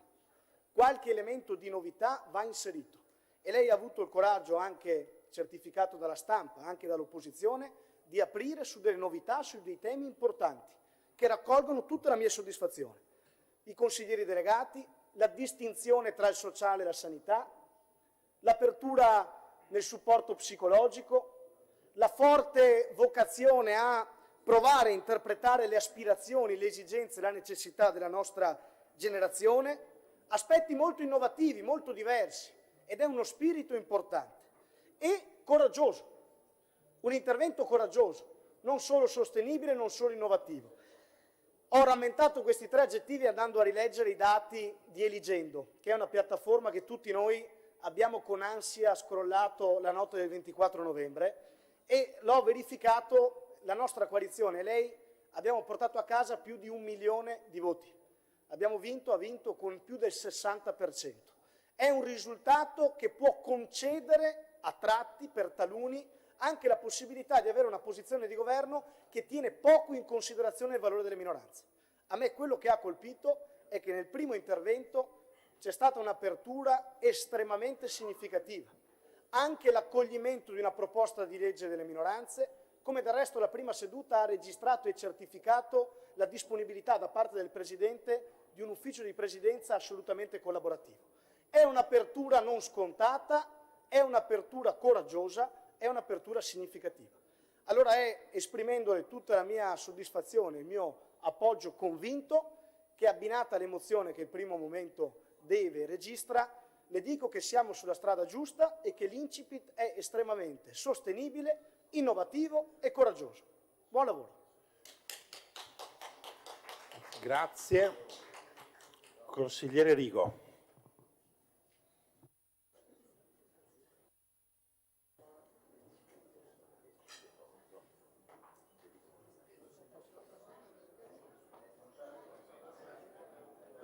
Scusa. Ecco arrivato. Scusate, non vi conosco tutti e quindi non lo individuavo. Adesso non me lo dimentico più.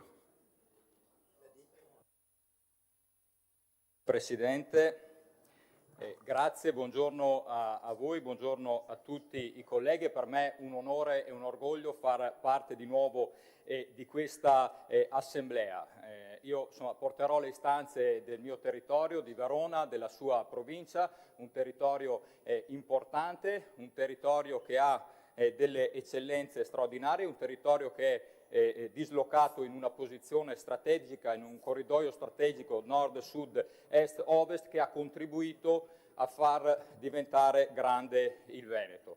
Auguro buon lavoro al Presidente e alla nuova Giunta. Io ho apprezzato moltissimo il discorso programmatico del Presidente, perché credo che il Presidente Stefani abbia fatto una fotografia reale di quello che è il Veneto. Io non credo che nel Veneto funzioni tutto, vada per forza tutto bene, ma non credo neanche a una descrizione come a volte ci siamo sentiti fare in quest'Aula di un Veneto in cui non funziona niente, in cui tutto sembra andare all'aria e in cui a volte sembra non nascere neanche il sole.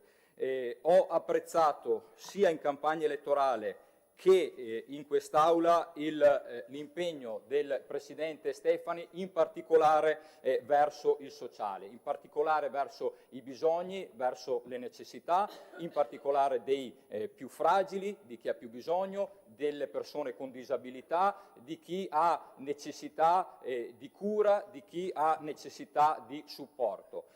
Quella della creazione, della separazione dell'assessorato alla sanità e dal sociale è una scelta coraggiosa, è una sfida importante, è una sfida che porteremo avanti con impegno e anche come Consiglio regionale saremo pronti a contribuire per dare il nostro supporto e per mettere a disposizione il lavoro di quest'Aula. Importante è il tema dei giovani, con orgoglio abbiamo il Presidente più giovane d'Italia e per cui incentrare sui giovani che sono il nostro presente ma sono anche il nostro futuro è una scelta assolutamente necessaria per tutti i loro bisogni, per tutte le loro necessità, per la questione abitativa che è una questione importantissima per poi andare a crearsi nuove coppie, per andare a creare nuove famiglie, per costruire il futuro del nostro tessuto sociale.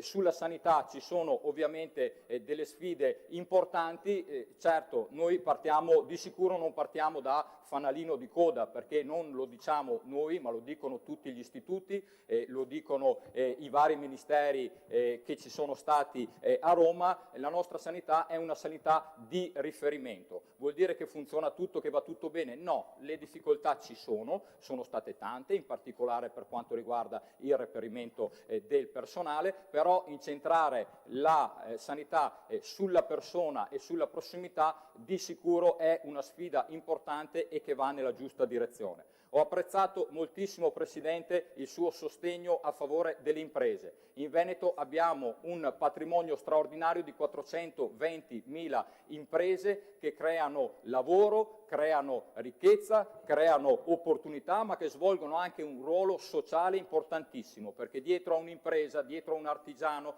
dietro a un commerciante si costruisce una società ed una comunità cresce.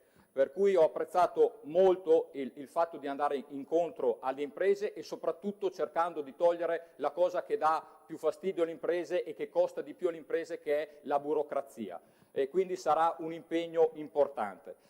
Tra le imprese, permettetemi di citare le imprese agricole, perché l'agricoltura è un comparto fondamentale della nostra economia, che fa parte della nostra storia, della nostra tradizione, ma che deve far parte del nostro futuro. Proprio oggi a Bruxelles ci sono 10.000 agricoltori, molti dei quali sono veneti, che sono andati a manifestare contro le politiche europee, contro quell'Europa che vuole tagliare i fondi alla PAC, l'Europa delle teorie green, delle ideologie green, e l'Europa degli accordi tipo il Mercosur, che vogliono, che la conseguenza sarà togliere competitività alle nostre aziende.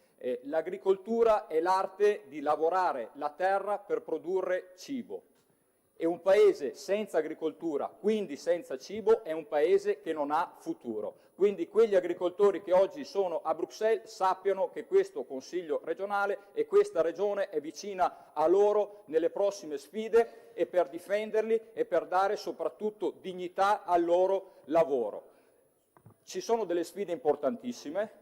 Un'altra sfida importante è quella dell'ambiente. L'ambiente, che non è un tema, come ha spesso ricordato il Presidente Stefani, di destra o di sinistra, però l'ambiente è un tema che noi affronteremo seriamente, non l'affronteremo in maniera ideologica, perché per noi l'ambiente è trovare il giusto equilibrio fra uomo e natura. Ci sono tanti progetti, purtroppo, che rischiano di devastare i nostri territori in nome dell'ambientalismo. Io vengo dalla provincia di Verona. C'è un progetto che prevede di distruggere un territorio intero creando 2 bacini di accumulo idrico che poi si scambiano l'acqua per produrre energia chiamata green. Ecco, quello non è ambientalismo. L'ambientalismo non è distruggere un territorio per cercare di produrre energia. L'ambientalismo, prima di tutto, è rispettare il territorio. Le sfide saranno tante. Il turismo è una sfida importantissima e mi fa piacere che il Presidente Stefani abbia voluto ricordarlo e citarlo come tema strategico, perché la prima economia della nostra regione vale 20 miliardi di euro ed è un comparto importantissimo. Certo, il turismo va gestito, non va subito. Io vengo da un territorio dove il turismo è una risorsa, però il turismo avrà bisogno anche di essere gestito per continuare ad essere una risorsa anche nei prossimi decenni. Io al Presidente e alla Giunta faccio il più grande in bocca al lupo. Abbiamo delle sfide che sono affascinanti di fronte. Ai colleghi della Giunta, tanti, insomma, con loro abbiamo condiviso un percorso amministrativo, gli faccio l'in bocca al lupo, noi saremo qui per dare supporto, per lavorare e per impegnarci per i veneti. Grazie. Grazie. Consigliere Bozza. Grazie Presidente, grazie ovviamente a lei, all'Ufficio di Presidenza, ai colleghi e al Presidente Stefani. Oggi avviamo la 12ª legislatura, una legislatura importante perché è sicuramente nel segno della continuità del buon governo del centrodestra e anche nel segno della novità, del rinnovamento, non solo in termini di Giunta e anche in termini di Consiglio, ma anche ovviamente nella capacità di rinnovare un programma elettorale. Questa è una legislatura che il gruppo consigliare di Forza Italia, insieme a me, c'è Mirko Patron, Jacopo Maltauro, Elisa Venturini che rappresenterà il nostro gruppo in seno alla Giunta al suo fianco per portare avanti delle tematiche importanti, dei settori delicati, dei settori strategici, che molto dipenderà anche, grazie alla capacità di gestire queste deleghe, molto dipenderà anche dallo sviluppo della nostra regione. La 12ª legislatura noi ci auguriamo, Presidente, che sia nel segno della collegialità e del confronto. Questo per dare centralità al Consiglio e all'attività delle commissioni, perché qui si svolgono sicuramente i dibattiti, qui si prendono delle scelte importanti, qui si fanno le leggi e quindi qui cerchiamo di dare quelle risposte pragmatiche e concrete a milioni di concittadini veneti. La collegialità e il confronto senz'altro, perché insieme dobbiamo trovare quelle azioni pragmatiche e responsabili a cui lei faceva riferimento nel suo intervento, proprio per la continuità che contraddistingue il buon governo del centrodestra nella Regione Veneto, ma anche con quella consapevolezza che lei ha dimostrato oggi, che noi tutti sottoscriviamo, di avere davanti delle nuove sfide, sfide importanti, sfide che chiedono di aggiornare la nostra azione in questa nostra regione, a fronte anche di quelle criticità che oggi ci sono e che ci mettono davanti delle scelte che dobbiamo fare. E quindi nella posizione di ascolto che ha sempre contraddistinto la capacità di governo del centrodestra, dobbiamo far seguire le soluzioni, che siano soluzioni concrete, fatti di atti concreti, di atti amministrativi, perché sono quelli che poi vanno a incidere sulle scelte dei nostri cittadini. E quindi l'ABC della politica che lei chiamava del territorio, che a noi sta veramente a cuore, la politica che deve cercare di far riavvicinare i cittadini alla politica, quell'ABC fondamentale che è dato dal rapporto diretto, continuo e costante con i nostri cittadini, questa deve essere il faro per questa nostra legislatura, perché sono d'accordo con molti colleghi, la nostra sfida sarà quella di riportare più cittadini a votare nella prossima tornata elettorale. E lo possiamo fare solo ridando credibilità e dando azione concreta e pragmatica alle nostre azioni amministrative di questo Consiglio, che sono azioni ovviamente frutto di un'esperienza politica che ci portiamo noi tutti dentro alle nostre storie. Le sfide che ci vedono, Presidente, sono quelle legate sicuramente alle infrastrutture e allo sviluppo. Noi siamo un territorio che ha necessità di avere un punto fermo su questo, siamo un territorio la cui ossatura economico e produttiva è basata sulle nostre imprese, che hanno scritto la storia delle pagine dell'economia della nostra regione e che devono continuare a scrivere la storia delle pagine dell'economia del nostro territorio, perché le nostre imprese danno lavoro, le nostre imprese costituiscono il termometro dello stato di salute della nostra regione e quindi noi dobbiamo metterle nelle condizioni semplicemente di lavorare. E per far questo dobbiamo sicuramente sburocratizzare, dobbiamo sicuramente creare una vicinanza maggiore tra il mondo della formazione, che lei ricordava bene, e il mondo del lavoro stesso. È una sfida questa importante, perché noi dobbiamo riappropriarci di una cultura dimenticata, cioè quella di dare dignità ai nostri mestieri, quelli che hanno contraddistinto questa regione e che oggi sono andati perduti, e dobbiamo rimettere al centro dell'azione culturale della nostra formazione esattamente quello che ci ha resi forti per tante generazioni. E quando si parla ovviamente di lavoro, si parla di sviluppo, si parla di imprese, non posso dimenticare l'agricoltura, che ha costituito un pilastro fondamentale della storia dei Veneti e che oggi continua dalla pianura alla montagna ad essere un punto di riferimento non solo per le culture intensive, ma anche per le eccellenze di cui dobbiamo andare orgogliosi. Se oggi noi abbiamo le eccellenze, è perché vuol dire che i nostri agricoltori hanno con passione, fatica, investito tempo, denaro, anche nel coraggio dell'innovazione per dare ai nostri consumatori, a noi tutti, la qualità di cui dobbiamo andare orgogliosi e che non dobbiamo mai dimenticare. E allora a loro dobbiamo dare dei sostegni, sì, ma non solo dal punto di vista economico, ma dobbiamo dare semplicemente gli strumenti per continuare a operare. E con loro dobbiamo fare delle scelte importanti, perché sono i veri custodi del nostro ambiente, sono coloro che possono anche cambiare le politiche economiche di questa regione.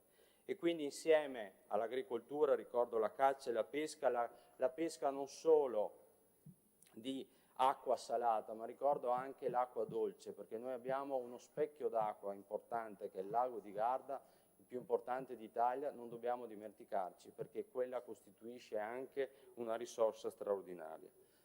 Sanità e sociale.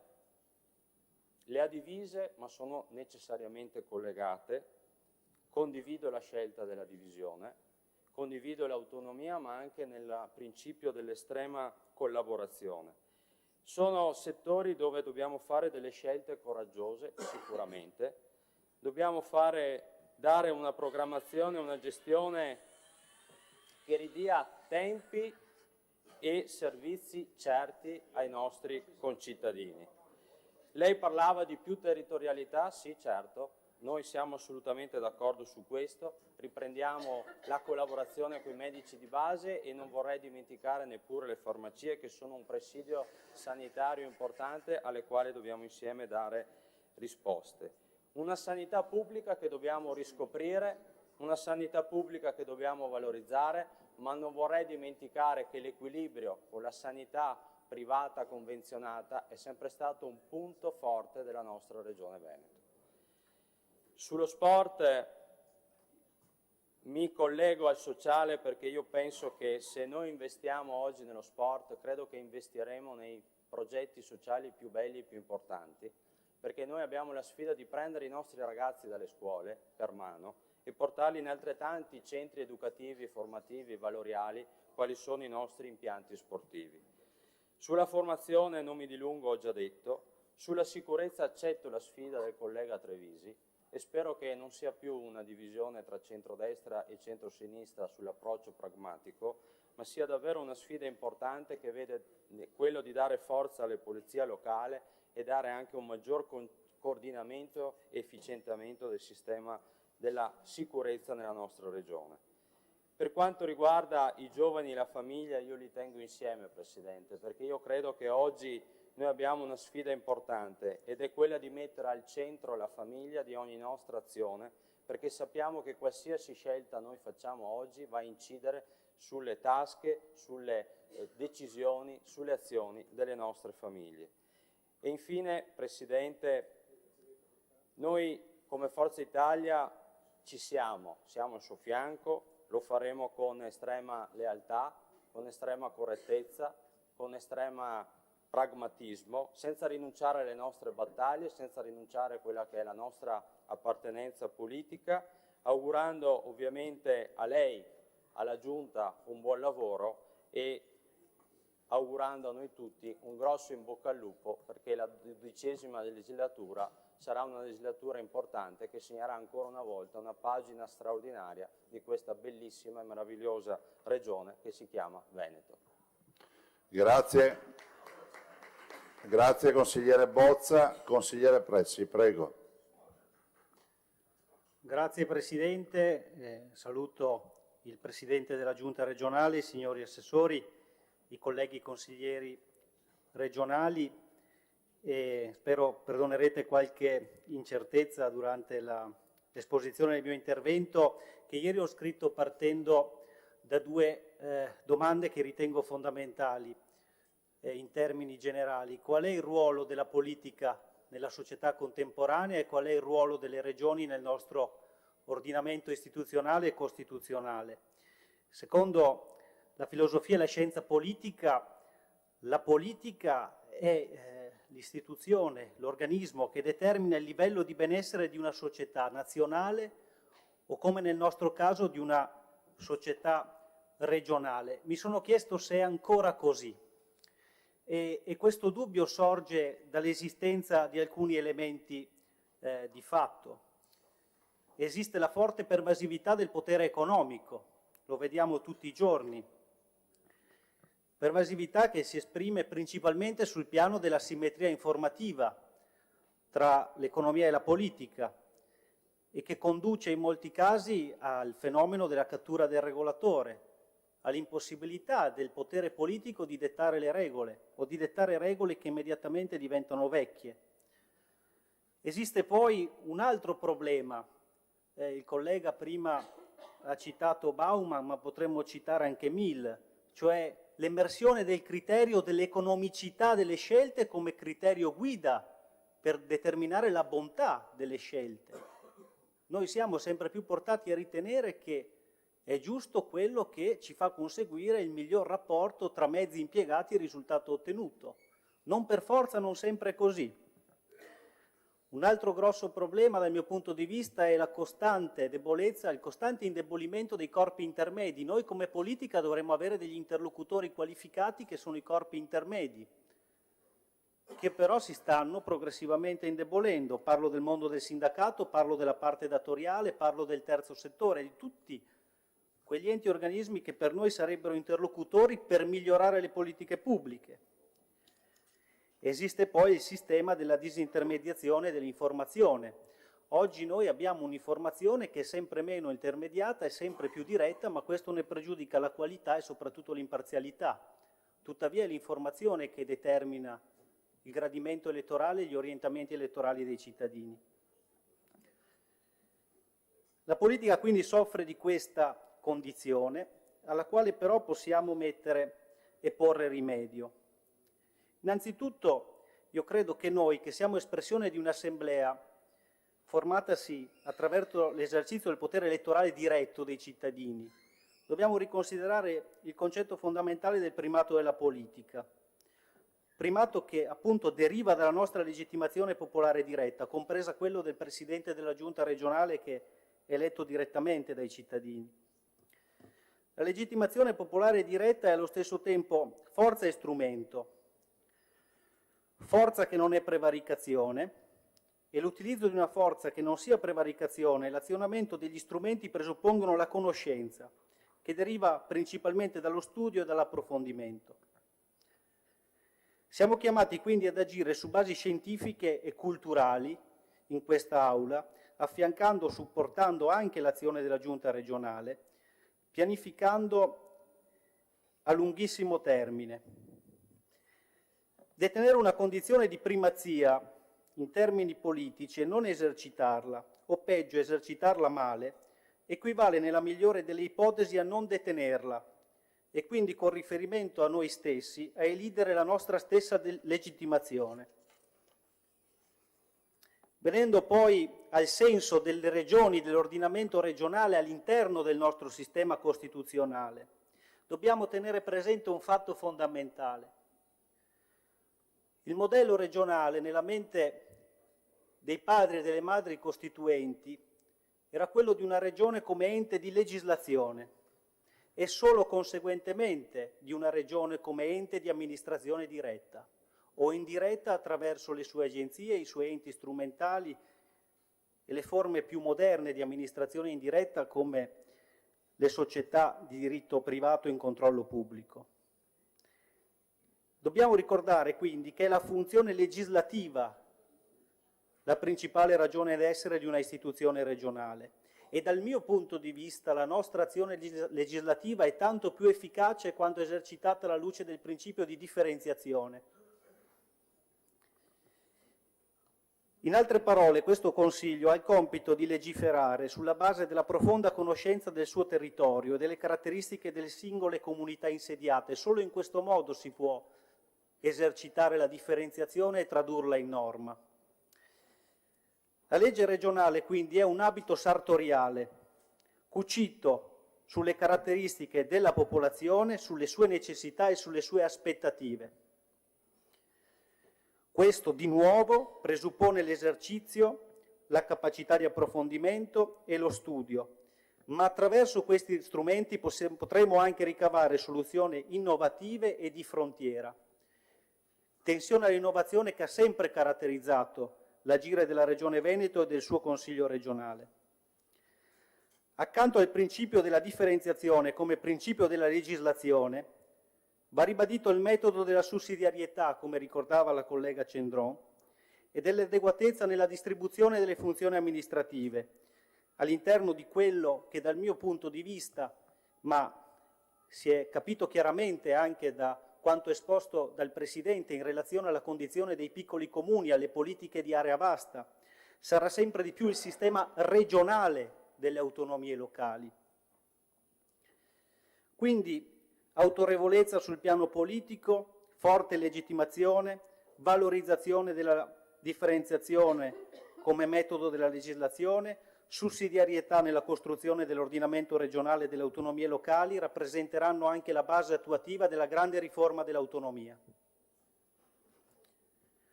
Questi concetti, che riposano sul senso delle istituzioni, sono stati tutti evidenziati in maniera chiara anche nella loro dimensione pratico-applicativa, dalla quale mi sono astenuto, poiché le ho rinvenute appunto in maniera chiara nelle parole del Presidente della Giunta regionale. Saranno il principio guida anche della nostra azione propositiva come gruppo Stefani Presidente nel sostenere e supportare il Presidente della Giunta regionale e tutta la Giunta regionale, nel dare il nostro contributo al funzionamento di questo importante organo della Regione.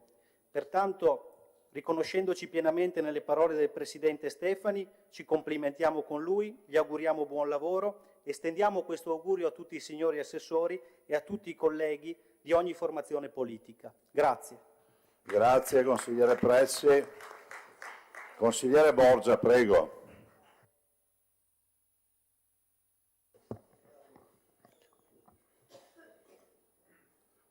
Buongiorno a tutti, buongiorno a tutti i colleghi. Ci terrei a partire da alcuni ringraziamenti e mi perdonerete, ma ci terrei a ringraziare i dipendenti del Consiglio regionale del Veneto, i dipendenti, i funzionari, i dirigenti che quotidianamente lavorano e hanno reso questa assemblea legislativa un'eccellenza. E allora a tutti noi, anche ai nuovi, chiedo di ricordarci, no? Chiedo a tutti di essere sempre cortesi, disponibili, perché dietro a questi dipendenti ci sono delle persone, ci sono delle famiglie, ci sono appunto dei lavoratori da rispettare, per cui chiedo a tutti un grande applauso per loro, per quello che fanno quotidianamente.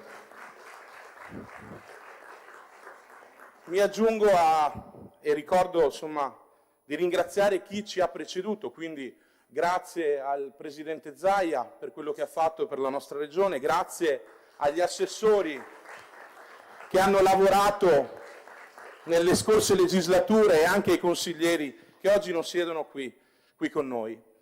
E ci tengo a ringraziare di cuore il neo governatore del Veneto, Alberto Stefani, perché, vedete, a me Alberto Stefani oggi non ha stupito, perché lo abbiamo scelto per rappresentare la coalizione di centrodestra, perché ha capacità politiche e umane fuori dal comune. E oggi sentir parlare di tanti temi che avete tutti ricordato e di puntare su anche questioni come il disagio giovanile, come la fragilità, come il bullismo, mettendo al centro i giovani e allo stesso tempo la cura per gli anziani, è qualcosa di importante che ci rende orgogliosi di averlo sostenuto convintamente. E ricordo a tutti però che oggi noi abbiamo una grande responsabilità, che è quella di rappresentare tutti i veneti. E lo dobbiamo fare sicuramente cercando di dare continuità a quanto fatto in tutti questi anni dal buon governo del centrodestra, ma dobbiamo anche pensare ad un sano rinnovamento, perché questa è una nuova pagina del libro e dobbiamo mettere energie, dobbiamo mettere visione, dobbiamo mettere proposte concrete che devono diventare azioni concrete. E allora, vedete, io vorrei partire da dei punti, no? Dalla partecipazione di cui si è tanto parlato. Dobbiamo riportare i veneti a votare, perché in questa ultima tornata elettorale hanno votato meno del 50% ed è un fallimento della politica. Quindi dobbiamo cercare di tornare a convincere i nostri cittadini a votare, che è importante, che la politica è uno strumento per cambiare le cose. E poi voglio parlare di merito, della rivoluzione del merito. E la rivoluzione del merito si fa con le scelte, con le decisioni, scegliendo le persone giuste al posto giusto. E dobbiamo dare questo segnale importante ai nostri giovani, perché devono credere in qualcosa. E poi vedete, a me sta molto a cuore, e colgo anche l'assist fatto dall'opposizione, dalle minoranze, dell'equità sociale. Perché è vero, non può esserci una regione che ha il 20% di case popolari non attribuite. Dobbiamo investire nell'edilizia pubblica residenziale, e chi può saperlo meglio di un figlio di un poliziotto cresciuto nelle case popolari. Quindi so benissimo di cosa parlate e noi saremo insieme a lavorare per questo. Cercheremo di essere anche da pungolo, perché è giusto che sia così. Vedete, ma non nell'ottica, come dire, di criticare, ma nell'ottica di fare di più, perché dobbiamo e possiamo fare di più. La straordinaria storia dei Veneti è proprio questa. Abbiamo insegnato al mondo tantissime cose. Guardate, io vengo da un territorio, Montebelluna, primo distretto della calzatura mondiale, primo distretto al mondo, e questo è un esempio come tanti altri del Veneto. Abbiamo sempre cercato di alzare l'asticella, sempre di cercare di migliorarci, ed è per questo che dobbiamo tutti dire che possiamo e dobbiamo fare di più in alcuni campi, e dobbiamo continuare lo straordinario lavoro che è stato intrapreso in questi anni. Sul tema della sanità c'è una bellissima frase che dice che la sanità è la più grande opera pubblica mai costruita in Italia. Opera pubblica, le parole hanno un peso. Dobbiamo continuare su questo dobbiamo fare. E vedete, dobbiamo lavorare sulle infrastrutture, perché in questo Paese non possiamo scegliere tra salute e infrastrutture, tra lavoro e sostenibilità ambientale. Le due parole devono andare di pari passo, dobbiamo cercare di lavorare su questo, come sullo sviluppo economico, sul turismo. Ecco, vedete, io quello che le chiedo, Presidente, è quello di non essere un uomo solo al comando. Questa è un'assemblea legislativa e deve tornare al centro della politica regionale, e lei che ha visione lo capisce meglio di chiunque altro. Perché vede, noi vogliamo una regione che metta impegno, che metta cuore, che metta passione anche dove non ha competenza, perché quello che è successo alle banche venete non deve più ricapitare. Lo dice uno che viene da un territorio, Montebelluna, che è stato martoriato, e come me tantissimi altri. Allora su questi punti noi dobbiamo lavorare. Vede, qui c'è un gruppo che sarà leale con lei, con questa maggioranza, perché noi crediamo in lei, crediamo in questa giunta, crediamo in questa coalizione, ma noi non saremo fedeli, perché noi abbiamo valori importanti e crediamo, come dire, nelle idee che diventano azione. E come direbbe qualcuno, e sono sicuro che insomma non succederà mai, non ci dovrete far diventare un problema, perché noi lavoreremo insieme e lavoreremo con grande passione, no? Perché vede, noi siamo, e rispondo anche al collega Cunegato, qui non c'è nessuna destra xenofoba. Noi siamo la destra autonoma, la destra libera, la destra delle idee, la destra dei valori. E questo che vedete qui, e perdonatemi, è il gruppo più numeroso della destra dalla nascita dell'Assemblea legislativa. 14 componenti, se non sbaglio, tra Consiglio e Giunta. E vede, per me è un orgoglio oggi rappresentarli e fare il primo intervento, ma ci terrei a ricordare quei tanti militanti, amministratori locali, simpatizzanti, e ci terrei a ricordare due persone in particolare che 20 anni fa, come dire, hanno dato vita a questa grande esperienza. Il vicegovernatore Bruno Canella e sono sicuro che Luca Spavanetto sarà un grande vicegovernatore e prenderà il testimone, e Nicola Pasetto, l'onorevole Nicola Pasetto, che hanno traghettato la destra antisistema alla destra di governo e che oggi permette a Giorgia Meloni di essere una straordinaria Premier e Presidente del Consiglio. Allora, visto, Presidente, che lei sta facendo il dottorato, io chiudo con una bellissima frase che sono sicuro le porterà fortuna e ne farà dote, che è di Sant'Agostino, visto che lei fa il dottorato di ricerca in diritto canonico.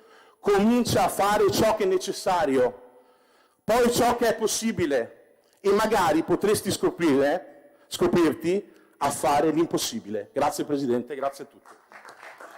Grazie.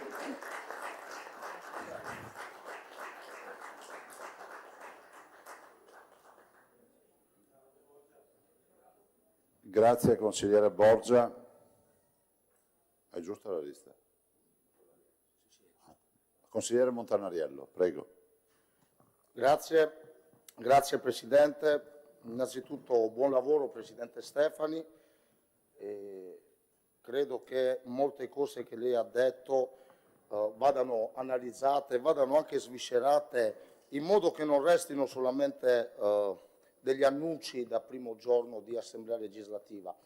Io credo che un ringraziamento particolare vada anche al Presidente del Consiglio, Luca Zaia, che ha messo nei suoi primi interventi al centro la centralità del Consiglio regionale. Presidente, per noi il Consiglio regionale era centrale anche negli ultimi 5 anni, quindi voglio dire, ci fa piacere che finalmente condividiamo questo pezzo di strada insieme e si prende atto che le leggi si fanno in Consiglio regionale, che le leggi non si fanno nelle conferenze stampa e che le leggi non si fanno solo quando si è d'accordo tra i membri della Giunta. Quindi, Presidente, io la ringrazio per essere venuto su quello che in questi anni abbiamo più volte ribadito e chiesto che venisse fatto all'interno di questo Consiglio regionale.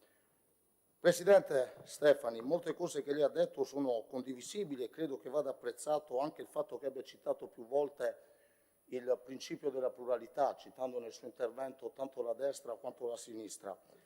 L'unico problema, mi permetta, lo dico senza nessuna critica, è che molte cose che lei ha detto cozzano con quella che è stata la realtà degli ultimi 15-20 anni.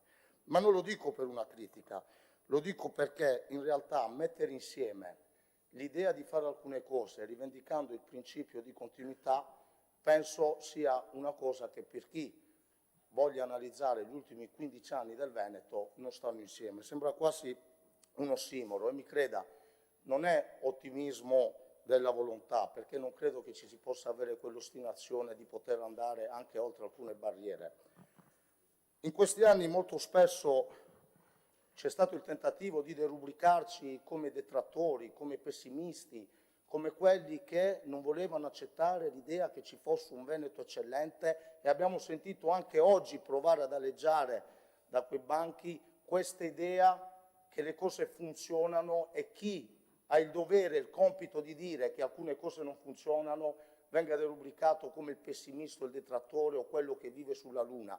Non lo abbiamo permesso negli ultimi 5 anni che accadesse e lo permetteremo ancora meno nei prossimi 5 anni, perché io credo che noi abbiamo l'onore e l'onere di rappresentare tutti i veneti, anche quei veneti che in un Veneto dipinto come eccellente non possono dire di essere cittadini di una regione eccellente, perché aspettano per una visita un tempo indeterminato che non si sa neanche quando è, perché non hanno un mezzo di trasporto efficace e puntuale che li porta a lavorare, perché vivono in un territorio dove ci si va ancora sott'acqua, perché vivono una realtà economica, come sta accadendo per molte imprese, in primis quelle della pesca, dimenticate e abbandonate anche dagli impegni che ci siamo presi nell'ultimo Consiglio regionale, dove abbiamo votato ad unanimità in un patto tra gentiluomini 1 milione di euro che doveva arrivargli e non gli è mai arrivato.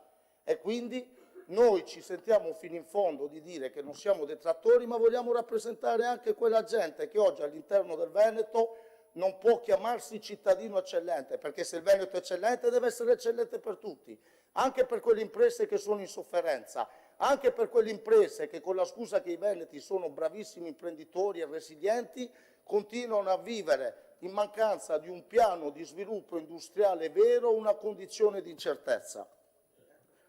Presidente, io condivido tante cose che lei ha detto sul trasporto pubblico locale, però dobbiamo essere onesti tra noi, il biglietto unico non sarà mai fatto, perché il Veneto in questi anni non ha creato le condizioni per fare il biglietto unico e la sperimentazione fatta ci è costata più dei risultati, perché con 29 società di trasporto pubblico in Veneto tu il biglietto unico non lo fai, almeno che non fai il percorso come altre regioni che li hanno portate a 4 e dopo hanno ottimizzato. E quando abbiamo riscritto la riforma del trasporto pubblico locale, ferma alla 25 del 98, abbiamo provato a metterci cenni di coraggio per far sì che la parcellizzazione all'interno di questa regione sul trasporto pubblico trovi una strada maestra per cessare, perché Presidente, 29 società che fanno trasporto pubblico locale su gomma, dalla SRL del Bellunese alla società quotata in borsa, all'SPA, non la metterà mai insieme per fare il biglietto unico, perché è matematicamente impossibile metterle insieme e dare gli strumenti tecnologici affinché tutti si possano adeguare. Così come siamo d'accordo sul fatto che ci siano delle agevolazioni per gli studenti, però vorrei ricordare che quegli emendamenti che abbiamo presentato da questi banchi in questi anni, che avevano regolarità tecnica e copertura finanziaria, sono stati bocciati dalla maggioranza, Presidente Stefani, che oggi la sostiene. E quindi ci deve dire se lei ha intenzione di fare un cambio radicale di rotta, e su quei temi noi saremo con lei, ma se lei va nel senso della continuità, dobbiamo dirci che il trasporto gratuito per gli studenti è stato bocciato da chi oggi la sostiene, per 3-4 manovre finanziarie, non solo per una. Allora qua siamo tutti d'accordo che ci sono delle cose che vanno fatte e vanno portate a casa nell'interesse dei veneti, però dobbiamo dirci da dove partiamo e da dove arriviamo. Vorremmo capire oggi sui trasporti quali sono le intenzioni reali sulla SFMR, sui più grandi plessi cittadini del Veneto ancora non collegati da un sistema ferroviario. Chioggia, la settima città del Veneto, non è collegata con le ferrovie verso Padova e verso Venezia. E lei, Presidente, che è un attento conoscitore del territorio, sono sicuro che questa cosa la sa e che urla vendetta, perché non ci possono essere in Veneto cittadini di serie A e di serie B. Io in questi anni ho imparato a vivere in quest'Aula un sentimento che pensavo non mi appartenesse, l'invidia. Perché vedevo alcuni territori che inauguravano ogni giorno treni rock, poi ho imparato persino io che capisco poco, treni rock, treni pop, rock più bici, poi... E noi le devo dare una notizia, abbiamo ancora la grandissima Vaccamora del 1890, ma non lo dico per campanilismo, lo dico perché non ci può essere un Veneto che viaggia a 2 velocità, perché non ci può essere un Veneto che hanno tolto, Assessore Ruzza, il treno per gli studenti che vanno a Rovigo e non c'è stato un cenno della Regione, abbiamo dovuto informare noi che è stato tolto il treno. Capisco che è appena arrivato, lavoreremo insieme su questi temi, però sappia, Assessore, che su questi temi noi saremo leali se c'è da lavorare nell'interesse dei veneti, ma dopo tutte le promesse di questi anni ci permetta di dire che è arrivato il momento di finire la politica degli sconti. Così come, Presidente, sul grande tema della holding infrastrutturale. Guardi che sul tema della holding infrastrutturale, sul tema della concessione in house, sul tema della Padova-Brescia, noi abbiamo subito un'azione di ostacolamento, se si può chiamare così, è da parte del Ministero. E non è che il Ministero e il Ministro erano proprio avulsi a questa regione, perché il Ministro dei Trasporti coincideva col segretario del partito di governo di questa regione e sono stati loro che ci hanno detto che non si poteva fare e sono stati loro che nella nuova riforma del trasporto prorogata al prossimo anno, premiando chi ha messo soldi propri a differenza del Veneto, penultima regione d'Italia che mette risorse proprie, ci porteranno a un taglio di 30 milioni di euro, creando un sistema vizioso che Lazio e Lombardia che investono ne avranno sempre di più e noi sempre meno. Allora noi su queste battaglie, Presidente, ci siamo, però dobbiamo capire da che parte stiamo, se stiamo dalla parte del Veneto o stiamo dalla parte col rapporto con Roma, dove dobbiamo avere il coraggio di dire che molto spesso, anche a parità di colore politico, la politica romana ha ostacolato le scelte trasportistiche e viabilistiche del Veneto in questi anni. Io non entro nel tema pedemontana, Entro però nel tema di tutte le grandi incompiute che ci sono nel Veneto, fatte dalla Regione che vuole l'autonomia perché critica le regioni meno virtuose, ma è piena di incompiute, come l'Arzaron, come la messa in sicurezza della Romea, che da anni ci dite che è tutto fatto. Oggi c'è l'ennesimo articolo sul giornale, ma la strada continua a essere sporca di sangue dei cittadini veneti. E lo dico in modo brutale, perché i problemi vanno affrontati con la serietà e l'importanza che richiedono. C'è tutto quanto, Presidente, il tema del decongestionamento delle città, la strada regionale. Allora su questo noi dovremmo fare un grande ragionamento, perché non ci può esistere solo la pedemontana. Concluda, Sì, consigliere. Presidente, mi avvio a chiudere, grazie. Chiudo, Presidente, con un appello. Spesso ci dite l'autonomia. Io anche su questo vorrei chiarezza, perché noi abbiamo detto che posizione abbiamo, che può anche essere o no condivisibile, ma l'abbiamo detta. Però io credo che per serietà e rispetto vada smessa di sventolare l'autonomia qui in Veneto e non farla a Roma dove governate ogni volta che governate e rispolverarla in ogni campagna elettorale. L'autonomia, consigliere Morosin, avete tutte le condizioni per farla, una congiuntura astrale mai come in questo momento di filiera governativa. Buon lavoro. Grazie consigliere Montanariello. Consigliere Bigon. Grazie Presidente, grazie al Presidente Stefani per aver dato questa apertura soprattutto nei confronti della minoranza che la ritengo molto importante. Ringrazio e auguro buon lavoro ovviamente agli assessori e ai delegati. Credo che forse avremmo dovuto magari valutare anche ulteriori 2 deleghe in questo momento. Una è la delega alla solitudine. Io ho rappresentato per 10 anni un paese dove da sindaco comunque abbiamo costituito anche l'assessorato alla solitudine. L'altro aspetto è l'assessorato alla pace, ma non tanto per questo momento anche di guerra che è particolarmente pesante, ma anche per un linguaggio diverso che deve essere tenuto. Mi chiamano a volte gli insegnanti e mi dicono che insomma, all'interno delle proprie classi ci sono veramente dei linguaggi sempre più pesanti e aggressivi da parte dei ragazzi e credo che anche il linguaggio, anche la parola sia importante e l'assessorato è una cosa.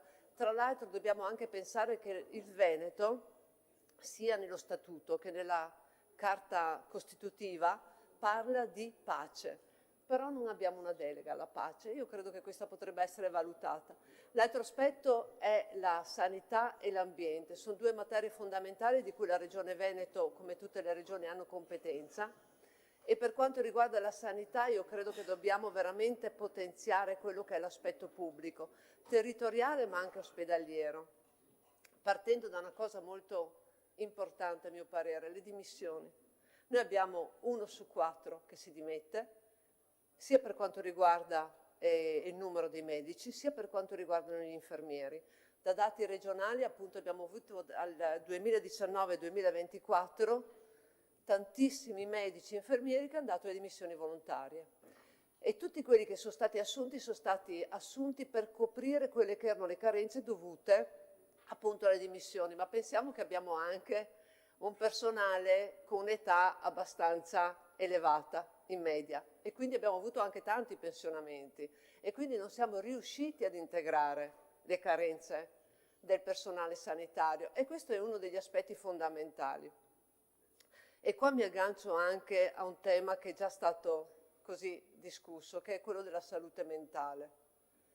Allora, noi dobbiamo potenziare il personale anche per prendere in carico quello che ho sentito anche nel discorso introduttivo, sta a cuore anche a lei, che è il disagio giovanile. Noi abbiamo circa 800 minori che vengono ricoverati negli ospedali del Veneto in un anno, dati regionali. Di questi 200 minori passati attraverso il pronto soccorso, sono stati ricoverati in reparti per adulti. Ieri ho avuto la segnalazione un'ennesima segnalazione da parte di un genitore che non ha trovato posto per la propria figlia di 15 anni, a seguito di lesioni che si è fatta la ragazzina, negli ospedali veronesi e ha dovuto ricoverarla a Vicenza.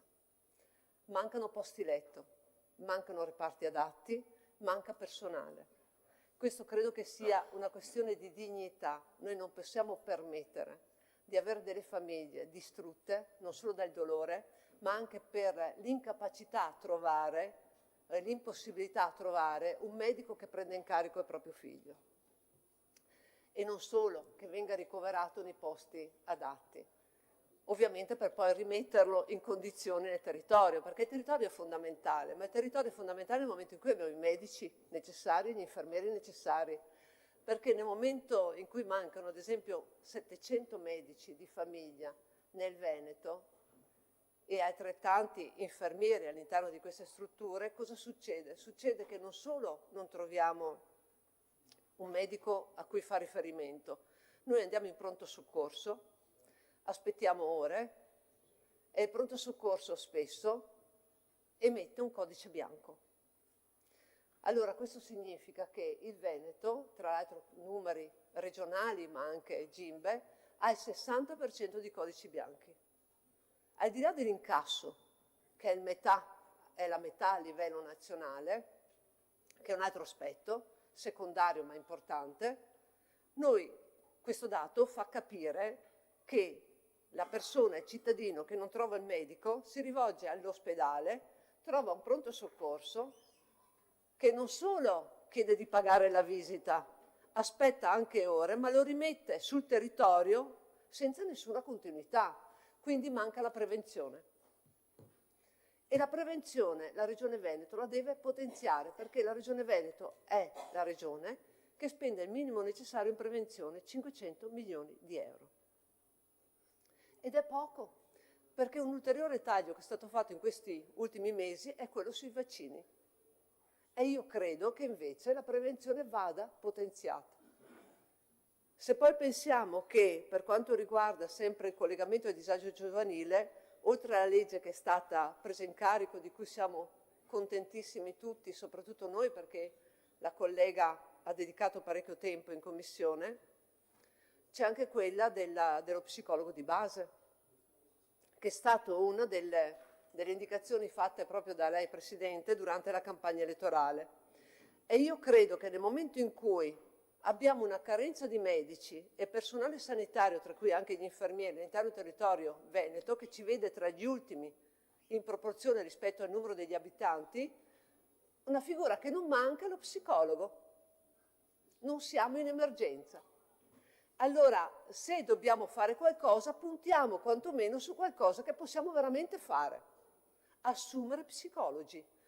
E mettere sul territorio una persona, una figura che possa prendere in carico contro qualsiasi richiesta di liste d'attesa e contro qualsiasi stigma i nostri ragazzi, credo che sia importante.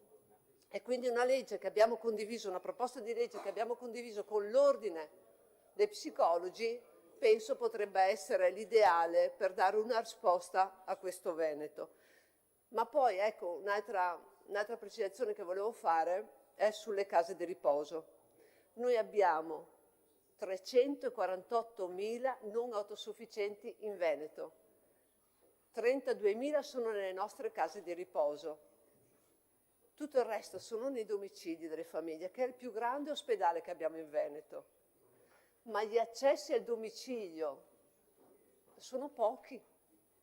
Perché se è vero che raggiungiamo il 10% come limite previsto dalla normativa standard, è altrettanto vero che le ore dedicate a questi signori che non stanno bene e che hanno le famiglie che si prendono cura sono poche.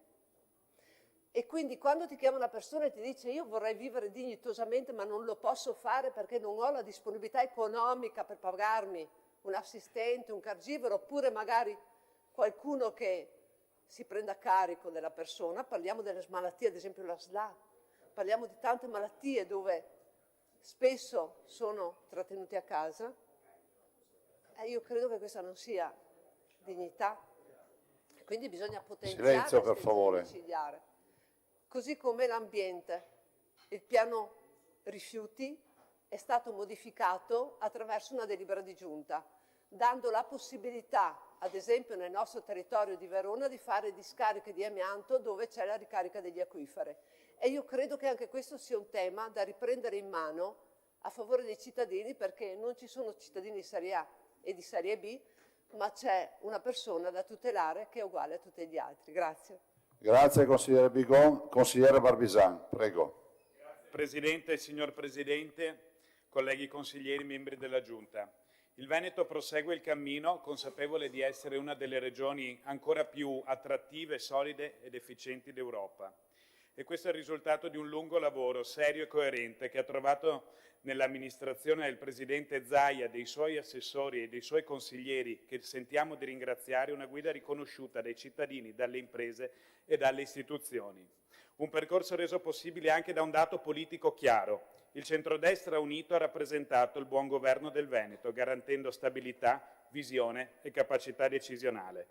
In questo quadro la Lega, Liga Veneta, è stata e continua a essere parte fondamentale, forza politica che ha saputo interpretare, prima di altri, i bisogni dei territori, dando voce all'autogoverno, all'autonomia e alla responsabilità amministrativa. Di questa storia politica lei, Presidente, ne è il figlio migliore, l'erede, di cui siamo felici che possa essere proprio lei a guidarci nei prossimi 5 anni.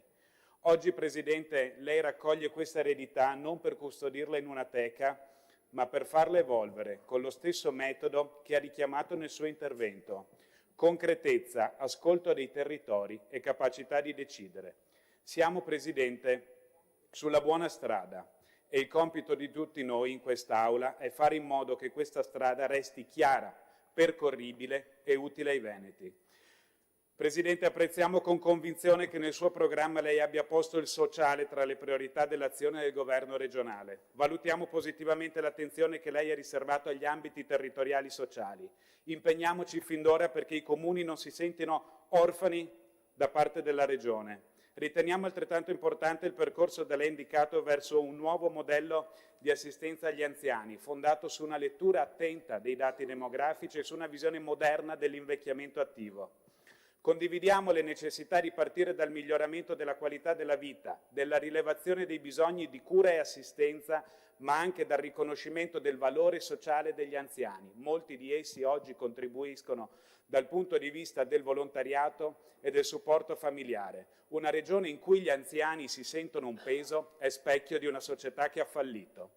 Apprezziamo il fatto che nel suo programma il benessere venga inteso in modo completo, non solo salute fisica, ma anche benessere psicologico, relazionale e sociale. Condivisiamo infine la visione di un sistema territoriale rafforzato e integrato, con servizi digitalizzati per l'assistenza domiciliare, cure domiciliari potenziate e una reale integrazione tra sociale e sanitario, attraverso una rete efficace tra medici di medicina generale, case di comunità, infermieri di famiglia, unità di continuità assistenziale, centrali operative territoriali e ospedali di comunità. Come Consiglio regionale saremo a suo fianco nel sostenere questo percorso, convinti che le politiche migliori nascano quando le comunità vengono coinvolte nelle scelte che le riguardano, come lei ha fatto da sindaco e come ci ha fatto intendere di voler continuare da Presidente. Condividiamo l'urgenza che lei ha attribuito al tema della casa, una questione quotidiana che riguarda giovani coppie, famiglie a basso reddito, lavoratori che faticano a trovare un alloggio vicino al luogo di lavoro. Riteniamo fondamentale il lavoro con ATER, comuni e associazioni. Il diritto all'abitare è una condizione essenziale per l'autonomia e lo sviluppo delle nuove generazioni. Un piano casa pluriennale sostenuto da risorse strutturali e non estemporanee va nella direzione giusta. Siamo felici che l'assessore al sociale sia destinatario anche della delega all'abitare. Gli immobili ATER vanno visti dal punto di vista dei bisogni delle persone e non da quello delle manutenzioni ordinarie e straordinarie. Presidente, apprezziamo il valore che lei attribuisce allo sport. Condividiamo l'idea che lo sport non sia solo competizione, ma prevenzione, educazione, inclusione sociale, un investimento che riduce i costi sanitari e rafforza la nostra comunità. Nell'anno delle Olimpiadi riteniamo centrale il suo richiamo alla necessità di creare nuove sinergie tra istituzioni, associazioni sportive e territori, valorizzando anche il ruolo dello sport come volano per turismo e sviluppo locale.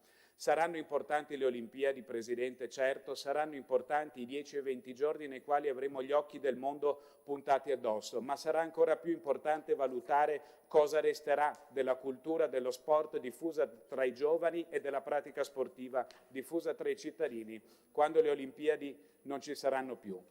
Presidente, condividiamo il riconoscimento dell'eccellenza del sistema sanitario veneto, dimostrata dal fatto che ogni anno oltre 50.000 persone dalle altre regioni scelgono il Veneto per curarsi.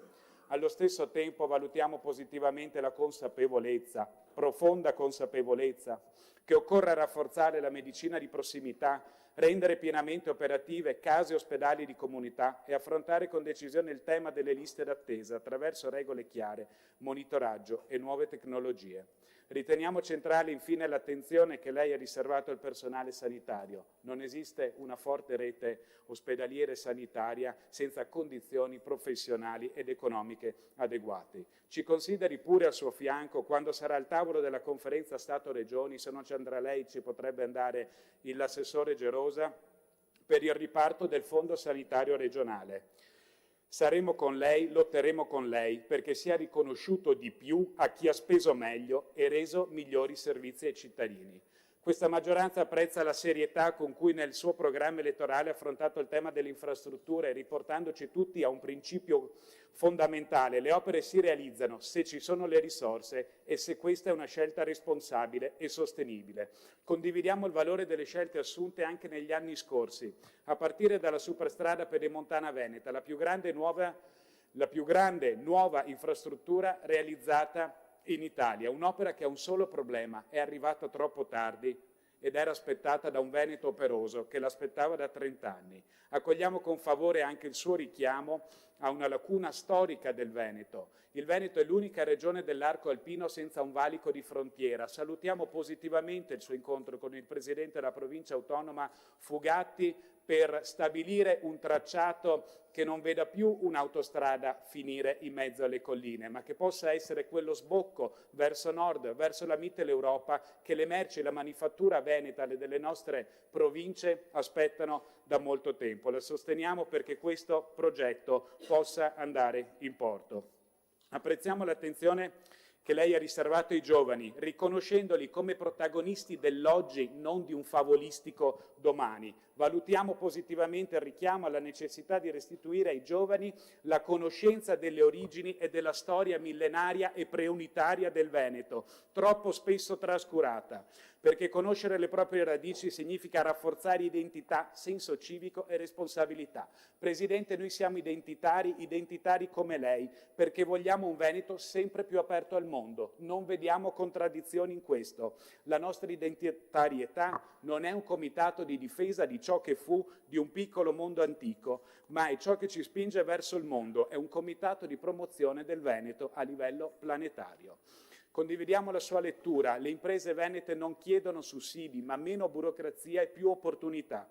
Apprezziamo la proposta di un tavolo permanente antiburocrazia e l'attenzione alla formazione tecnica, al marchio 100% Veneto, alle zone logistiche semplificate, le filiere produttive. Condividiamo inoltre la centralità che lei attribuisce all'innovazione e al rapporto tra imprese, scuola, università e ricerca, perché solo così il Veneto potrà continuare a competere e a crescere. Presidente, quest'Aula oggi non le chiede miracoli, chiede serietà, ascolto e coerenza e siamo sicuri che la nostra fiducia è ben riposta. Con lei siamo sulla buona strada perché veniamo da un percorso solido, costruito su una visione chiara di regione e su una maggioranza che ha saputo governare con responsabilità. Una maggioranza in cui la Liga Veneta continuerà a svolgere il proprio ruolo centrale con lealtà, consapevole di essere architrave politica e culturale di questo progetto. Il rapporto col governo centrale dovrà essere collaborativo ma mai subalterno. Collaborativo quando si tratta di dare risposte ai cittadini, ma fermo quando si tratta di difendere le competenze, le risorse, l'autonomia del Veneto. Un rapporto fatto di dialogo istituzionale e schiena dritta. Autonomia e autogoverno non sono slogan, ma strumenti di buon lavoro. Il federalismo fiscale resta una battaglia di responsabilità, perché chi amministra bene deve poter contare su risorse adeguate e su maggiore capacità decisionale. L'anno prossimo sarà decisivo per il federalismo fiscale, noi siamo con lei. Come gruppo Liga Veneta, come rappresentanti dei Veneti saremo leali, presenti in questo Consiglio e costruttivi, accompagnando l'azione del Presidente e della Giunta con spirito di servizio e senso delle istituzioni.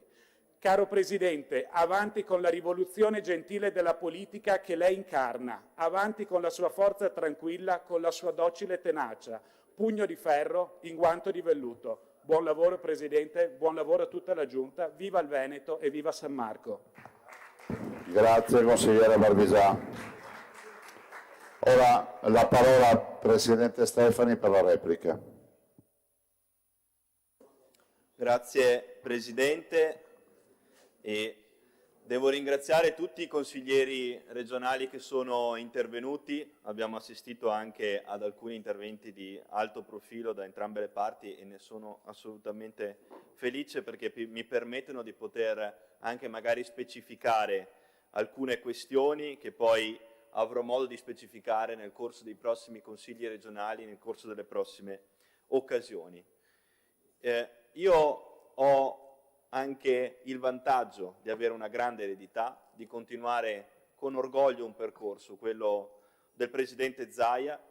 Credo che come ciascuno di noi che si appresta ad amministrare una regione come questa, credo sia anche normale che quando ogni mandato si presenta un programma elettorale, un programma di mandato, si guardi alla società dei prossimi decenni. La società cambia negli anni e la politica deve sapere adottare strumenti e metodi in base ai cambiamenti della società, in base alle evoluzioni della società. Il tema della solitudine, il tema del disagio giovanile, magari anche il tema della casa e della formazione professionale. Non sto citando temi che ho detto solo io, sto citando temi che arrivano dagli interventi di consiglieri di altre coalizioni. Sono temi che mai come oggi sono centrali, magari non lo erano 15 anni fa, non lo erano 20 anni fa e non c'è niente di male nel poterli inserire in un programma di mandato, in un programma di governo, non c'è alcuna contraddizione in questo, c'è semplicemente la voglia di guardare anche e soprattutto a questi temi che guardano al futuro e guardano alla società del domani. La politica è una sfida continua, io non sono immobile alle preclusioni ideologiche di 20 anni fa o di 15 anni fa, sono consapevole che la politica sia una sfida che continui a richiedere un aggiornamento costante dei programmi e delle scelte che andremo a fare. Io nella replica, secondo una prassi che ho visto anche in Parlamento, cercherò di citare ovviamente anche i nomi di chi è intervenuto e cercherò di farlo nel più breve tempo possibile, ma ci tengo a ribadire che non me ne vogliano i colleghi della maggioranza, ovviamente io sono qui anche e soprattutto per dare risposte alle altre coalizioni e credo di poter sicuramente assicurare una maggioranza e una coalizione soprattutto di governo che non sia pregiudiziale nei confronti dell'opposizione e mi fa piacere che questo sia stato rimarcato nel primo intervento del consigliere Manildo, così come il tema dei giovani che più volte è stato sollecitato anche negli interventi di Cendron, di Sambo, di Ostanel, giovani che se ne vanno, è un tema che va affrontato. Io penso che questo sia un tema ovviamente trasversale, che non ha a che fare semplicemente con l'amministrazione regionale, ma anche con un contesto economico, anche e soprattutto con un contesto economico con cui bisogna costantemente dialogare, con cui bisogna costantemente confrontarsi. Il tema dei giovani nel nostro programma, visto che mi si richiedevano risposte concrete, ovviamente non è questa la sede per poterle citare tutte, ma ne cito due. La prima, quella dell'integrazione tra le scuole professionali e le scuole tecniche con il mondo dell'impresa, con degli incentivi per quanto riguarda le assunzioni, e la seconda, quella dell'ecosistema 2530 che abbiamo definito in campagna elettorale, ma che vorrei rendere operativo in accordo con gli atenei universitari, con cui tra l'altro mi sono già confrontato a partire dal prossimo tavolo Regione Università che si terrà a gennaio direttamente con i rettori delle università del Veneto. Credo sia assolutamente fondamentale creare un luogo e anche uno spazio fisico di condivisione dei migliori talenti del nostro territorio, delle imprese innovative del nostro territorio, garantire la possibilità di dottorati industriali e far sì che le imprese possano trovare un luogo e un ambiente sano in cui poter recuperare i migliori talenti del nostro territorio e inserirli all'interno delle loro realtà innovative. Questo va fatto anche in accordo con le associazioni di categoria che rappresentano questi mondi. Il tema del terzo settore, che tra l'altro è stato rimarcato da alcuni interventi, noi ricordo abbiamo assegnato anche una delega specifica al terzo settore e al volontariato. Passo poi all'intervento del consigliere Cunegato in materia di sanità.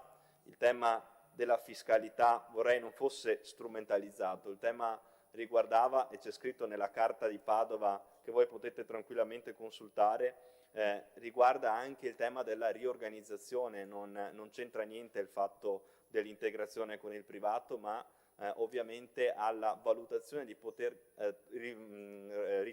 trovare anche magari maggiori risorse da un'organizzazione interna all'apparato sanitario.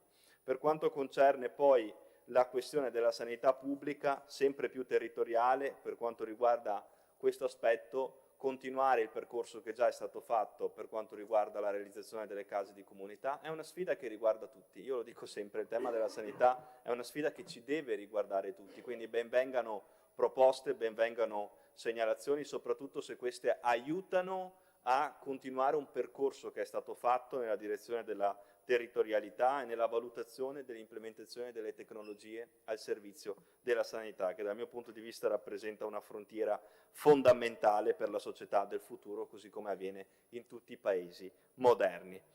Oltre a questo, tema della distinzione tra politica e tecnica, mi sia permesso un appunto su questo. Io sono convinto che la qualità debba essere la stella polare delle nostre scelte, anche dal punto di vista politico.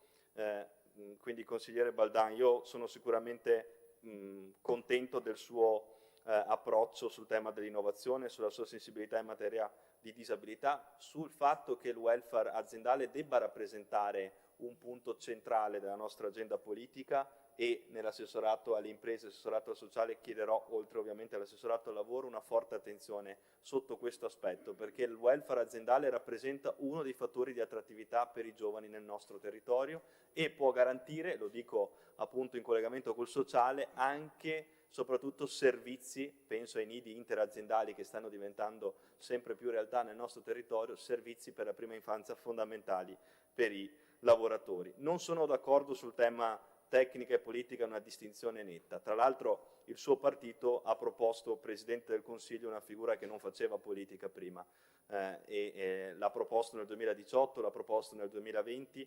Credo sia importante puntare sulla qualità. Io farò sempre e solo scelte che abbiano nella qualità la stella polare orientativa. Poi mi collego due interventi, quello del consigliere Morosini e quello del consigliere Del Bianco, e anche quello del consigliere Sumschi, su materia di identità veneta e autonomia territoriale. Io su questo ho assegnato una delega, quella dell'identità veneta, e spero che possiate collaborare con l'assessore competente in materia. Rappresenta una delega dal mio punto di vista fondamentale per la promozione della nostra storia millenaria, della quale io sono orgoglioso di far parte, come sicuramente tutti i consiglieri presenti in quest'Aula. Le specificità territoriali, penso alla provincia di Belluno che è stata citata con dovizia di particolari, ma penso anche alla provincia di Rovigo, come le specificità territoriali che ci sono anche in tutte le altre province, rappresentano un punto centrale e l'autonomia in questo deve giocare un ruolo fondamentale. Io sono d'accordo che quando si parla di autonomia si deve parlare di autonomia anche degli enti locali, a partire dal livello più basso. D'altra parte il principio di sussidiarietà verticale dice proprio questo, che più ci si avvicina al territorio, migliori saranno le politiche attive che quel determinato decisore politico saprà adottare per quel determinato territorio. E quindi le segnalazioni che sono arrivate sotto questo aspetto saranno sicuramente approfondite. Per quanto riguarda, lei citava, consigliere Del Bianco, lo statuto della nostra regione in materia di specificità per la provincia di Belluno. D'altra parte, ricordiamolo, la nostra Carta Costituzionale dice sì che la Repubblica è una indivisibile, ma nelle frasi dopo dice riconosce e promuove le autonomie locali, e non dice a caso riconosce. come qualcosa di precostituzionale, qualcosa che esiste prima della stessa Costituzione e che la nostra Carta Costituzionale non può far altro che riconoscere, promuovere, attua nei servizi che dipendono dallo Stato il più ampio decentramento legislativo, adegua i principi e i metodi della sua legislazione ai principi dell'autonomia e del decentramento. Questo ci dice l'articolo 5 della nostra Carta Costituzionale, che noi da Veneti dobbiamo ricordare e ribadire con coraggio. Il tema dei caregiver, insomma, ne ho già parlato nel mio intervento ovviamente iniziale, è un tema che tra l'altro mi sta a cuore perché oggi abbiamo detto che ho chiesto a questo Consiglio regionale che sia la prima disposizione appunto attuata e approvata, ovviamente nel rispetto delle prerogative di questo Consiglio, ma è stata anche la mia prima proposta di legge parlamentare. Allora mi occupavo in particolare di caregiver universitari e credo che anche questo aspetto sia fondamentale all'interno della proposta di legge. Il tema della casa, segnalato in più interventi, anche nell'intervento della consigliera Sambo, e il tema degli asili nido e del welfare aziendale che ho citato precedentemente. Il tema di un piano antimafia e di un'attenzione a questi aspetti, ringrazio il consigliere Galeano per questa attenzione. Nel nostro programma che depositerò agli atti c'è una parte legata alla gestione dei beni confiscati che rappresenta dal mio punto di vista un punto importante che va assolutamente approfondito e credo che la Commissione Quarta sia ovviamente la sede migliore per approfondire queste tematiche, ma rappresenta anche per i nostri enti locali e insomma la Commissione Antimafia su questo ha fatto un buon lavoro a livello parlamentare, una prospettiva su cui vanno fatti degli approfondimenti e magari va offerto agli enti locali un servizio appunto per questi casi che sono tra l'altro stati approfonditi anche nella commissione bicamerale. Quindi ringrazio per l'intervento e sono sicuro che su questo tema non mancherà una forte collaborazione tra maggioranza e minoranza. Poi il tema della sicurezza del consigliere Trevisi. Tra i vari temi sono stati segnalati quello del numero unico europeo. Questa è la Giunta che per la prima volta assegna una delega specifica al numero unico europeo, una questione che ovviamente emerge soprattutto in questi anni e che avrà un delegato di riferimento. E il tema della polizia locale, che tra l'altro io ho avuto modo di avere a che fare con questo tema, essendo stato per 8 anni componente della Commissione Affari Costituzionali alla Camera dei Deputati, e su questo l'idea di una scuola della polizia locale veneta è un'idea molto interessante che tra l'altro io ho proposto anche nel programma di governo, ma soprattutto segnalo che da gennaio molto probabilmente sarà incardinata la legge di riforma sulla polizia locale, che è nata anche da alcune proposte della polizia locale del Veneto. Quindi io coraggiosamente ho sentito anche alcuni interventi, quelli di alcuni consiglieri che hanno più volte segnalato l'importanza di un'opposizione capace di pungolare, di stimolare. Credo che questo sia proprio il compito di un'opposizione, senza mai cedere a polemiche strumentali o magari dibattiti fuori dal rispetto interpartitico. Credo sia importante anche ricordare l'importanza della sussidiarietà e dell'abitare, ovviamente segnalatemi dal consigliere Cendron, sussidiarietà verticale che deve essere il motore del nostro agire politico, dell'abitare. La delega all'abitare l'abbiamo assegnata volutamente, non a caso, proprio all'assessore al sociale per affrontare questa sfida, che è una sfida che deve guardare avanti. Sul tema del trasporto locale è una riforma su cui, vista la sensibilità, si può e penso si possa lavorare insieme, su cui già c'è un lavoro preliminare già fatto importante, da cui sicuramente continueremo per procedere a questo percorso. Abbiamo tanti altri temi che sono stati toccati, quello dell'impresa, della formazione, dello sviluppo. Ovviamente non posso in questa sede citarli tutti, ho cercato di citare quelli più volte ribaditi dai consiglieri in quest'Aula. Io penso anche che l'affluenza al voto si possa migliorare anche dall'atteggiamento che assumiamo in quest'Aula, che deve essere un atteggiamento di proposta, di costruzione, un atteggiamento serio, capace di dare risposte ai cittadini. Io l'ho detto più volte e quindi non ho alcun problema a ribadirlo. Io credo che i cittadini non amino lo scontro puramente ideologico. Penso che questo, anche da una valutazione di alcuni risultati elettorali, dimostrino questi risultati che lo scontro fine a se stesso non produce consenso. Quello che produce consenso da una parte è la capacità di portare a casa dei grandi risultati, dall'altra la capacità di dialogare con la maggioranza e poter in alcuni temi portare una voce singolare. Chi ha fatto questo ha ottenuto dei grandi risultati, credo che tutti noi abbiamo valutato questo aspetto.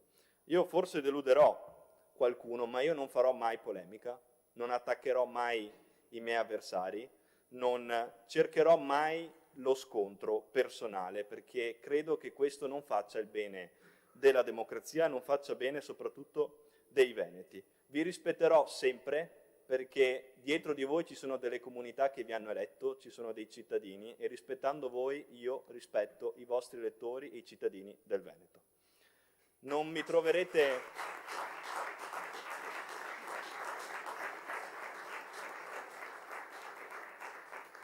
Non avrò mai la verità in tasca e credo che sia fondamentale questo approccio per poter anche accogliere eventuali proposte che vengano da questo Consiglio regionale tutto, da qualsiasi consigliere, e cercherò di non muovermi mai da questa impostazione. Credo che oggi qualche consigliere di opposizione mi ha detto la ringrazio che è stato in quest'Aula 4 ore, ma io non mi muoverò solo fisicamente da quest'Aula, non mi muoverò nemmeno idealmente da questa posizione di rispetto nei confronti di chi è seduto in quest'Aula. Concludo, il Time ha dato come copertina qualche giorno fa l'intelligenza artificiale, un tema centrale nell'agenda politica, un tema che riguarderà il futuro di tutti noi. Qualcuno giustamente negli interventi in quest'Aula ha detto magari un giorno l'intelligenza artificiale sarà in grado di sostituire la politica. Io credo che questa sede sia proprio la sede in cui deve emergere la soggettività, in cui deve emergere il bagaglio personale di ciascuno di noi, in cui deve emergere il bagaglio amministrativo che ciascuno di noi ha maturato nel suo territorio ed è in grado di esprimere in questa sede, in cui emerga il tratto distintivo di ciascun essere umano seduto in quest'Aula. Solo così noi riusciremo ad affrontare la sfida del futuro portando soggettività, portando qui dentro comunità, portando qui dentro sensibilità e vincendo la sfida del futuro. Grazie a tutti. Grazie. Grazie Presidente Stefani. Il Consiglio è chiuso. Grazie.